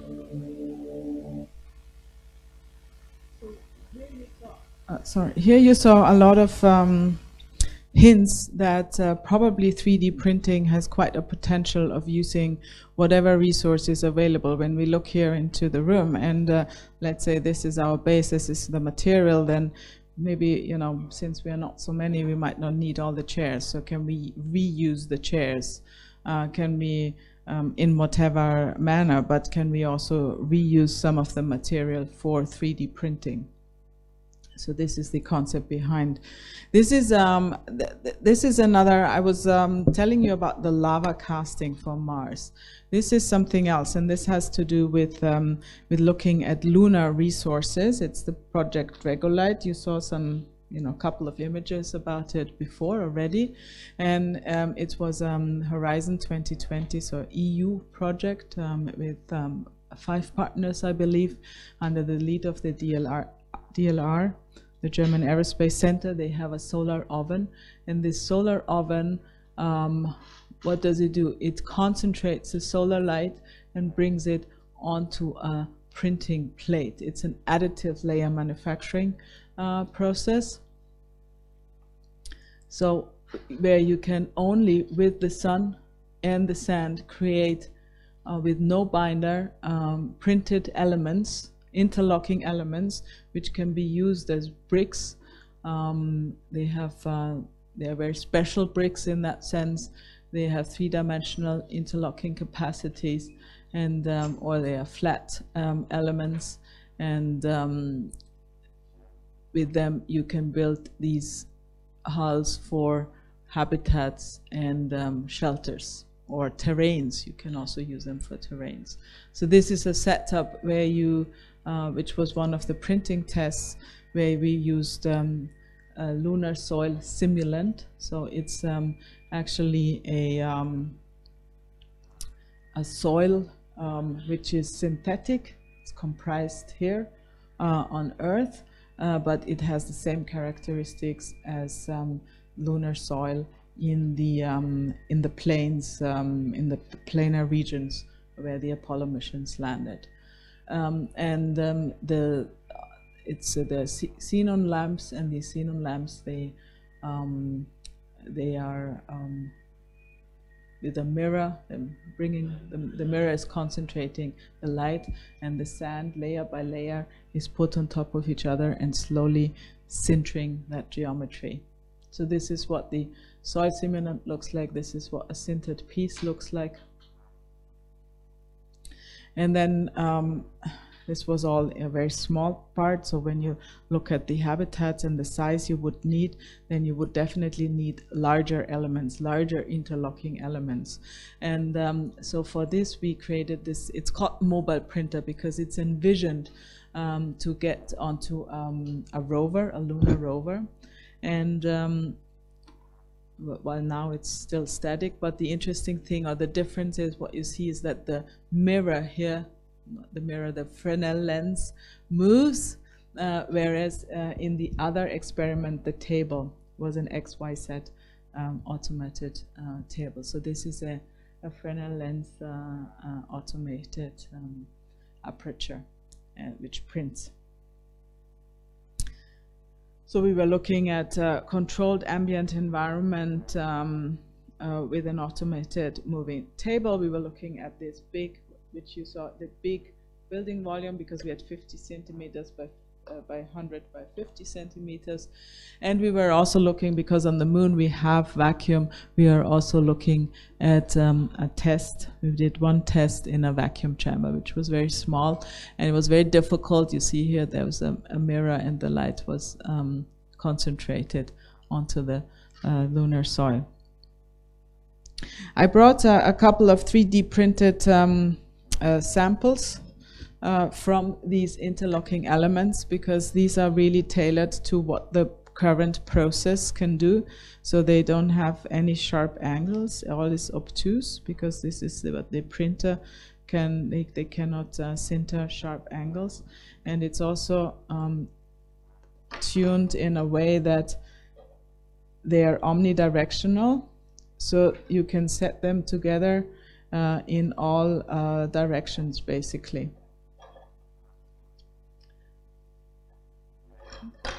So there's no special. And then with them, what you see here, you can form a base. You can take a look if you like. Get some surface battlement. Maybe you take some rigid modules like a SHE or other simpler cylindrical modules. You get an inflatable scaffolding and a first structural 1 meter layer to create the structure, then a layer of sand, and then to secure another layer to secure that the sand is not you know, taking off basically. And then that's what you also saw in the video for the other project. You can create this base with all these different functional habitation areas.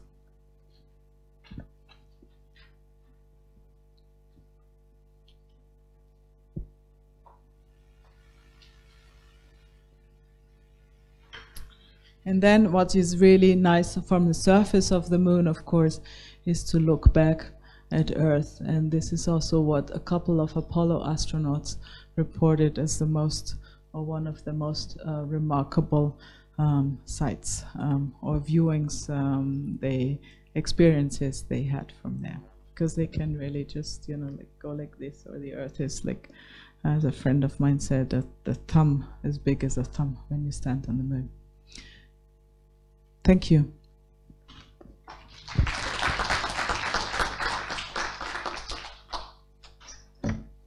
Are there any questions?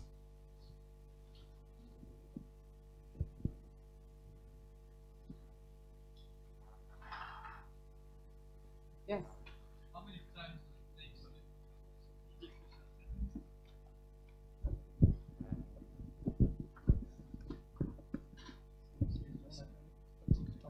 Hello? Oui.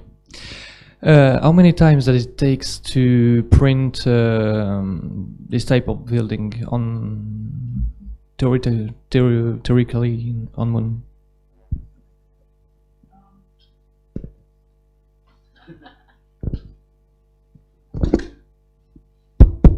Okay.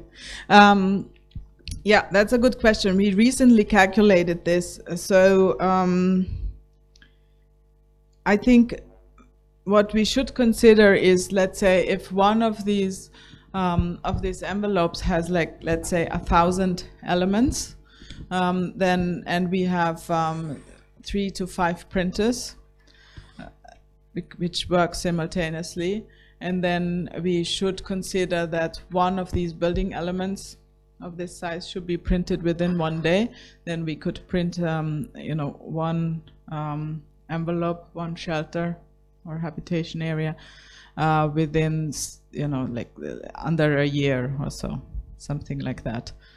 Currently, the technology is not as fast as this. So currently, we will need, you know, like a lot more, which doesn't make sense. But what, let's say, a brick of this size can be printed right now with the technology in 30 minutes.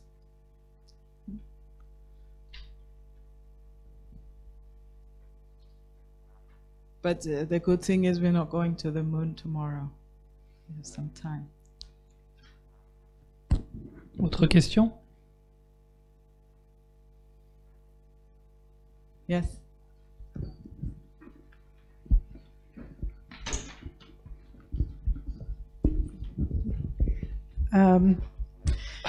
How much does it cost currently, and yeah, how do you think does it improve in the future to regarding to the costs of these technology? Yes, I'm trying to recall what I recently read, because this was exactly another thing. You know, you always get asked the same question. So, and I think that a kilo to get to the moon during the Apollo era was $1 million. 1 kilo, 1 million. Whereas now SpaceX offers for $30,000, something like that, to transport a kilo to the moon. I mean, I'm not sure. They don't do that right now again, but they are. But they have a track record of reducing the fees for each rocket launch they're offering. So it's nothing which is unrealistic. Yeah, of course, it's not unrealistic. Of course, they achieve these things. But on the other hand, I wanted to know the material right now here down on Earth. How much does it cost? You said now it's 30 minutes to print this, but I'm talking about the material, the costs, and of course it's research. So, but maybe you can give me an idea what kind of piece you have there down on the table. How yes, much but this is I don't have to bring this to the moon. It's on the moon basically. It's not about bringing it to the moon. It's about what here down on Earth, How much does it cost, for example? Can you print this, I don't know, in 5 years, like something to play for children and achieve moon buildings? I don't know. That was something just...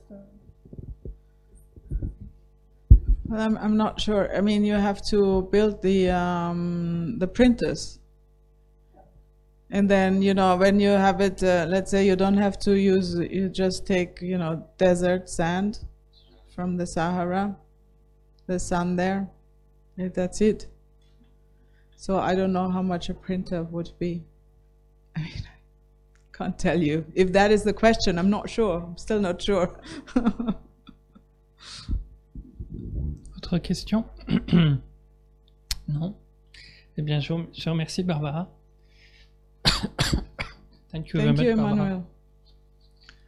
So, it's about designing a moon base, right? Yeah. Et donc, pour terminer, en dernière ligne droite, je suis heureux d'accueillir Kim parce qu'il était étudiant architecte, tout récemment diplômé.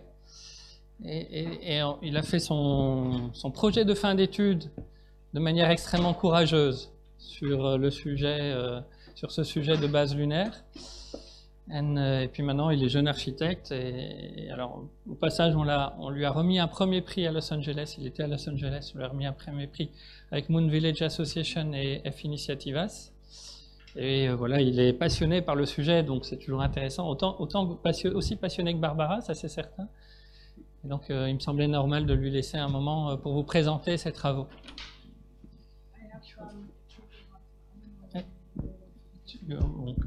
Yes, we can. Juste avant de partir, vous pourrez prendre les prospectus ici tout à l'heure.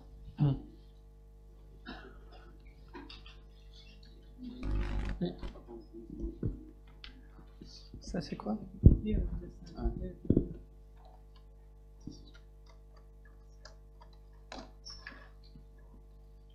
Tu parles dans le micro, parce que comme c'est diffusé par Internet, il faut que...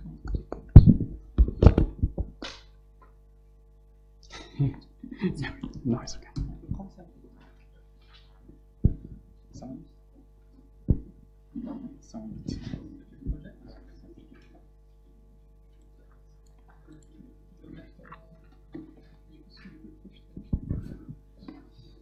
Ça projette pas là?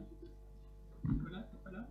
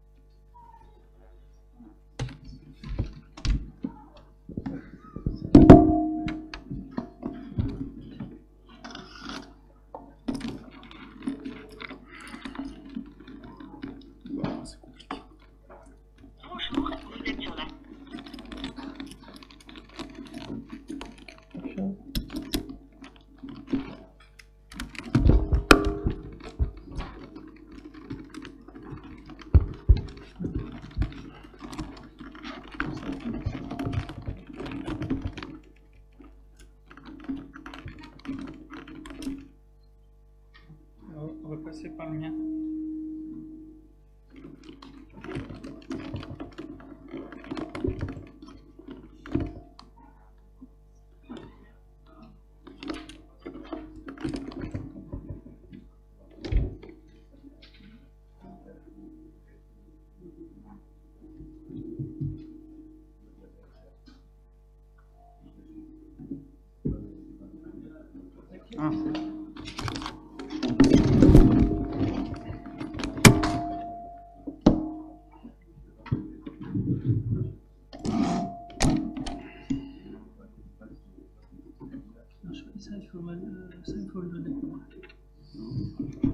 parce que j'ai pas de fichier en fait. J'ai pas de fichier dans le... Ah, si, peut-être ici. Oui. Tu vas le mettre là?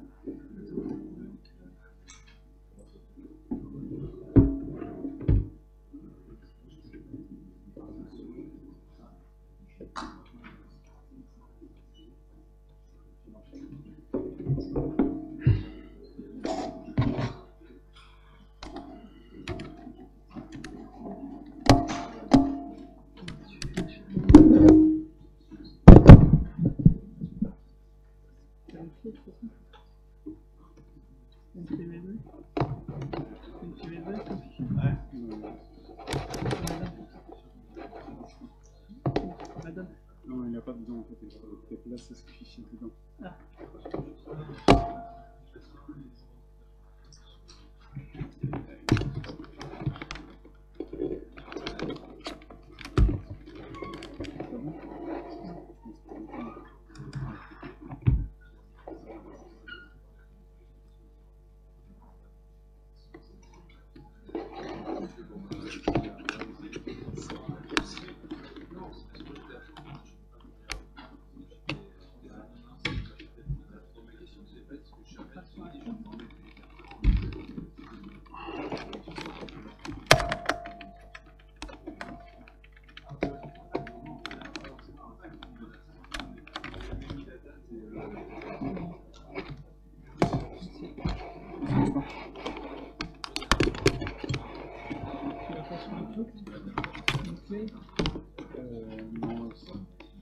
Tu peux me l'envoyer par email, non?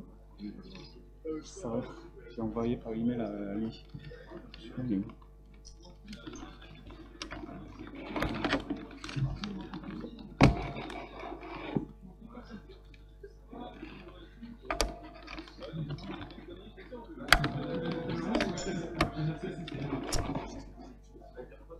Ça, c'est quoi? Non, ça c'était Barbara. Ça m'a donné. Je ne vais pas les fichiers de PC.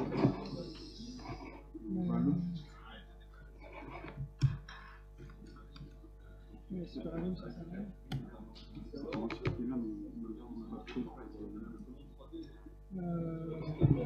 Question d'heure, tu n'as pas sur un cloud ta présentation? Tu n'as pas sur un OneDrive, Google Drive? Ah, c'est Nicolas?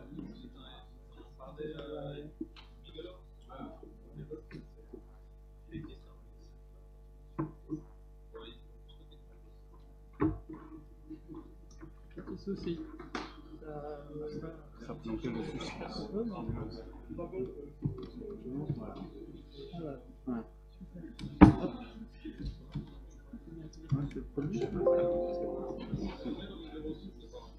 Parle dans le micro.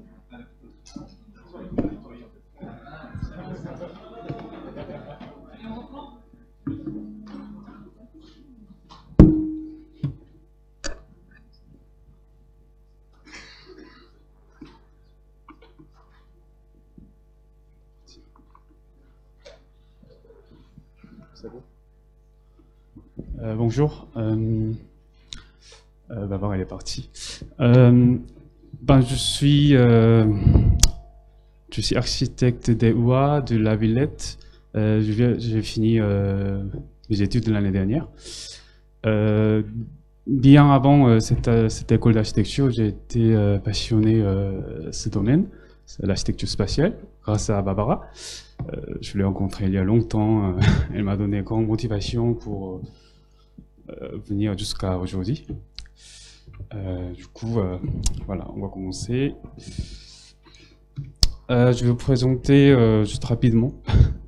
Je suis en HMOMP en cours et j'ai fini l'année dernière mon diplôme et puis j'ai créé un BibLab et il y a du jeune étudiant aussi, jeunes professionnels, on travaille ensemble avec la passion de l'espace ou l'endroit abandonné pour améliorer la qualité de l'espace de la Terre. Et puis, voilà, ce sont des projets, ce qu'on a fait l'année dernière. On ne travaille pas que l'espace, toujours on cherche un lien entre l'espace et la Terre, mais aussi la qualité de vie, on travaille dessus. C'est un projet, on vient de commencer cette année.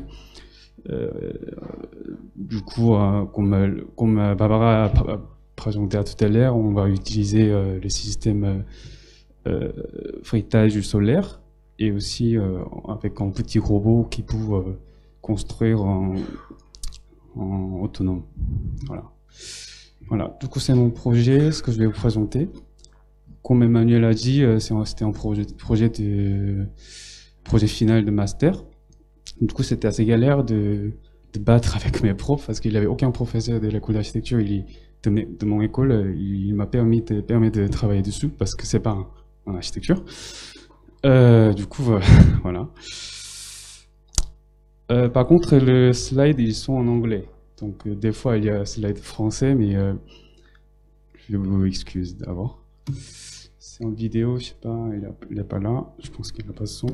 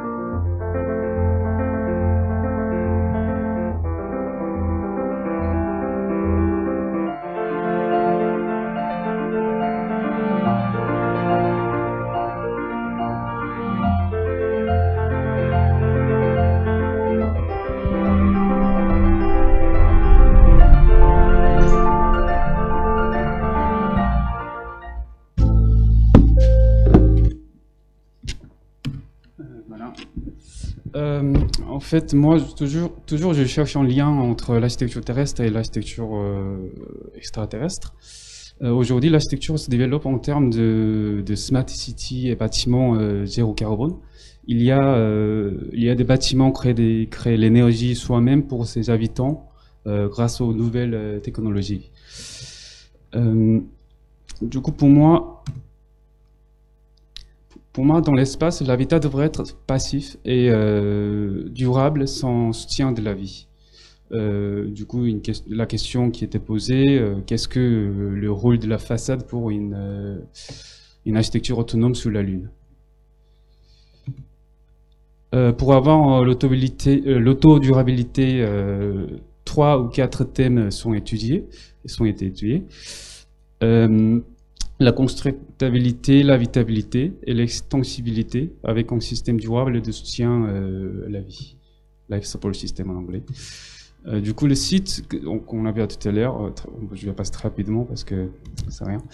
Le site est au pôle sud. Pourquoi c'est ici au pôle sud, il y a un cratère, il s'appelle Shackleton, et en dessous, il y a 5000 mètres d'altitude de la montagne. Pourquoi j'ai choisi ce site? Parce que il y a 4 avantages. Il y a un très fort éclairage au sommet du site. En général, près de l'équateur de la Lune, il y a 12 semaines du soleil, 12 semaines de l'ombre. Mais sur ce site, on peut recevoir 80 ou 90% du solaire du mois. Du coup, à peu près 27 jours de soleil qu'on peut avoir. Ce qui est très très important pour avant créer des énergies. Et deuxièmement, ressources d'eau surgelées sous la surface ou dans les molécules du sol, régolithes. Et puis, on a excellent potentiel de communication vers la Terre, ce qui est important pour une construction en distance par robot. Et quatrièmement, il y a une vue exceptionnelle vers la Terre, vous voyez à droite en bas, qui est aussi important pour un confort mental, parce que l'architecte, on ne construit pas juste en boîte pour vivre, il faut penser le confort mental. Voilà, c'est le site. On voyait la température au sommet, au niveau thermique, et ça ne change pas grand-chose. Et puis, autour du site, il y a pas mal de molécules d'eau, qu'on peut bénéficier l'eau, et il y a fort éclairage du soleil. Qu'est-ce qu'on doit savoir pour la vitesse sur la Lune? Il faut penser l'énergie, ressources et les contraintes. C'est très compliqué. Emmanuel elle vous a montré ce matin, je ne vais pas parler tous les détails. Pression, température, faible gravité, radiation, micrométéoroïdes. Et au pôle sud, il n'y a pas beaucoup de... il y a quand même micrométéoroïdes. Mais un peu moins que d'autres régions, selon le recherche de NASA. Mais aussi, l'architecte doit penser le confort de l'habitat qui est relié aux facteurs physiologiques. Du coup, après l'analyse de contraintes, j'ai 4 thèmes de stratégie à vous présenter. Le système d'énergie, le système de construction avec double pot, l'aménagement d'intérieur avec la perception diverse dans un espace limité, et l'extensibilité ayant en forme modulaire. En gros, l'habitat lunaire doit être capable de protéger contre radiation et micrométéoroïdes. Il doit être en bâtiment autonome et facile à construire et rajouter les modules.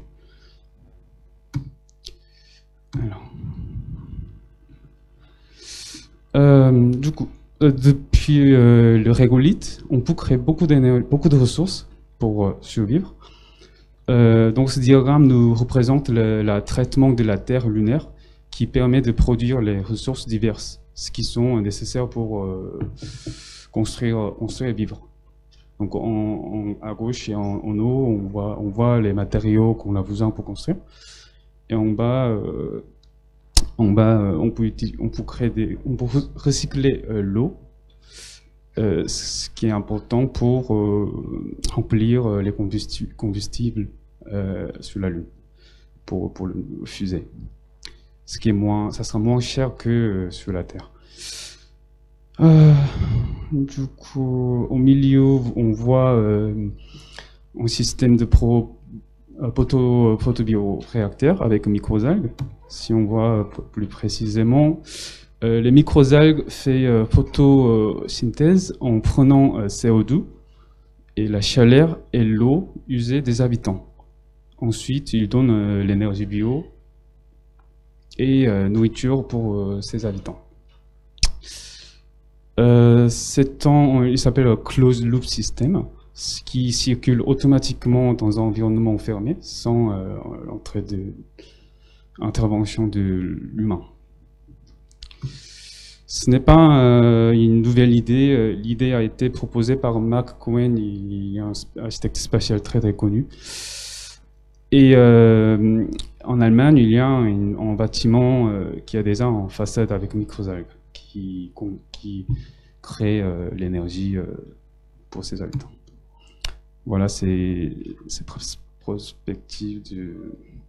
perspectives de projet. Il y a panneaux photovoltaïques avec les modules des microalgues, photobioréacteurs. Comment on va construire?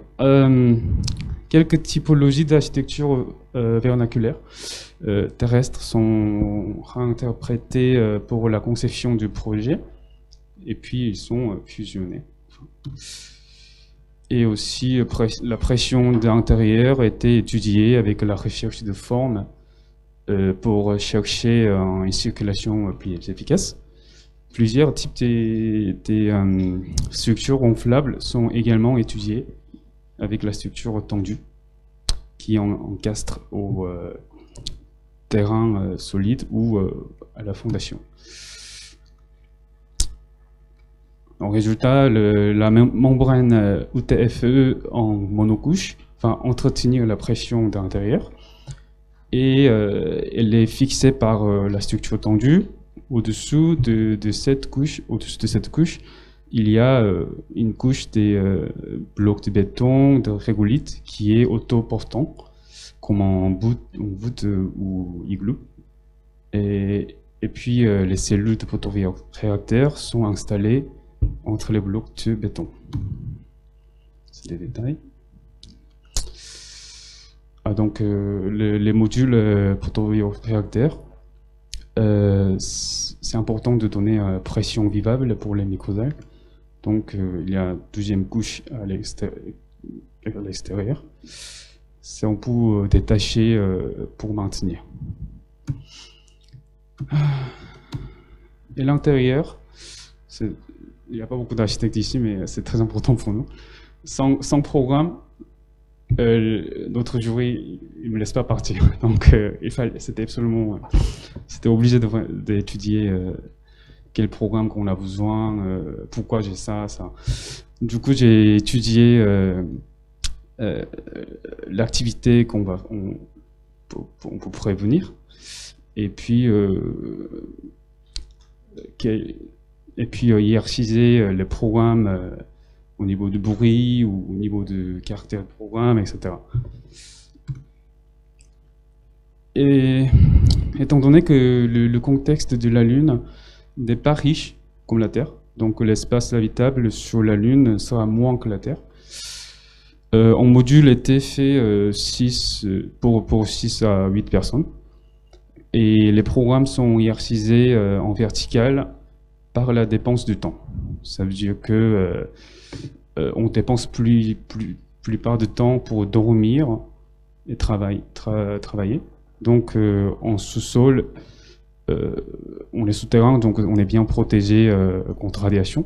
Et à l'étage, il y a les programmes de manger ou salle à manger ou espace de loisirs où on dépense moins de temps.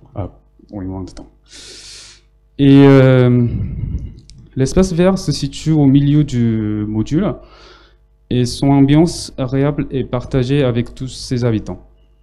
Au niveau de la connexion des modules, ce qu'on voit en bas, à droite. Les points d'intersection diverses créent la situation imprévue. Cette rencontre imprévue entre les habitants permettrait de diminuer le sentiment de confinement des habitants. La continuité de circulation avec les espaces verts serait comme une promenade. En module en diamètre déployé à peu près de 22 mètres en horizontal, 29 mètres en vertical, et se compose en 3 niveaux.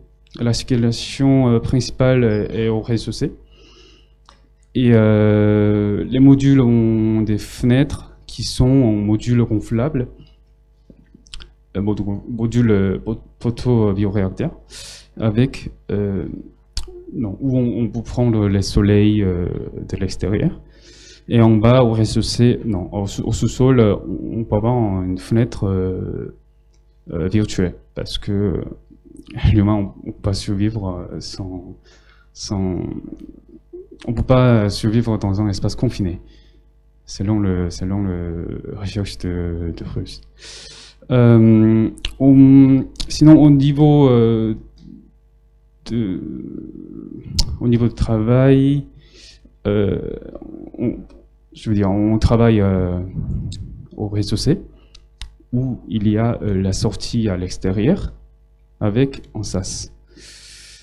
Et puis les toilettes, ce qui est rouge à côté de local technique, c'était obligé de situer là-bas parce que on va recycler toutes les caca et pipi pour recycler.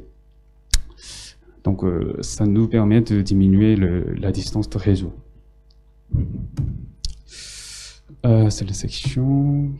Au niveau d'extensibilité, c'est pas grand chose, mais il fallait quand même proposer où on va le projet, genre la perspective de projet, quoi.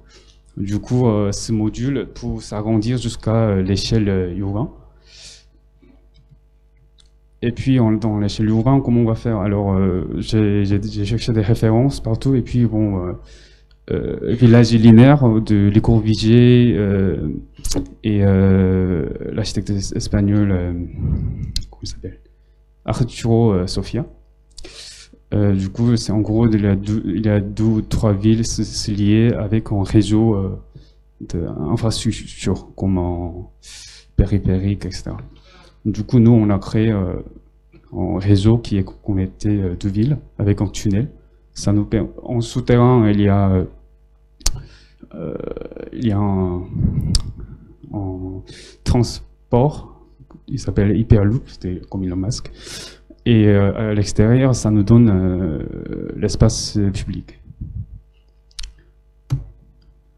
Et puis, j'ai fini la présentation de mon projet, mais j'ai préparé quand même... il y a encore quelques slides, pardon. Voilà, c'était un processus de travail, 3D, et enfin, j'ai eu maquette. J'ai pas pu prendre aujourd'hui parce que c'était trop grand. Et j'ai préparé quelques slides pour vous montrer quelques stratégies possibles, parce que pour moi, une semaine, c'est pas possible de préparer un projet sur la Lune. Parce que moi, j'avais aucune connaissance sur la Lune, donc j'avais dépensé beaucoup de temps pour chercher. Donc en gros, il y a quatre stratégies. Il y a 3, 4, oui. L'habitat sur la surface, ou habitat dans un cratère, habitat dans un tube de lave, en souterrain en gros, ou l'architecture vivante en pierre ou matériaux composants artificiels de biomimétisme. Voilà, c'est un habitat modulaire. Si vous pensez, on va envoyer en module simplement, et puis on va couvrir par la terre lunaire, parce que c'est obligé de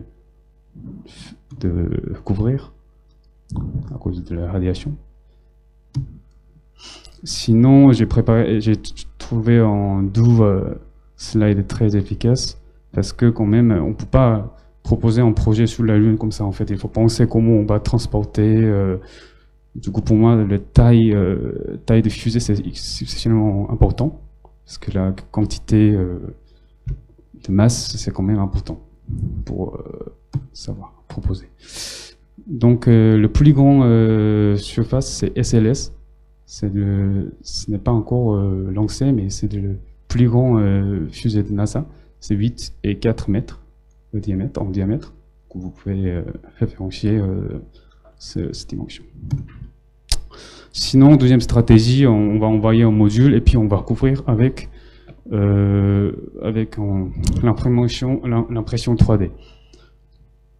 Comme Barbara a montré tout à l'heure, c'est en stratégie qui utilise la plupart des projets aujourd'hui.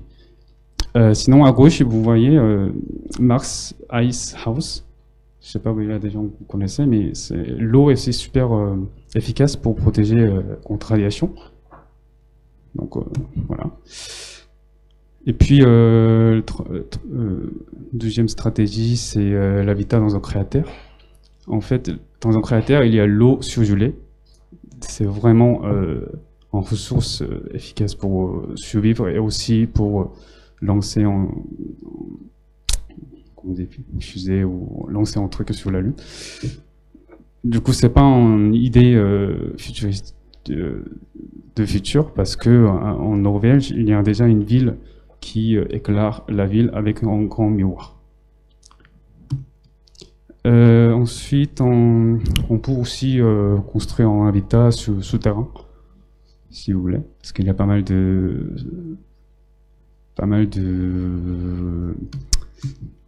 câbles, on va dire, pas mal de tubes de lave à la Lune, mais quand même ça va être galère de envoyer robots souterrains et construire la fondation, parce que vous voyez la photo, c'est très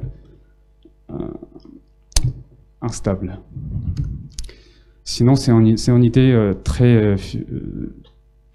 c'est une idée de futur. On peut envoyer un robot avec un micro-organisme. Et puis, on va mélanger rigolette. Et puis, on va créer un petit brique. Et puis, ça va grandir comme un champignon. C'est très futuristique, mais j'ai entendu que c'était proposé par DLL en Europe. Et évidemment, il faut bien couvrir. C'est un espace vivant, donc il faut bien espèce vivant, donc il faut bien fermer. Et aussi, j'ai trouvé un facteur humain, parce que c'est quand même important de comprendre la dimension de l'humain. En tant qu'on est architecte, donc il faut comprendre. Dans l'espace, notre corps, la dimension de notre corps change totalement. Mais sur la Lune, quand même, similaire que la Terre. Mais c'est plus grand que la Terre. Ça, il faut penser, si vous pensez des trucs de plafond, etc. Et escalier aussi, c'est très difficile à savoir. Mais c'est une bonne référence pour prévenir le petit détail du projet. Et aussi, qu'est-ce qu'on va faire dans l'espace, quoi. On va pas jouer tous les jours au début. Donc, il faut quand même comprendre la vie des astronautes. Voilà. Merci. Si vous avez des questions.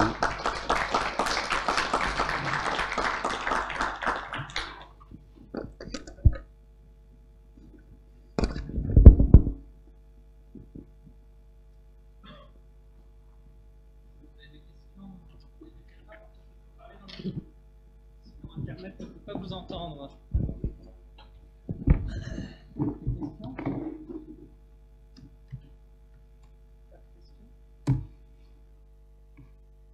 On va vous libérer puisque vous êtes tous harassés.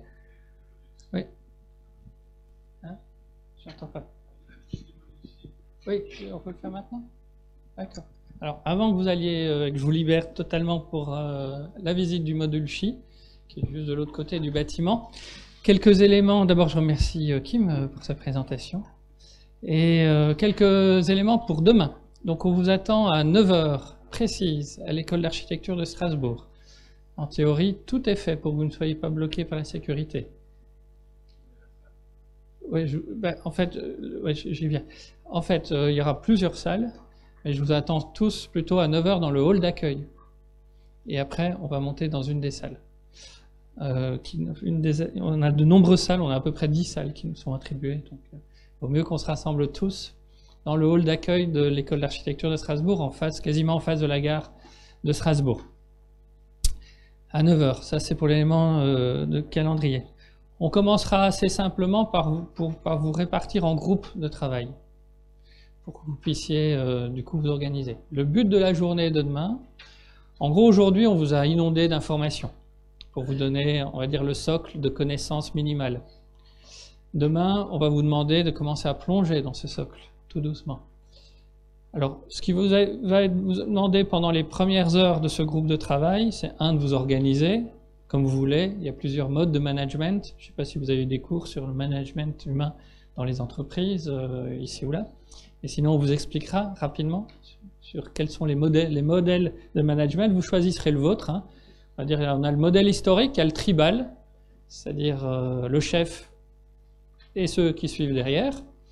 Et puis vous avez à l'opposé le modèle plus moderne, qui est le modèle organique. Vous n'avez pas de chef, et tout le monde décide un peu de tout. C'est celui qui avance le moins vite. Le plus efficace, c'est le chef avec le reste. Et après, c'est une question de choix.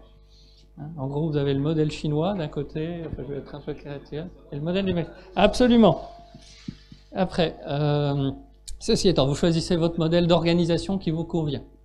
Sachant que vous allez être mélangé avec d'autres personnes dans un groupe. En gros, il y aura 2 licences pro, un ECAM, un faculté de physique et d'ingénierie, et peut-être ce que j'appelle les autres, parce qu'on a quelques électrons libres dans tout ça. Une fois que vous êtes organisé, je vais vous demander tout simplement de choisir une base lunaire, martienne, n'importe laquelle. Donc c'est pour ça que je vous demande demain de venir avec vos ordinateurs et vos PC portables. En général, vous avez tous accès à EduRoam, sauf ceux de l'ECAM, je crois. Donc normalement, vous avez tous accès à EduRoam. Pour ceux qui n'auraient pas accès à EduRoam, on va se débrouiller, soit avec des comptes invités, d'autres modalités, enfin on verra sur place cette problématique-là. Et on va vous demander pour jusqu'à, on va dire, début de l'après-midi, hein, juste après le repas, de prendre une de ces bases de projet. Alors vous en avez plein. Hein. Sur notre site internet, on vous renvoie notamment vers la bibliothèque de Jacques Rougerie sur les bases lunaires, martiennes et autres de Jacques Rougerie. Sur notre site web, vous en avez plein des propositions qui peuvent être entre guillemets artistiques, mais aussi vous en avez plein sur internet et vous en avez vu quelques-unes dans les présentations d'aujourd'hui. Vous en prenez une, peu importe laquelle. Je veux dire, quelque part, on s'en fout. C'est pas ça l'important. C'est pas ce choix-là qui est important. Ce que vous avez demandé, c'est de l'étudier pour en apprendre. Et comme le font les Chinois, de copier, entre guillemets. Ce qu'ils font très très bien. Donc, vous allez regarder ce bâtiment, ce projet, le décortiquer, essayer de comprendre comment il fonctionne. Et puis, à la fin de cette journée, vous allez nous proposer qu'est-ce qui vous a semblé dans tous les projets, dans toutes les équipes, ce qui vous a semblé pertinent dans le projet que vous avez regardé. Et on s'arrête là pour demain. Le surlendemain, mercredi matin, vous choisissez parmi tout ce que vous avez vu, tout ce que vous avez entendu, un concept qui, dans le groupe, vous intéresse. Alors, dans les concepts, je vais vous en citer quelques-uns pour vous donner. Il y a un concept intéressant qui est l'habitat troglodytique. Voilà, on va s'enfouir dans un tunnel de lave. Comment est-ce qu'on vit? Et on vit bien dans un tunnel troglodytique. Ou vous avez un autre concept qui est celui de l'origami, hein, du projet que je vous ai montré ce matin, comment on peut créer des structures déployables, repliables, etc. Un peu comme Chi. Vous avez d'autres concepts qui peuvent tourner autour de comment on vit sans se fracasser la tête au bout de 5 jours quand on est 8 dans le même espace. C'est un vrai défi, hein, cette histoire-là. Vous prenez tous les sujets, et c'est à partir de cette brique-là que vous allez travailler le reste de la semaine. Et que vous allez décortiquer cette problématique pour en faire une proposition constructive, architecturée, c'est-à-dire sur l'enveloppe, donc la coque, et après sur les équipements techniques. On ne vous demande pas plus que ça, hein, mais c'est déjà beaucoup. Donc demain, rendez-vous à 9 h pour former les groupes, que votre groupe choisisse un projet que vous allez tous décortiquer les uns les autres. Vous expliquez le soir qu'est-ce qui vous a intéressé, les points forts, les points faibles de ce projet, pour essayer d'en sortir le concept sur lequel vous allez avoir envie de travailler. Ce n'est pas pour autant que demain soir vous allez choisir définitivement, parce que vous allez entendre les autres concepts des autres groupes. Et vous allez dire, mais tiens, l'autre groupe il a vu ça, finalement ça m'intéresse beaucoup plus que ce que nous on a vu. Donc c'est seulement le mercredi matin que vous arrêtez à la première heure le concept sur lequel vous allez dérouler la journée. Ok ? Voilà. En général, je vous rassure, ça se passe bien. On forme même quelques couples chaque année. C'est bon pour vous? Est-ce que vous avez des questions? Pardon? J'ai pas fait la somme, mais en gros 50. Hein? Oui, ça c'est pas grave. Ça c'est dans mes cas. Ça c'est. Ouais.